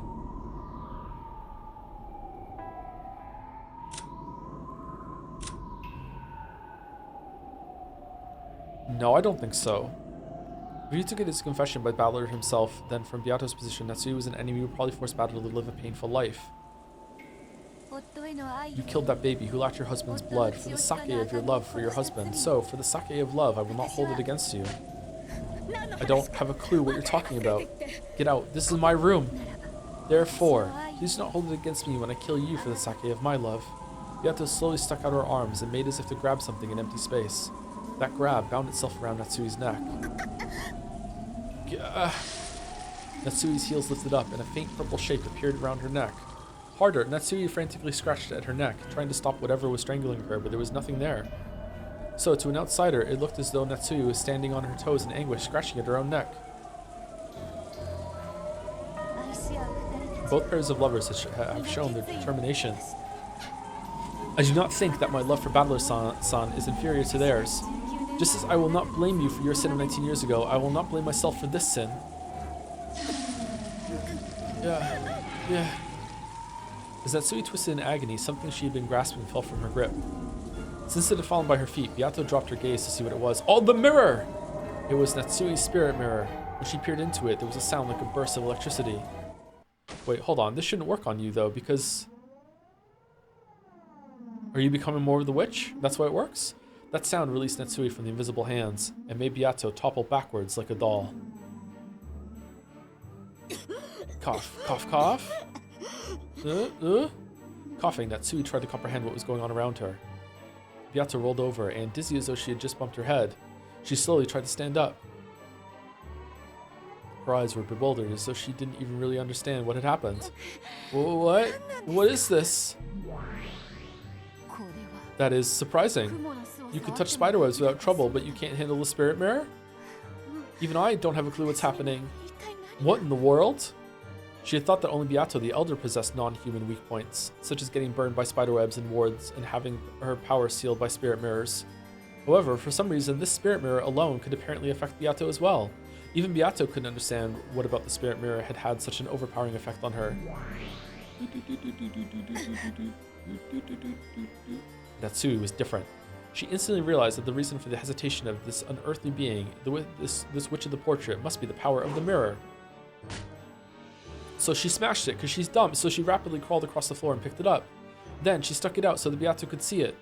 Beato still didn't know what was happening. So, still sitting down, she looked straight at it. And this time, both of them understood the situation completely. Beato realized that the mirror was working some hateful power against her, and Natsui realized that the spirit mirror had the power to repel witches. Why is the mirror? It's because you're an evil witch. This miraculous spirit mirror repels all creatures of evil. How come you can look at it then? Don't point it at me.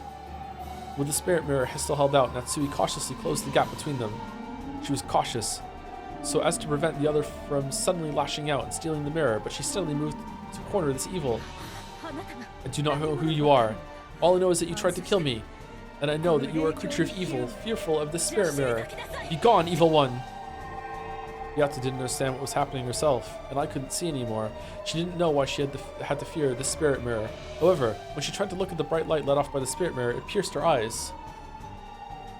Though she didn't understand why she must be afraid, she did understand that she must be afraid.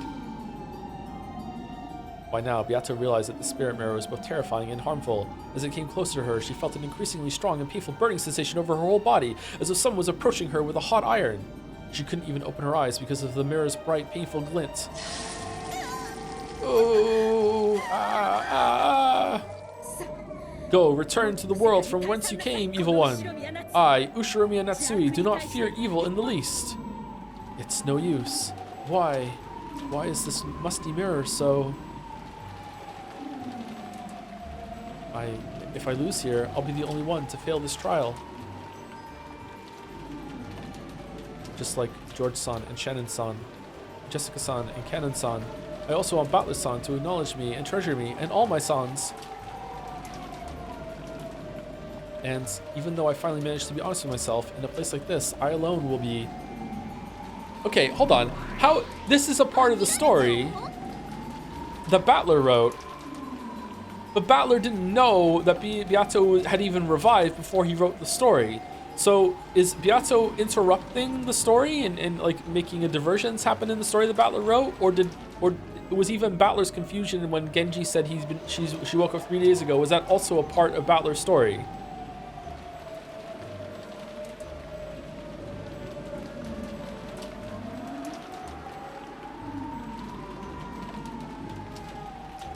And it seems like these are the murders that are going to happen with the Twilight, so it seems like Bandle had to have written this. How does that work? Are you giving up? Only you? Believe! A miracle of love will surely occur. I love Bandle-san. Do you? I want him to notice me, and I want him to acknowledge and accept my feelings. If my reason for calling him father and dedicating myself to him was out of duty toward a parent of mine, I would have been satisfied with no reward. That was a deception I used to fool myself. I love Bandle-san, and I want him to acknowledge it. I accept it. I won't turn away any longer. I was born because I love Bandle-san, and I want him to love me back. And so, cannot lose. Here. Be gone, evil one. There's no place for you here. And then Beatrice just closed her eyes. And then just flung magic around her determination had come too late. If she'd had it from the start, she would probably have managed to finish Natsui off right then without any fear. She summoned an even larger mirror and put it in front of her because she had wavered. It had taken time to kill Natsui, and things had ended up like this. But now I am resolved. I want to love Bandle-san. I want him to love me. And so I cannot lose here. After all, I was born for Bandle-san's sake. Yes, that is. We wanted to hear. Yes, that is. What we wanted to hear. There we go.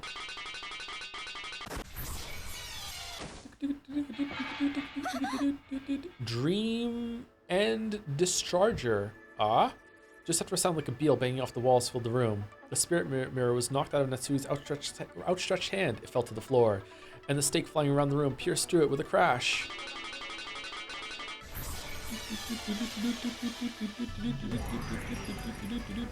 Someone's banging a fucking wooden spoon in the pot again. Lucifer of Pride, right here. You dare mock me by choosing a single old mirror to be my first target in so long? Lucifer-san. Koro-senpai. Beatrice-sama. You must complete your trial. She's getting away. Someone, help me. Someone. Now that the spirit mirror, her last ray of hope, had been smashed, and the number of strange demons had increased, Natsui could do nothing but run for it. However, if she had made a scene and people gathered, the anti-magic toxin would burn Beato. Now was her last chance.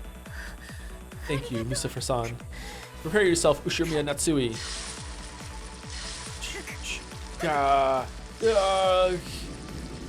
Once again, Beato choked thin air. This time, she wouldn't let her escape. She had to end Natsui's pain right away before it got too drawn out. But her power wasn't enough. Though Natsui scratched at her neck, she also struggled to escape from the room that had no keyhole. Her shaking hand stretched out to the lock on the door. A closed room is one of the concepts that allows a witch to be a witch. Unlocking the door strengthened the anti-magic toxin a little. Since Beato was at her limit even within a closed room, if Natsui undid that lock, Beato's power would weaken immediately and Natsui would surely escape into the hallway.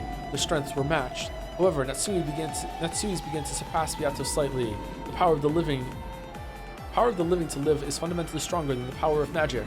Of course, Beato was mustering all her might. However, Natsui was just a bit stronger. That's enough. Lucifer, do it. As you wish.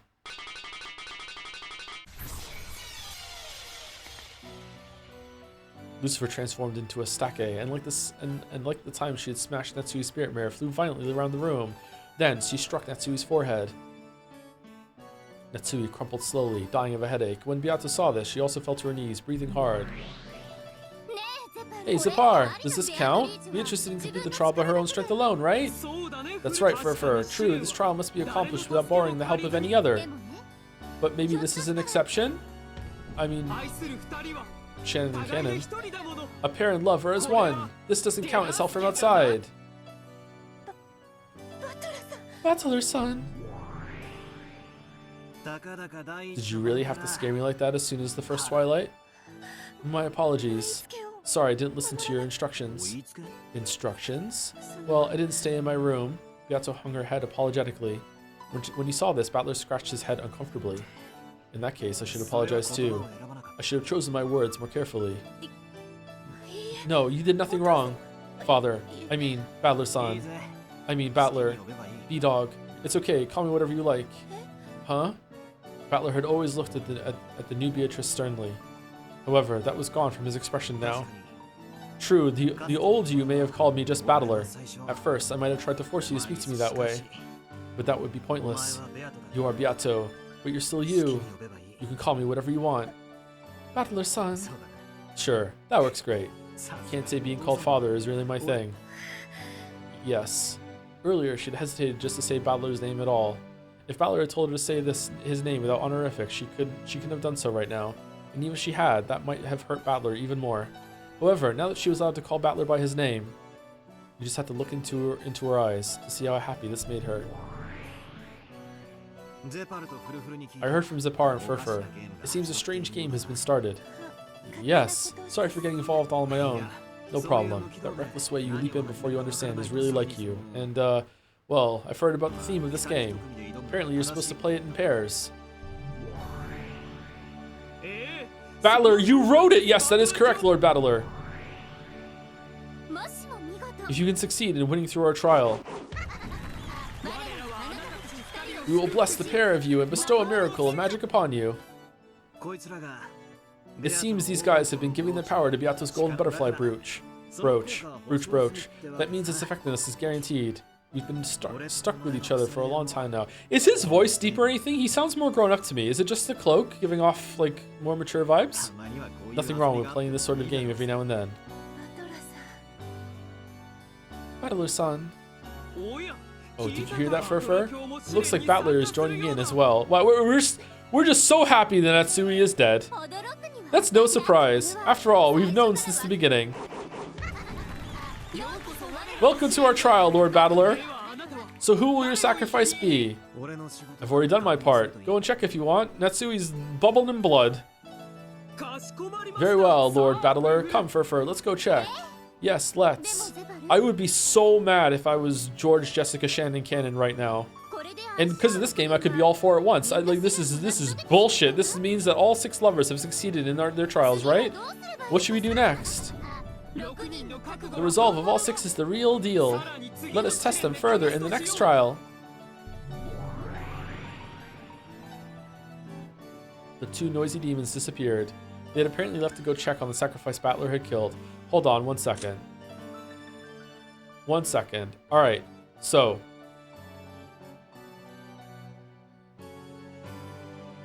Deed.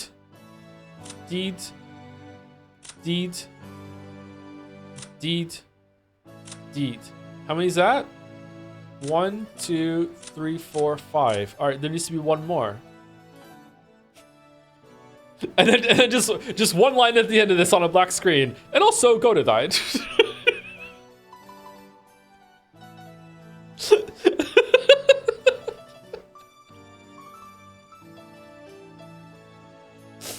Oh, all women this time, you're right.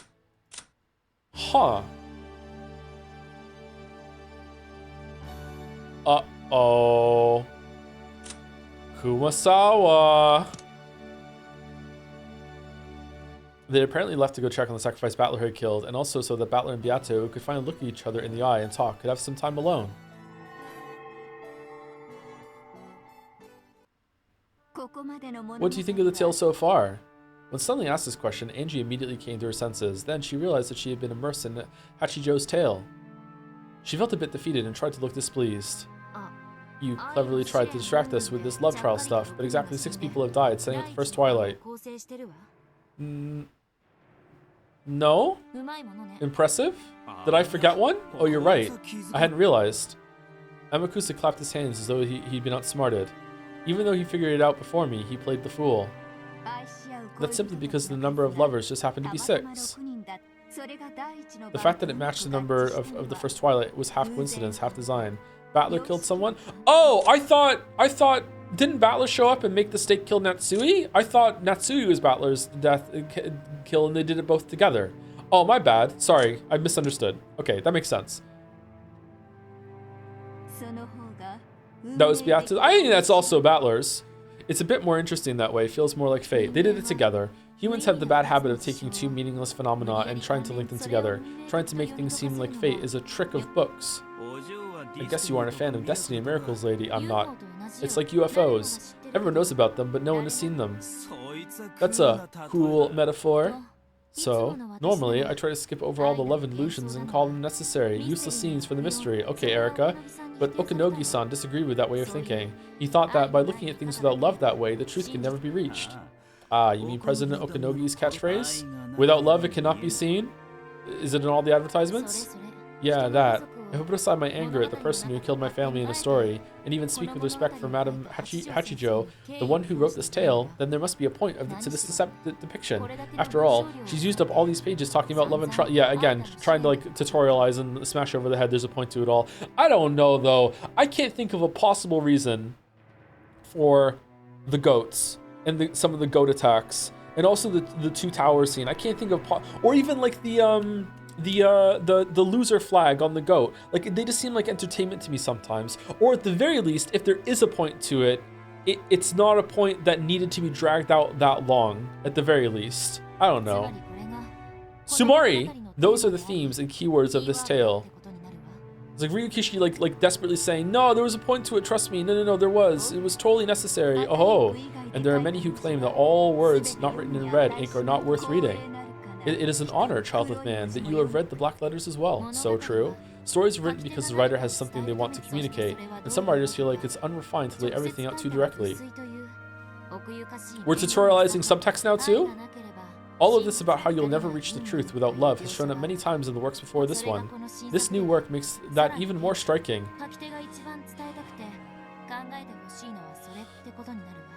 Oh, okay, sorry, hold on. Is it true that episode 5 wasn't received well in Japan? Because if it wasn't, then this oh man. Holy shit, he's so fucking mad. He's seething.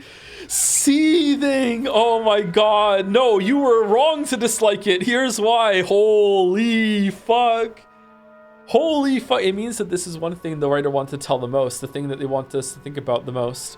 Episodes 6 to 8 were much worse received, it turns out. I meant to tell you. I can see why. This is condescending as fuck.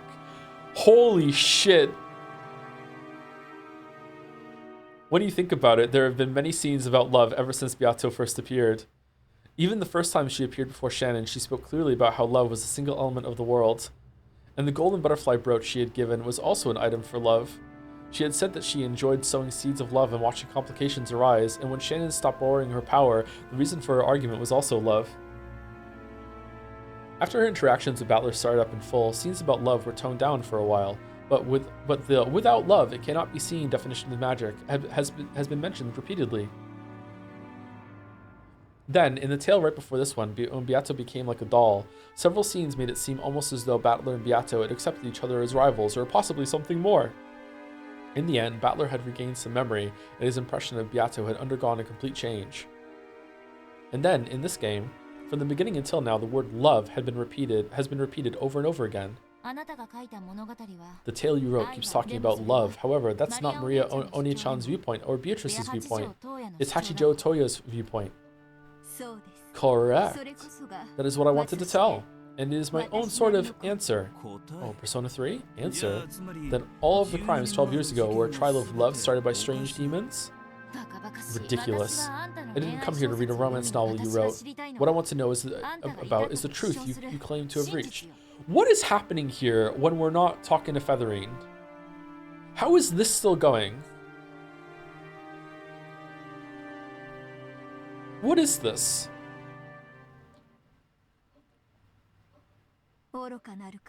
Foolish child of man. After reading all of this, do you still not understand? I can write whatever I want. With an obviously condescending gaze, yep, Hachijo shrugged. It was clear that she was trying to provoke Angie. She was probably hinting that Angie should just go home if she was annoyed. If you're going to read my noble work and not even attempt to see whether you understand it, then get out.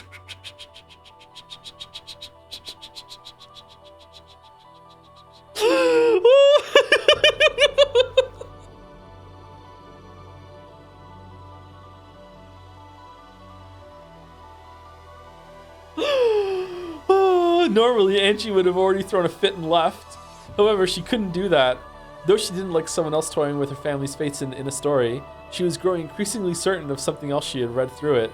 Just as Hachijo's followers said, this tale really does have the same presence, the same scent as the tales written by Beatrice. The author was certainly different. However, because it reached to the real truth, it had the same scent. Angie was beginning to acknowledge this. Hachijo Toya was the one who had reached Beatrice's truth. An endless witch like Beatrice who could add to the endlessly stretching parallel worlds of the cat box. If one has reached Beatrice's truth, they can create a new tale, whoever they are. With this new manuscript, I'm sure someone besides myself will appear and reach the truth. Those people will be qualified to create new tales of their own. So there will be more and more endless witches. Yes, and these many endless witches will add to Beatrice's cat box tale. The more they add to it, the more people will reach the truth. When that happens, the very first endless witch, Beatrice, will finally be rewarded for writing such long letters, packing them in bottles, and throwing them into the sea. You might have yelled at me angrily and risen from your seat. However, you did not. Why? I hate to admit it, but I'm starting to think that your tale has some kind of truth or hint within it.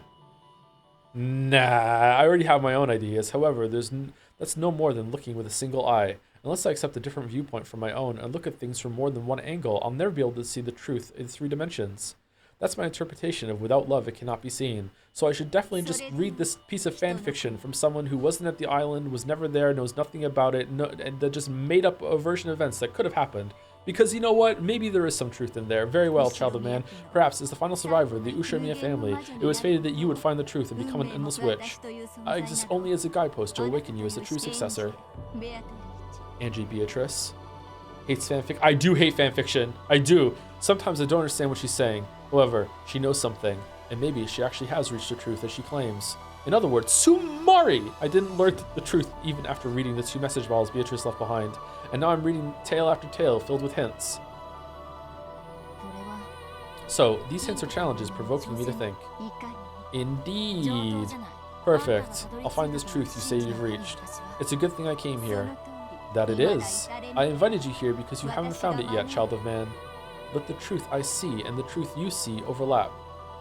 Just as you see things with a single eye, so do I. Aye, now that I found you, I can finally see the truth with both eyes.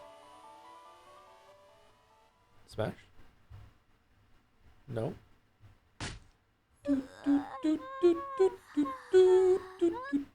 Wow.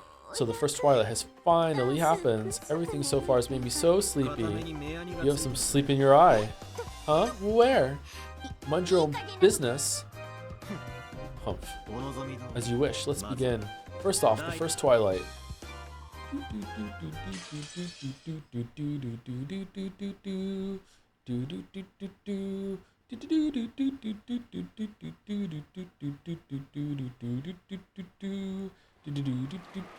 Break time. How many more chapters are we doing? 1 or 2?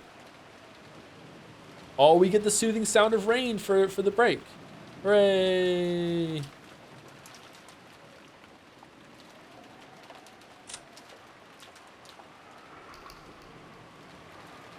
Oh shit. Oh sh. Next chapter is an hour. Okay, we can do one more chapter then. I think we can do it.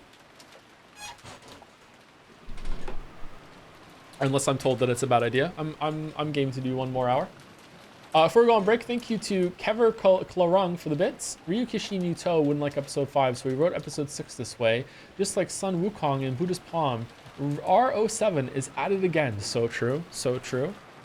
It's easy to predict that people are going to dislike your writing when it's bad on purpose. Yep.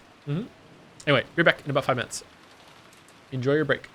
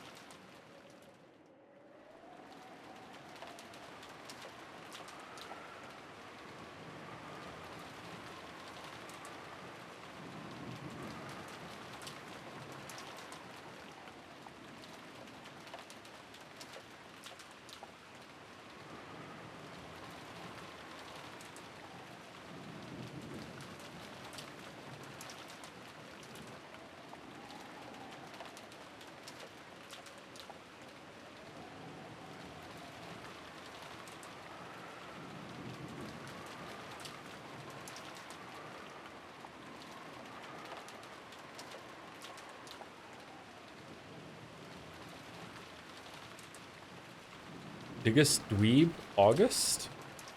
What? What's going on?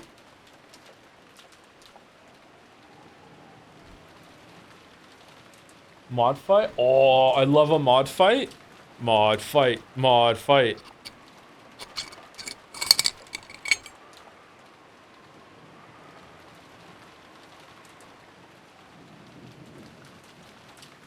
All right, I think we're gonna do one more chapter and then are you done?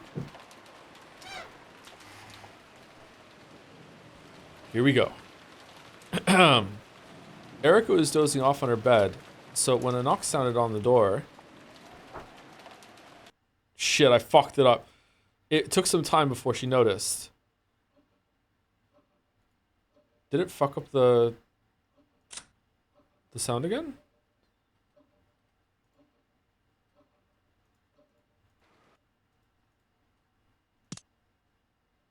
She looked at the clock and saw that not much time had passed since she had lain down.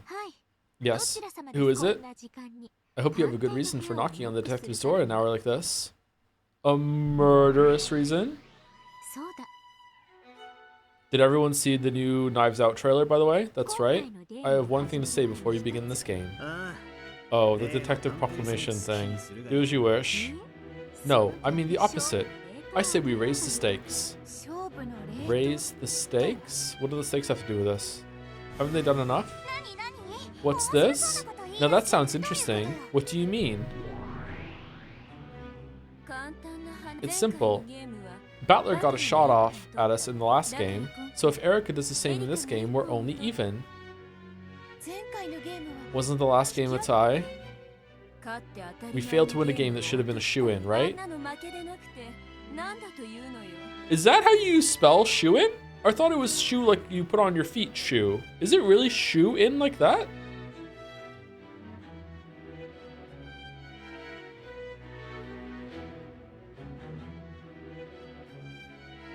If that isn't a loss, I don't know what is. Right, Erica? Yes, my master. If I hadn't failed so miserably, we would have won that game easily. Oh, I get it. So this time, you'll intentionally fight at a disadvantage by not making a detective proclamation and win despite that. You're scheming to not only wipe out your loss in the previous game, but to totally flip the score upside down, right?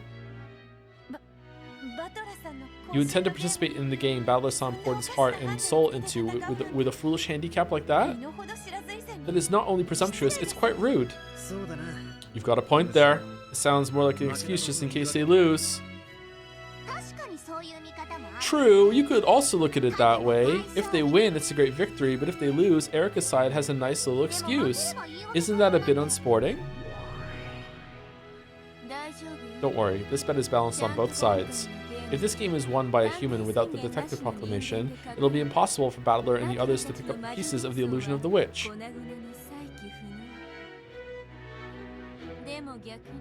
But on the other hand, if Erica loses, that detective trash will be sent into the depths of oblivion along with the worst possible fragment. See? That's balanced, isn't it? An ultimate victory with a mere human, not a Superman detective, destroying the illusion of the witch. She's putting her own destruction on the line to make that bet. I've gotten bored with these sluggish repeating games that you and the former Beato made, so we're raising the stakes and settling it all at once. Well, that is true. If Battler makes it through this game, it'll mean that Battler has won Beato's game and the game will end. In a sense, it's a showdown you can't escape, right? Oh my god, Dalmek just got so owned. Dalmek doesn't deserve that. Holy fuck. I see your position. Are you okay with that, Erica? Yes, of course.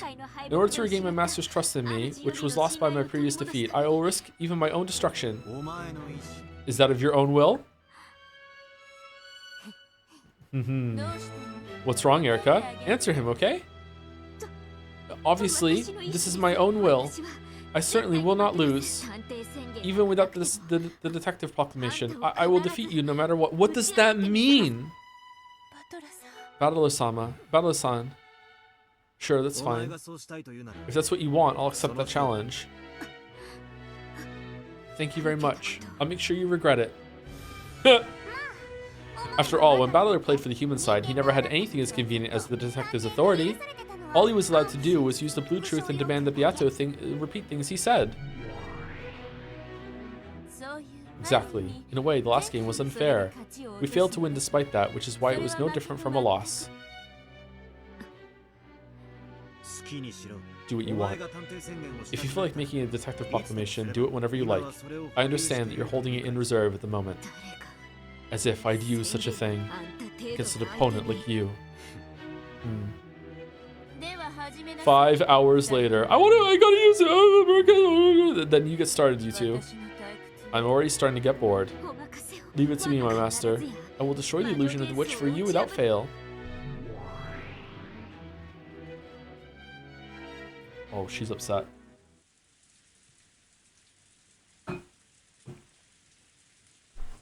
George and Jessica had been the ones knocking on Erika's door. They were asking whether Bandle and Maria had come to this room. Of course, they hadn't. A good while ago, they went downstairs saying they wanted to get something to drink. We thought they might have come to your room. Of course not, why would they? Okay, does that mean there's no objective viewpoint of anything that happens now? Or is she still the detective in some capacity? Oh yeah, so she's just like Bandle, and she's just like how she was in the last episode, and how Bandle was in episodes 1 through 4. But she just can't use her detective power to be like, yo, sit down and let me talk. That's the only difference. Okay. That sort of thing. All right. Of course not. Why would they? Are you sure they didn't go to the mansion? We called the servant room and dining hall of the mansion, but no one picked up. Please stay here, you two. I'm going to go check the mansion. Fishy aroma. Hey, it's dangerous to go out this late. How could a stranger sneak into this sealed-off island? Stay in that cousin room of yours. I'll contact you if anything happens. Also, tell the servants in the guest house servant room not to leave the building. Bye. Can Erika be killed now? No. Yeah, those same rules are still going to apply. The detective can't be the criminal. The detective can't be killed. The detective's viewpoint is still objective.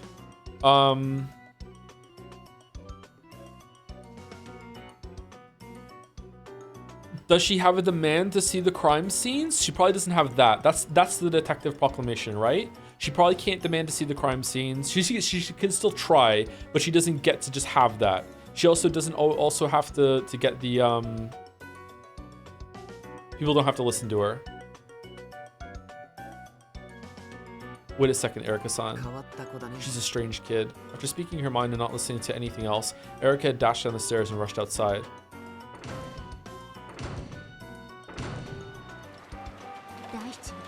The first twilight usually starts in the morning, but it looks like we've got an early fight this time. No crime has occurred in the guest house. So that means the stage of the tragedy is in the mansion. Though she had an umbrella up, Erika got drenched as she sprinted. She brashly licked the raindrops that dripped down her face. Ew. Erika was at her most energetic.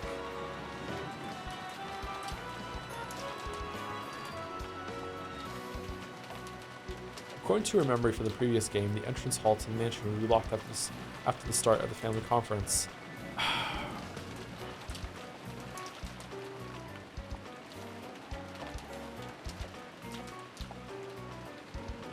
Man, I really don't like that she has this advantage. This is bullshit to me, but okay. However, the lock was undone this time. Had someone unlocked it, or had the lock not been set, or had it not been possible to set the lock? Well, no point in thinking about it now. After all, that might be just a whim of the game masters. As soon as she entered the entrance hall, the door to the parlor opened violently. Out of it flew Goda's large body.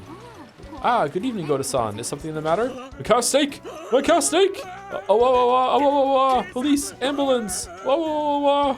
That expression really is wonderfully pathetic. Just perfect for the first one to discover the crime. Please calm down. How could the police or an ambulance get to an isolated island inside a typhoon? I'm sure the phones are out anyway, so please calm yourself. Yells from Cross and Rudolph's group could be heard from the parlor. Also, inside the Velvet Room, Bandle just went, "Fuck! Forgot to disconnect the phones! Shit! No! What do I do? Fuck! Genji, bring me an eraser! Fuck it, where's the whiteout? Fuck!" Their shaken appearance perfectly signified the coming of the first twilight.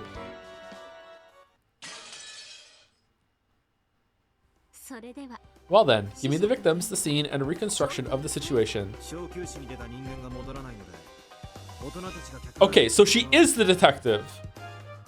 Okay, so definitely, she's allowed to do things in the man things, but she's just not allowed to make everyone sit down and listen. Okay, all right, that's the limit. All right, I think that's what it means. Those who left to take a break didn't come back, so the adults went to the parlor. She's not the detective? Then what do you mean? How could she do this then?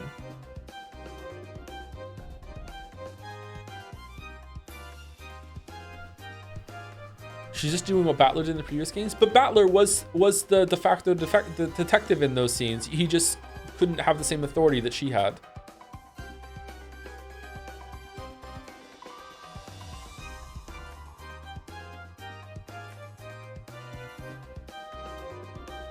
Was he truly? Yeah, of course he was. Yeah, obviously. Yeah.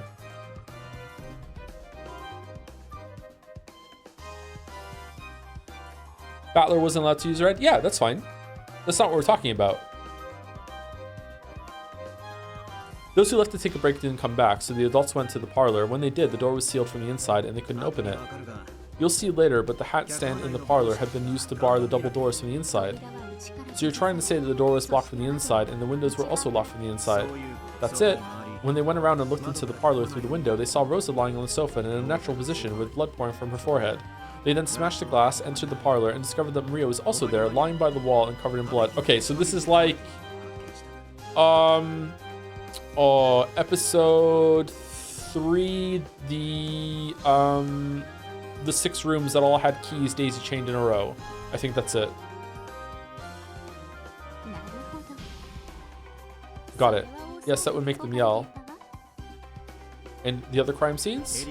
The entrance wasn't locked when you came into the mansion because they went through it to check the parlor from the outside. It had been locked before they went through it, so there was a chance that the others who had gone missing were lying elsewhere within the mansion. And the adults are now searching the entire building. Can we have all that in red, please? So do the places the victims died match that long, crazy delusion you showed earlier? They match. Oh, you could see that. Okay, so you did write it. Okay, Rosa and Maria were in the parlor. Beyond that, Natsui was in her own room, and Kirie was in Krause's study. Ava was in the rose garden. No, wait, she was moved to the VIP room, wasn't she? Yes.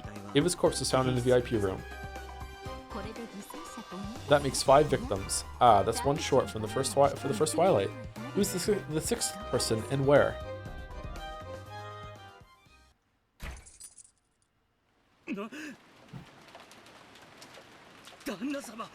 Karasama, the chain on this room is also set. Cut it. The culprit might be hiding in there. Goda, do it. Everyone's got guns. Rudolph and Krause had brought Winchesters from Kinzo's prize collection. They yelled at Goda, who was carrying the wire cutters, to cut the chain. The victims have been found one after another at several locations inside the mansion. The men who had lost their wives searched through the mansion in a rage, looking for the culprit. This was a guest room. It had previously been a room where the relatives would stay, but it hadn't been used much since the construction of the guest house. This forgotten room had been sealed from the inside by the chain. As soon as the chain was cut, Rudolph pushed Goda aside and flew into the room. Is anyone there? Get out here! There's someone on the bed! Let's get some light, Iniki! When Krause pushed a switch on the wall, the guest room lit up, and the figure lying on the bed came into view.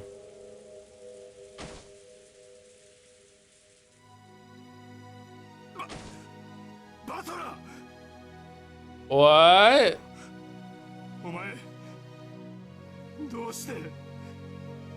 Oh, that's a cool twist. Battler, damn it, what are you doing in a place like this? Rudolph's knees crumpled and he fell over Battler's corpse. So Bandle thinks he's one of the girls? Nice. Rudolph's knees crumpled and he fell over Battler's corpse. No words could console him as he cried with a mad sorrow. In a single night, he had lost both his wife and his son. During this time, Krause checked the window in the bathroom and searched the closet to find if anyone was hiding there, but found no one. The girls and the gays and for Bandle. Could you do that, please? Bandle. Is that the meme? Did I say it right?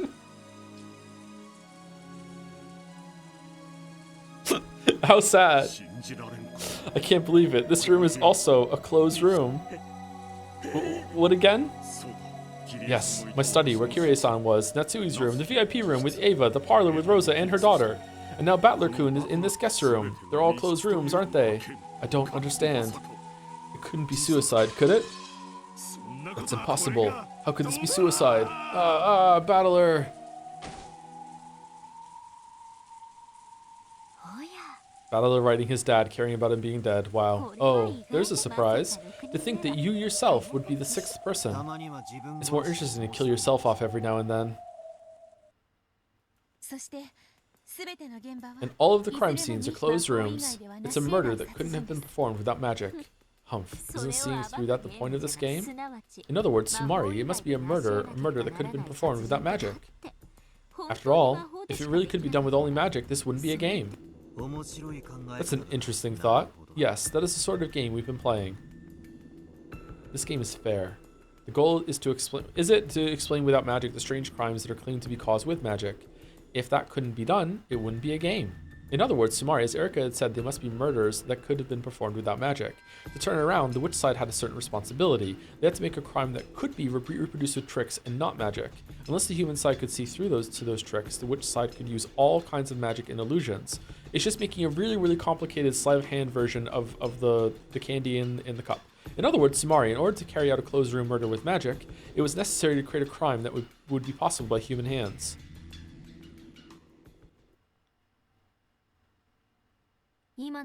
Now I understand. I see.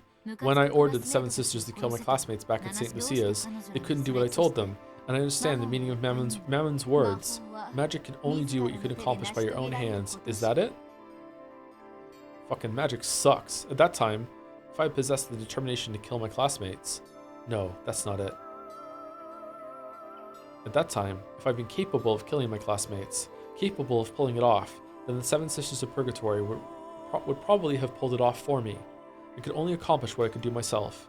No, that's not it either. They could take what I had accomplished and turn it into magic. I wonder if rereading it, you still feel the same tension and dread in episode 1, now that you know that all the murders are just fake bullshit. Huh. I wonder. However, because there had been a great number of witnesses in that classroom, it would probably have been impossible. It would have been burned by that anti-magic toxin Maria Oni-chan and the others always talk about. However, if I had called those classmates out somewhere without witnesses, and if I had succeeded in murder, at that point the 7 Sisters of Purgatory would be capable of carrying out a magical murder. Even with magic, witches cannot do things they cannot accomplish by themselves. They can only adorn things they're capable of doing with magic. Interesting. And that is because those who accomplish something without using magic later claim that magic was used and call themselves witches. This Erika person has understood that since the beginning. That's why she will never surrender to witches. She is confident that it must be explainable with tricks. The old battler was toyed with so frequently because he did not possess that conviction.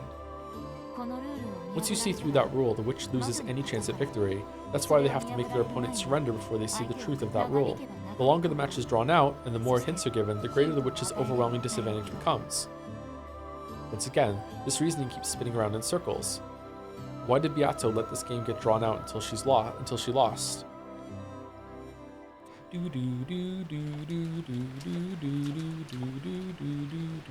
Many victims have been found, and the mansion was still wrapped in chaos. Hideyoshi's group seemed to have gone to the guest house, worrying about the safety of the kids there. Kraus and Rudolph's group was in the hall, talking about what should be done next. During a short gap in this chaos, Erika dashed all about the mansion. She was checking the crime scenes.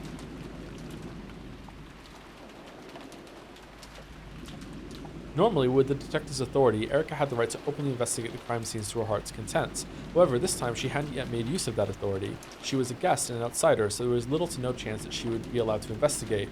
You know, because she did so much of that last time. She was she was forced to quickly check all of the crime scenes now, while she could still run about as she pleased. In the servant room, there had been a clear folder containing a sketch of the mansion's interior. Because she had borrowed that, she knew the locations of all the rooms. Erika skillfully made her way through the mansion, dashing into each crime scene in turn.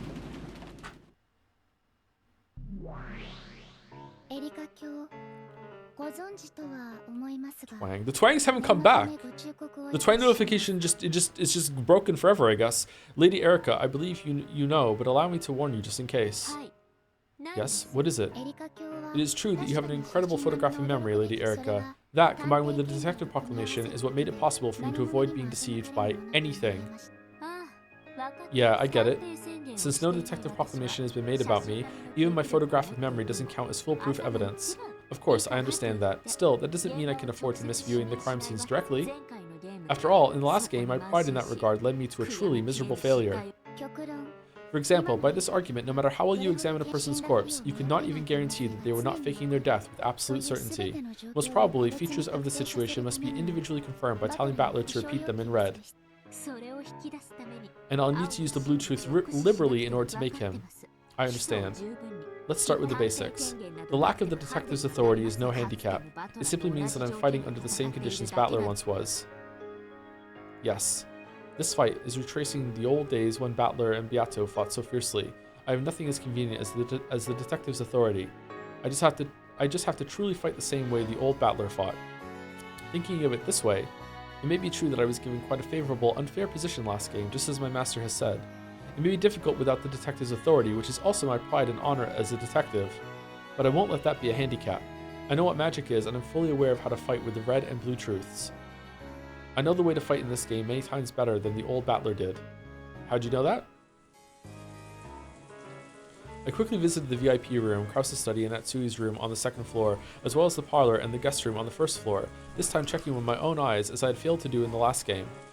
And I took my shot put ball out of my backpack and put it in the... First off, all the scenes were made to look like closed rooms. Probably the special note was the fact that the master keys could have had nothing to do with the trick. The closed rooms were all made without relying on any elements that could be locked or unlocked from the outside by a master key or something else. The windows were locked from the inside and the doors were all locked and chained. The master key could get around all the locks on the doors, but not the window locks or the chain locks. I haven't yet had Bandle confirm that it's impossible to manipulate those from the outside, but I'm sure he'll be able to say it in red. It'd be stupid otherwise. I understand. Right now, I am a mere human. I can't even properly confirm the deaths of the corpses. There's a tips thing?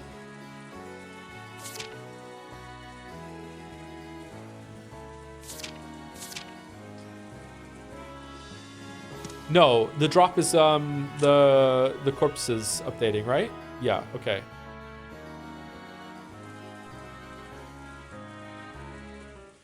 Corpse discovered in her own room. Froda Erica did not perform a sufficiently detailed investigation, so the details of the cause of death are unknown.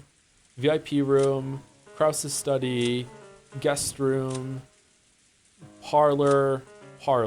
Okay, so they are in the rooms that we saw. What's with the half red? Understand, right now I am a mere human. I can't even properly confirm the death of the corpses.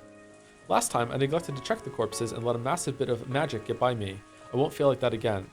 If I did, I wouldn't be able to face the master that I am so indebted to.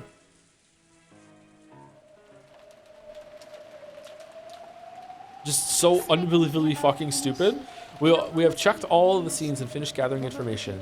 Here's our report. Go ahead.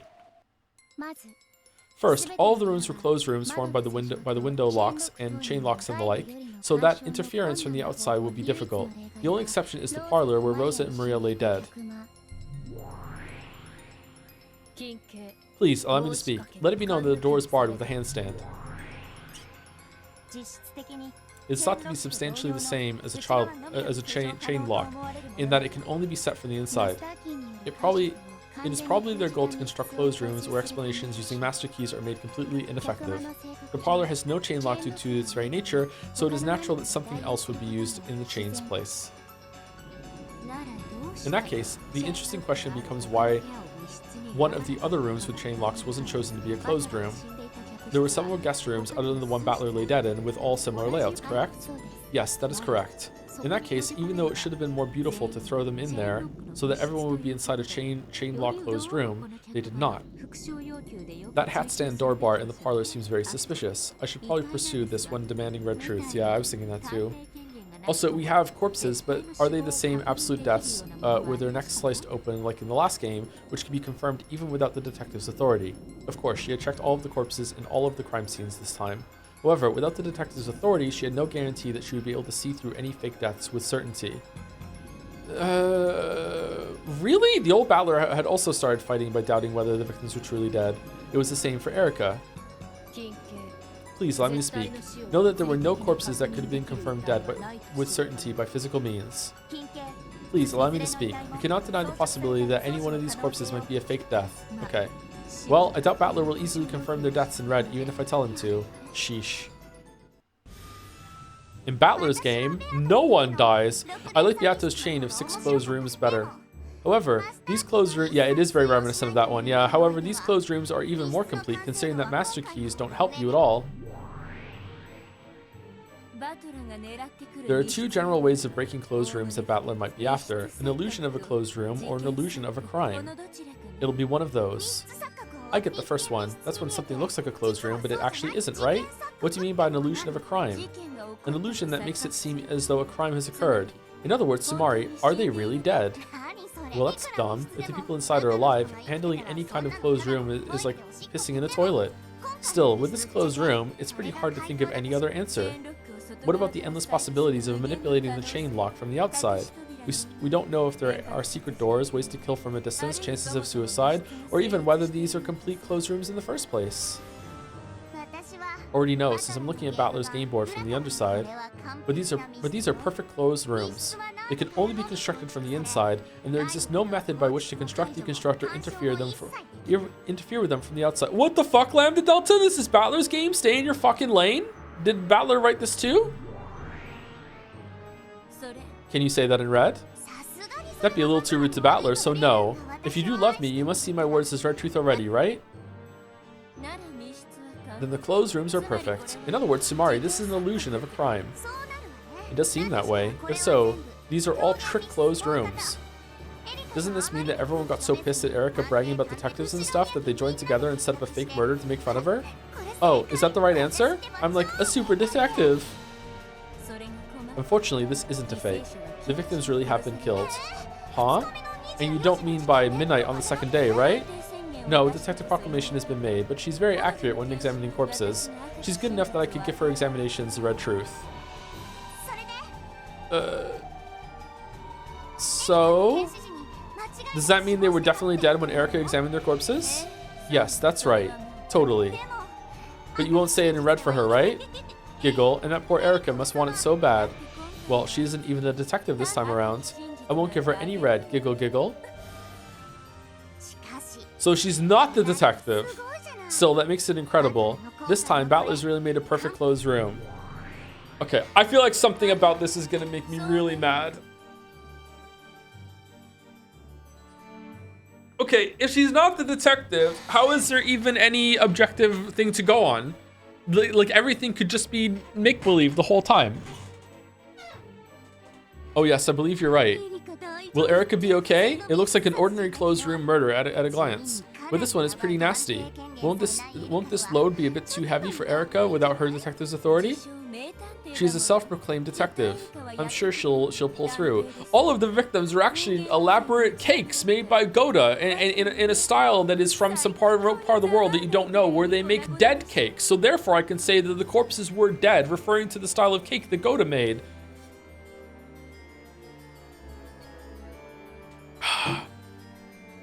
Gather around, everyone. Let us eat the cake. So she's a self-looking detective. I'm sure she'll pull through. If Battler and Beato are defeated by a mere human who isn't even a detective, they'd fall apart in the most exquisite way, don't you think? And even if Erica loses, you get to play by throwing her in the worst fragment and knocking her into the depths of oblivion. Exactly. No matter how it turns out, it won't be boring. You're just setting yourself up to be mad? Why? I'm not setting myself up to be mad. The story is like bracing me for bullshit because it's taking away certain things that I could trust on and rely on, to the point now, where I'm sitting, from what the story has told me in the past like 15 minutes, I can't trust anything it's saying to me. Right? How is that read wrong? Is it not correct? If there's no detective in this story, and there's no objective perspective or anything that you can trust on, like right now, Erica running around and inspecting these corpses is just as unreliable as all the scenes that we just saw in the love trials. I don't think I'm setting myself up to be upset. I think I'm following the story with the information it's giving me, right?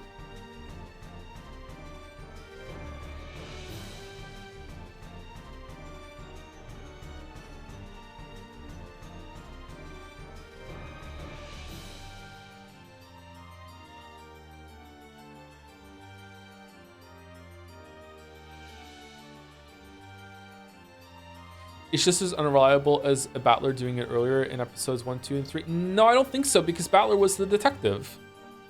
And now it's expressly saying that Erica isn't the detective. Battler wasn't the detective too. He was, though. He was the detective. Was he? Yeah, of course he was.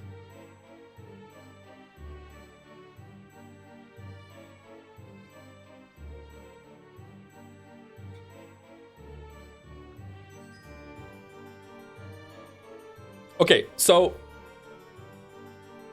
the argument that it's not reasonable to expect that you can trust Erica's perspective right now because you also can't trust Battler's perspective in episodes 1 through 4 is going to make Umineko 10 times worse, chat, not better. Because now I can't trust anything that happens.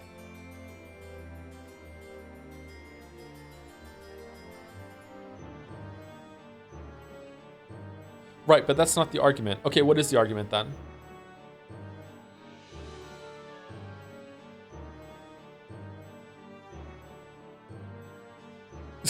You know what? VN doesn't just subjectively lie to you. Thank you, Paust. I'm sure it doesn't. I'm sure it doesn't. Trust the writer? The writer has lost my trust after episode 5. That is the problem.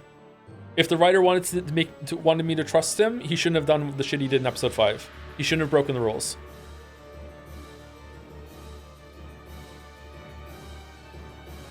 I feel like they misspoke and it meant she doesn't have the detective's authority at the moment. Maybe that's it. Yeah, maybe it's just a misspeak. But it does directly say here, right? Where was it? Yeah, she isn't even the detective this time around. I won't give her any red. Does that imply someone else is the detective? Oh, Detective Jessica?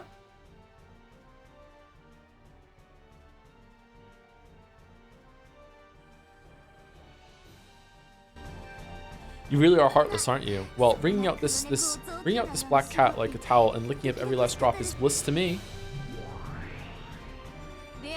Beato's game board didn't entertain me for quite some time, but we've already wrung everything we can from it. It'll be over with this game. So in the end, we really must let Battler and Erica bet everything in one final face-off. I want to play with you forever in this game. Like we could have like right now, like because if Erica's not the detective, that means she could also be the killer. So right now, technically Bernkastel didn't lie because like Erica was guaranteed to find corpses of everyone in that room because when she went to room, she killed them and then she examined them. So there were corpses when she examined them and she knows for sure because she's the killer and she killed them right before she did the fucking examination. And they were playing dead before then, but like she just went around here, I go stabbing again. You know what I mean? Like it fucking like.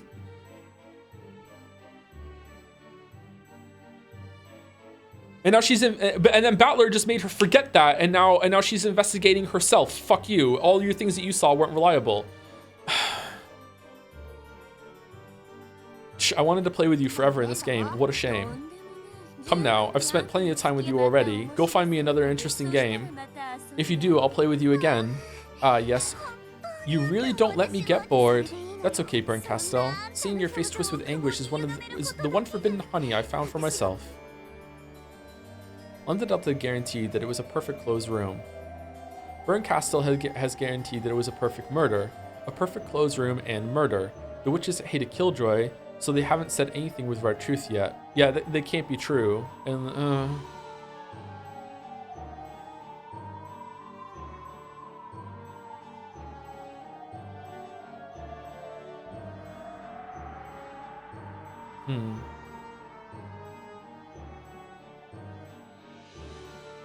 As they open the closed rooms, they could go in and then kill them before they show up. Huh. Pursuing that was the role for Battler and Erica. I don't know why they would do that. Looks like you've trampled all over the crime scenes by now. Satisfied? Is your inspection complete? Yes, I'm satisfied. So about our war of red and blue, shall we start right away? Or do it all at the end? I don't like putting things off. I think the same goes for you. Then let's get started with the closed rooms of the first twilight. First, I'd like to check. Do you intend to respond if I ask you to repeat something in red?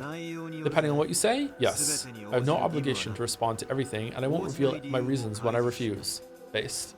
Don't give her anything, Battler. I'm on the witch's side now. Don't give her anything. Magic is real. Thank you, Tyler JL26 for the bits. Fucking a lot of bits. 1,500 bits. Thank you very much. I like these flags. Look at them go. Can we get them in chat? Those are some nice flags. Look at them. Thank you very much, Tyler. Good. Then let's start simple and confirm the definition of a closed room. Delanor, please read it aloud. What is this music? Understood. We demand that the following be repeated. Delanor spread out one of those scrolls that some official would always spread out when announcing the king in Western fairy tales, and read it aloud. First, the rooms with 6 people in them are all closed rooms. Shouldn't we start off with, is this a mystery Nox rule compatible? Or is that just a given? The rooms with 6 people in them are all closed rooms. Acknowledged. Of course, that's only until Goda and the others severed the chains and destroyed the closed rooms.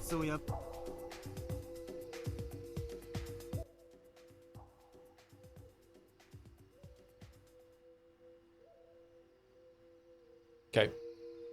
At a nod from Delanor, Cornelia, who stood behind her, started taking notes. Second, the definition of a closed room implies that it is impossible to construct from the outside. Acknowledged. In other words, Samari, no trickery done from the outside can construct a closed room. It is not permitted for a chain lock to be reset from the outside by a cleverly used wire, for example. I didn't need you to tell me that. Delanor, please continue. Shut up, Erica. Third, the definition of a closed room implies that all forms of interference that pass between the inside and outside of the room are prevented.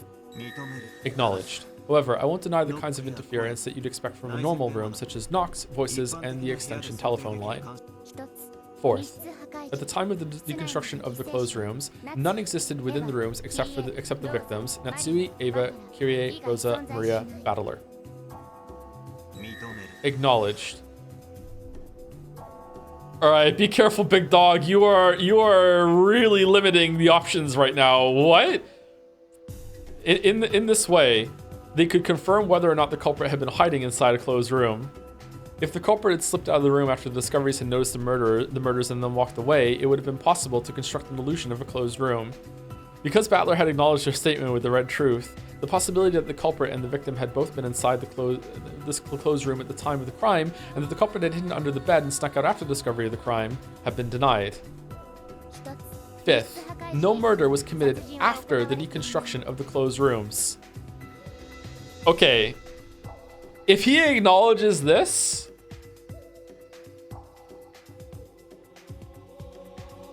I don't know how he did it.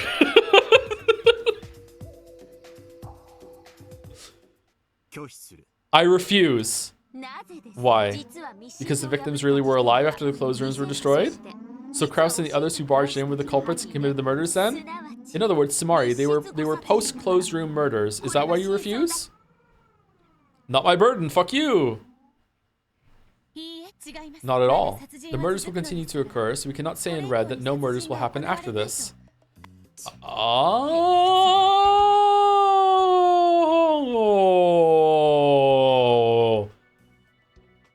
Okay. Ask again. No murder was committed on these ones?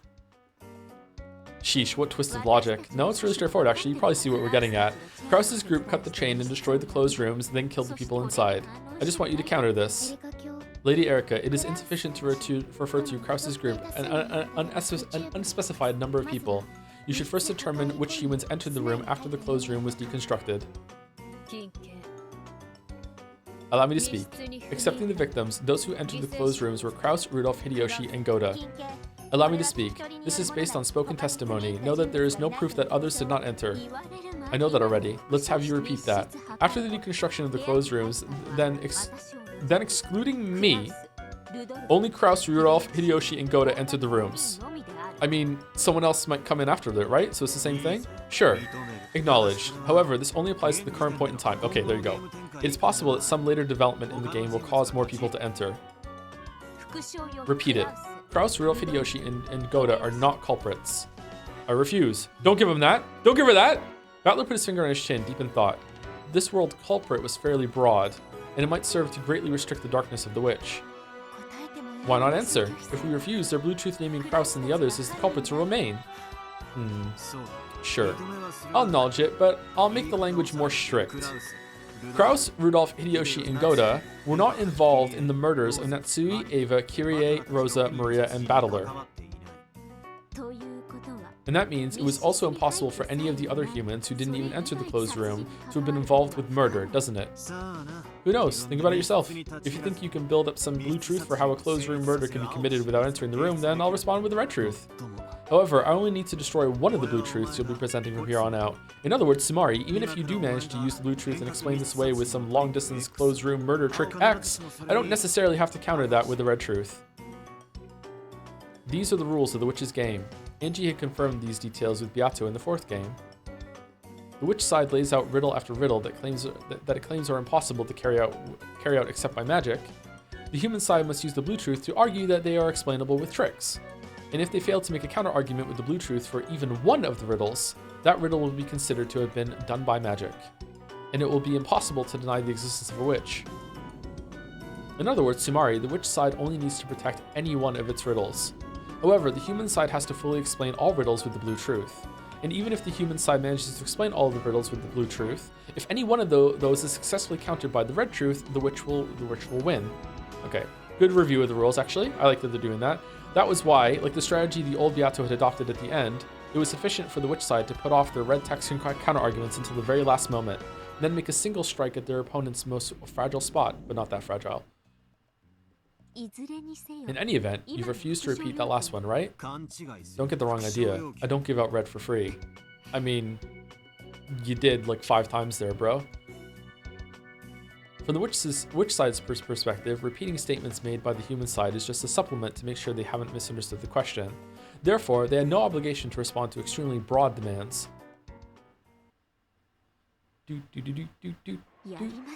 Not bad. Looks like you can handle being a player on the witch side pretty well too. Your experience is no match for mine. Delanor. Let us continue. Next, the victims did not die by any method other than homicide. Acknowledged. Of course, there were no suicides or accidental deaths. 7th, the victims. That's enough, Delanor. Are you sure? There are still items. Yes, that will do fine. I confirm the status of the crime scene. From here on, it's time for me to argue back with the blue truth. Sure, fine. Let me hear your masterful theories.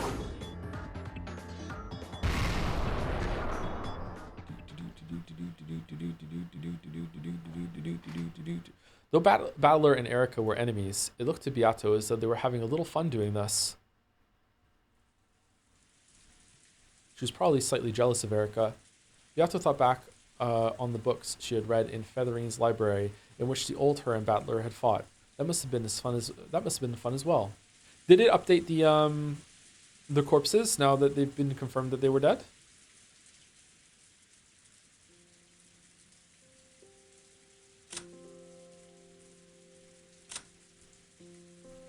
No. Okay. During a short break in the family conference, a horrible, brutal mass murder had occurred. Is this the end of the chapter, or are we still going?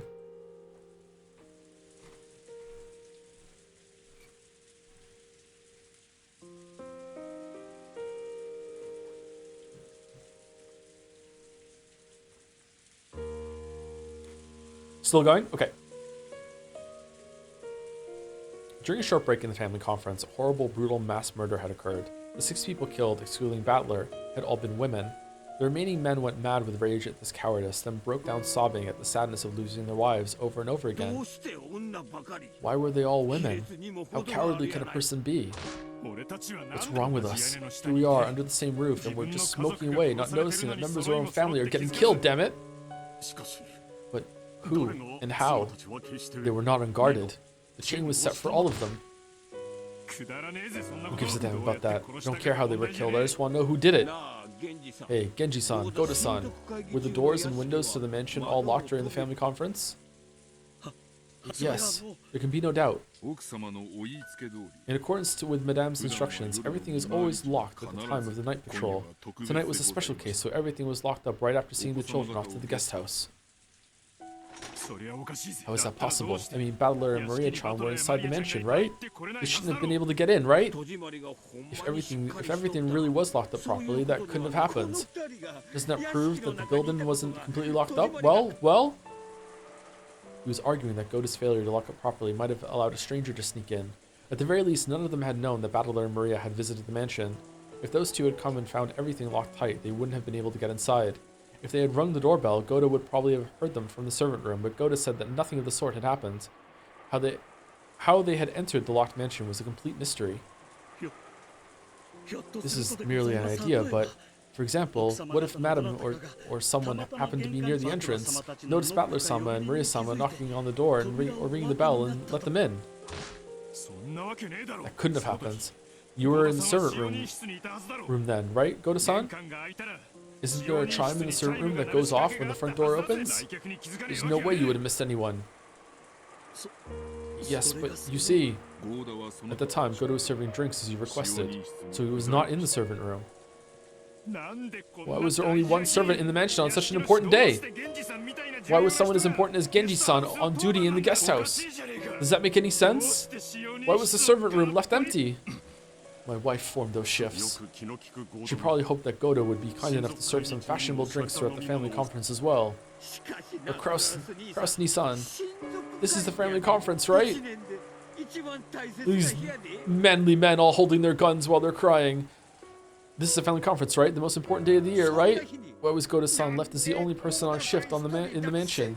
If there had been just one more person, everything would be different, wouldn't it? Right? With a half-crying, half-enraged, jumbled-up expression, Hideyoshi yelled at Goda. Of course, the culprit who killed everyone was the most to blame and the most despicable. However, even if he understood that, he needed to let off some of his emotions by hating someone he could see. Is this the saddest we've seen them? They really fell apart without their lives. Yeah, they've been in real drag since their wives died. Thank you, Sleepy Griffin, for the bits. Hi, Joe. In your Shadow of the Erdtree video, you mentioned you think a good way to improve the lack of exploration rewards in DLC would be incremental permanent stat buffs. Have you ever played a game that pulls off this idea well? The closest I can think are Monster Hunter Risei spirit birds you can find during a hunt to get permanent increases to HP, stam, and attack for that hunt. It worked well, but got a bit repetitive when doing many hunts in one session. Thoughts? Having it be temporary like that, I don't think is a good idea, but I don't know. I didn't play that game quite a bit. I'm not sure. Sekiro does it kind of. I don't know. It's not the best idea, but it was just something to show that they could have had more room for exploration rewards. But I just think that that's just a cursed premise with Shadow of the Erdtree. I feel like it should have had its own progression line, and you just play it as like its own standalone thing, and you have to make a new character and go in. I don't know. There's just a band-aid, really. I think I say that in the video, don't I? The best game that has increases in power as exploration rewards has been probably the original Deus Ex. Is really, really, really good for that.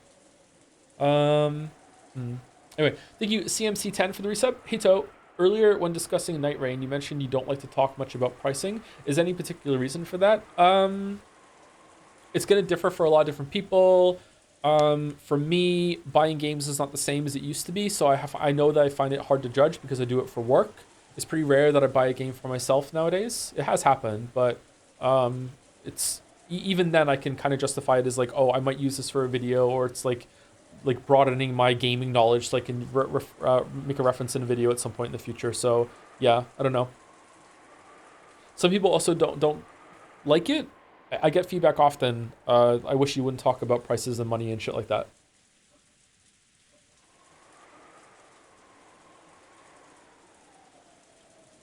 I'm fully aware of how everyone feels. However, please calm down. Either Goda-san wasn't thorough when locking up, or someone let Bandle-san and Maria-san in after they came back from the guest house and then forgot to lock up afterwards. However, that doesn't necessarily have to do with how the culprit snuck in. After all, the mansion is massive. They might have come in much earlier and hid until late at night for all we know. I can understand you might want to suspect certain people, but please calm down. Our guest is right. The culprit is the one we should hate, not the servant who just happened to be on duty. At any rate, let's calm down. I feel as terrible as the rest of you. However, we must take this initiative now and regain our composure. Nikki. Everyone feels just as sad and devastated. And none of us will ever forgive the one who did this. For that reason, we must regain our composure. He's right. I still have George. Krusty-san still has Jessica-chan. And Rudolph-kun, you still have Angie-chan waiting for you to return, right? It's still too soon to start pointing fingers. The culprit is still on this island, and we can't be sure that this tragic crime is over. We need to stay calm and prevent any further tragedies. Erika's words softly consoled them and gently admonished them. If a servant had said the same thing, Rudolph would probably have jumped on him. However, since it had come from the lips of the guests, a neutral party, it seemed to reach their ears. Let's stay cool. We have 3 grown men with us, and guns as well. Judging by the pattern of the murders, the chances of the culprit having a gun are low.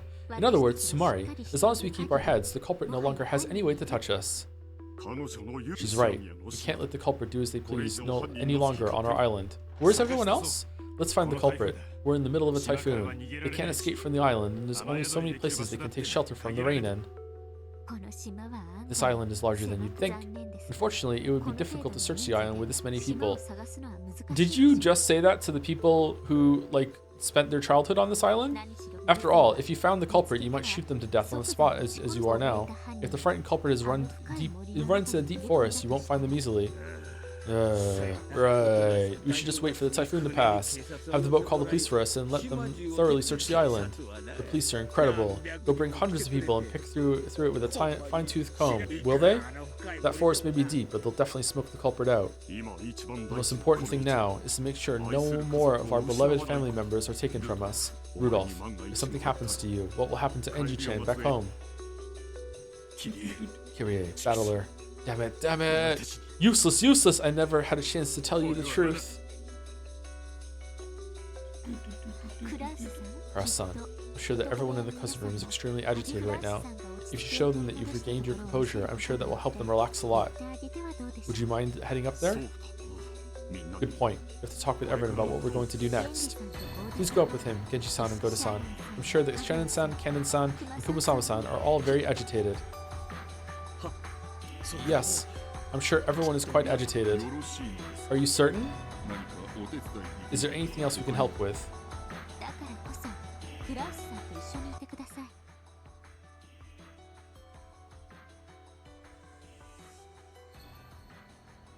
Huh. Okay. That's why I want you to go with Kraus-san. I want you there to help him if something happens. I'd like for the rest of us to check and see that everything's locked up here. We'll head up soon, so please go on ahead. Understood. If you need anything, please call us.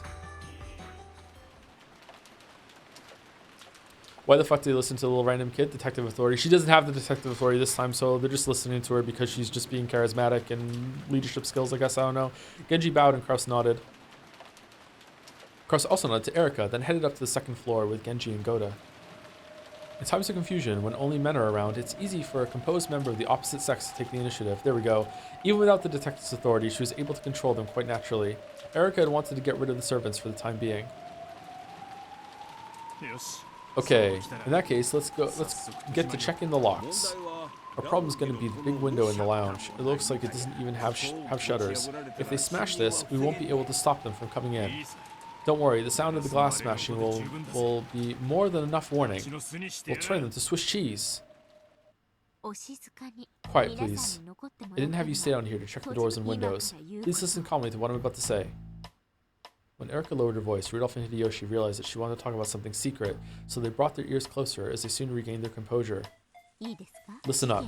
This crime happened during a short break in the family conference. In that tiny span of time, 6 people were killed without anyone noticing. I can't imagine a crime improvised on the spot going so smoothly. This crime was committed by someone who knew the layout of this mansion well, inside and out.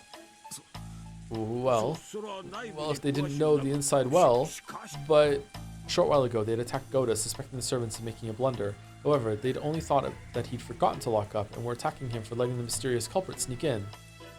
They hadn't considered that one of the servants they knew so well might have taken those lives with their own hands. No, they hadn't wanted to think that. People can't easily suspect someone they know well of being a culprit. At the time of the crime, the mansion was locked from the inside, and only those involved with the family conference existed there. So Aniki killed Kirie and the others? Or am I supposed to suspect Hideyoshi Nisan? It's impossible, unthinkable. I never even considered suspecting Kraus Nisan or Rudolph Kun. All of the siblings had excellent relationships with their spouses. True, the Ushinomiya family may be strict with discipline and money, but that doesn't mean we treasure our own families less than anyone else. Yes, of course I believe that. I wouldn't dream that any of you would kill your own wives. Erika had already received red truth proof from Bandle that they were not the murderers, so there was no need to argue that point. Kraus, Rudolph, Hideyoshi, and Goda, none of those four was the killer, and yet Erika said this. However, what about Goda-san? He was in the waiting room the whole time during the family conference, in a position from which he could do anything without anyone knowing.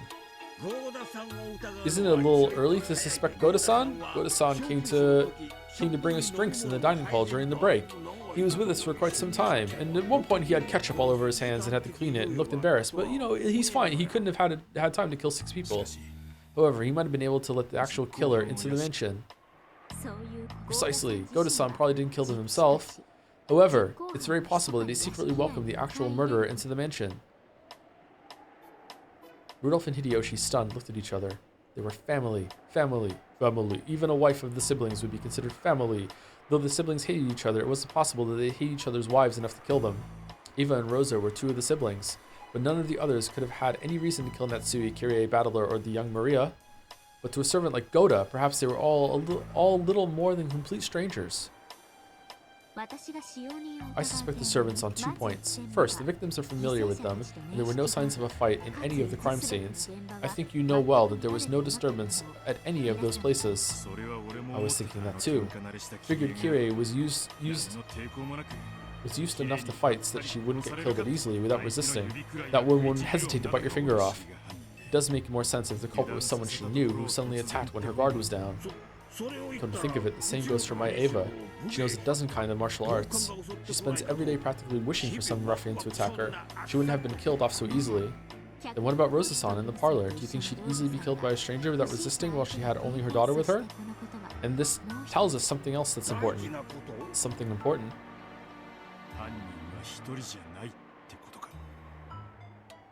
The culprit isn't just one person, right? You're right. Both Rosa-san and Maria-chan were in the parlor. If they hadn't both been killed at the same time, there would have been an uproar. Since the culprit was able to do that, there can't just be one of them. When it comes to Maria-chan, Rosa was like a quick-to-anger mama bear. She wouldn't cower in fear, even if someone pointed a gun at her. I see, so it had to be someone who wouldn't rouse Rosa's suspicion until the last second. I mean, could have been sleeping.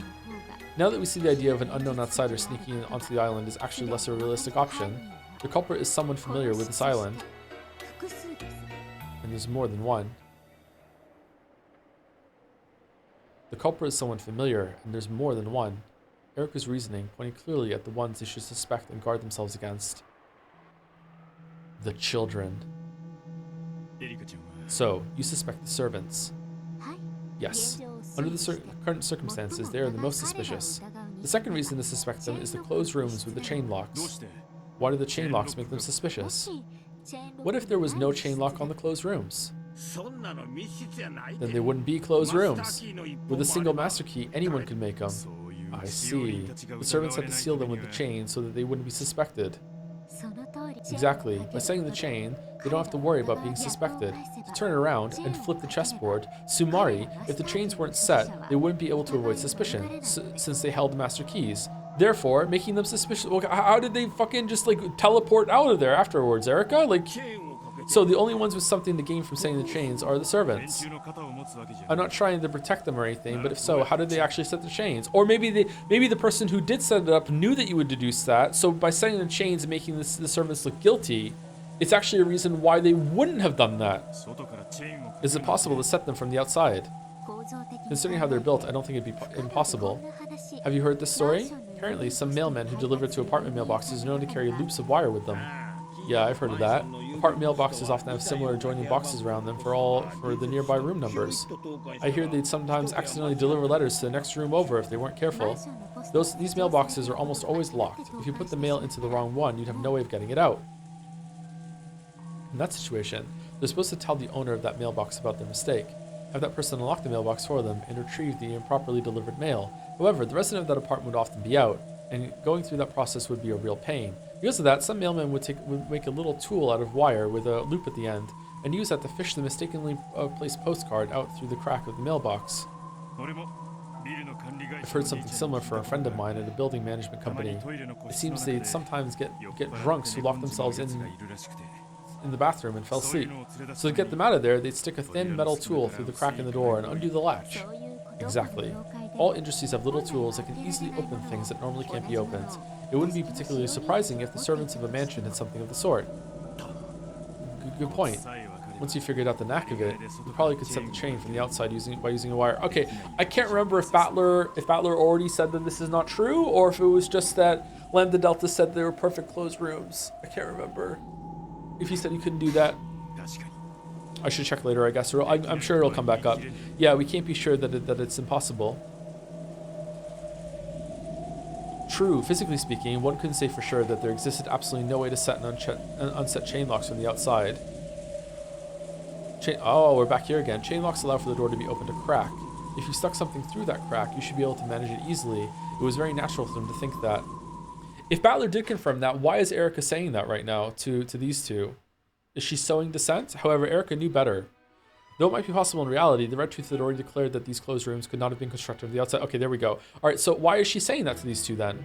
In other words, Sumari, it was impossible to manipulate the chain lock from the outside, and yet, Erica was guiding their thoughts with the illusion that only the servants could have constructed the closed rooms. With an air of solemnly revealing some crucial points, she steadily steered the situation in the direction she wanted. Every part of her serious face for the last few minutes had been an act. No, to put it in her words, Sumari, it was a detective technique for tricking suspects. I plan to tell Kraus-san what I've told you. I'm not saying that all the servants are culprits. However, it's very likely that one of them is a culprit or has been assisting the culprit. We should split them apart and have people with guns keep an eye on them. Rudolph and Hideyoshi looked at each other again. What she was saying made sense, and it sounded as though she was calmly smoking out the most suspicious people at this point in time. With her accomplished conversation techniques, Erica was cleverly grasping the initiative. Even without the detective's authority, it's possible to control human nature to this degree. What do you think, everyone? I said it before. I started saying it before the line showed up. Fuck.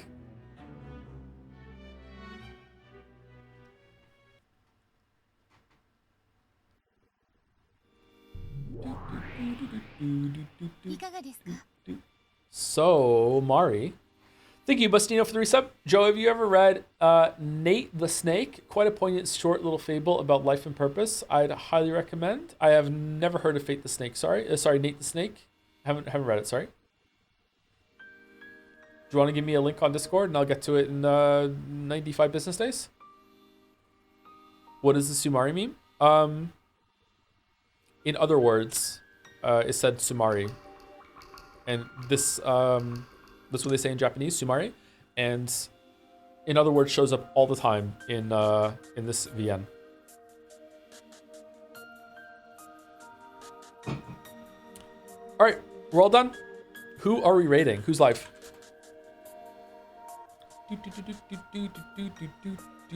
Jelly's live? Jelly channel TV.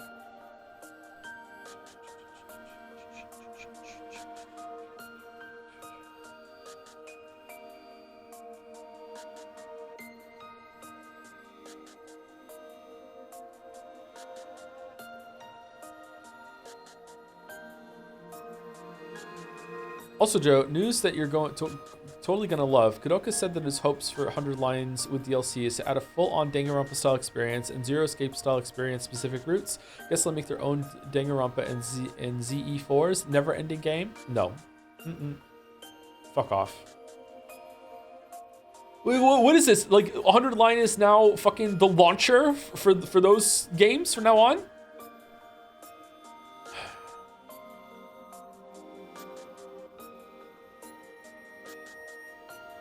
Uber Supersoft used 100 bits to say, oh yeah, when I said I was on Erica's side, I meant that I fully supported Erica's fight against Maria. I'm still mad at my parents for the spoilers thing. Wow. Wow. Holding it all these years later, still holding on to it? Gotta let it go. Thank you, EDJ Mugs, for the new sub as well. Ending the stream with a new sub. Welcome, EDJ Mugs. Thank you very much. Clawfist. All right, reading was hard for me today, chat. Hopefully it was okay. Whew. Oh, man. Anyway, see you tomorrow for Baldur's Gate 3. Have a good day.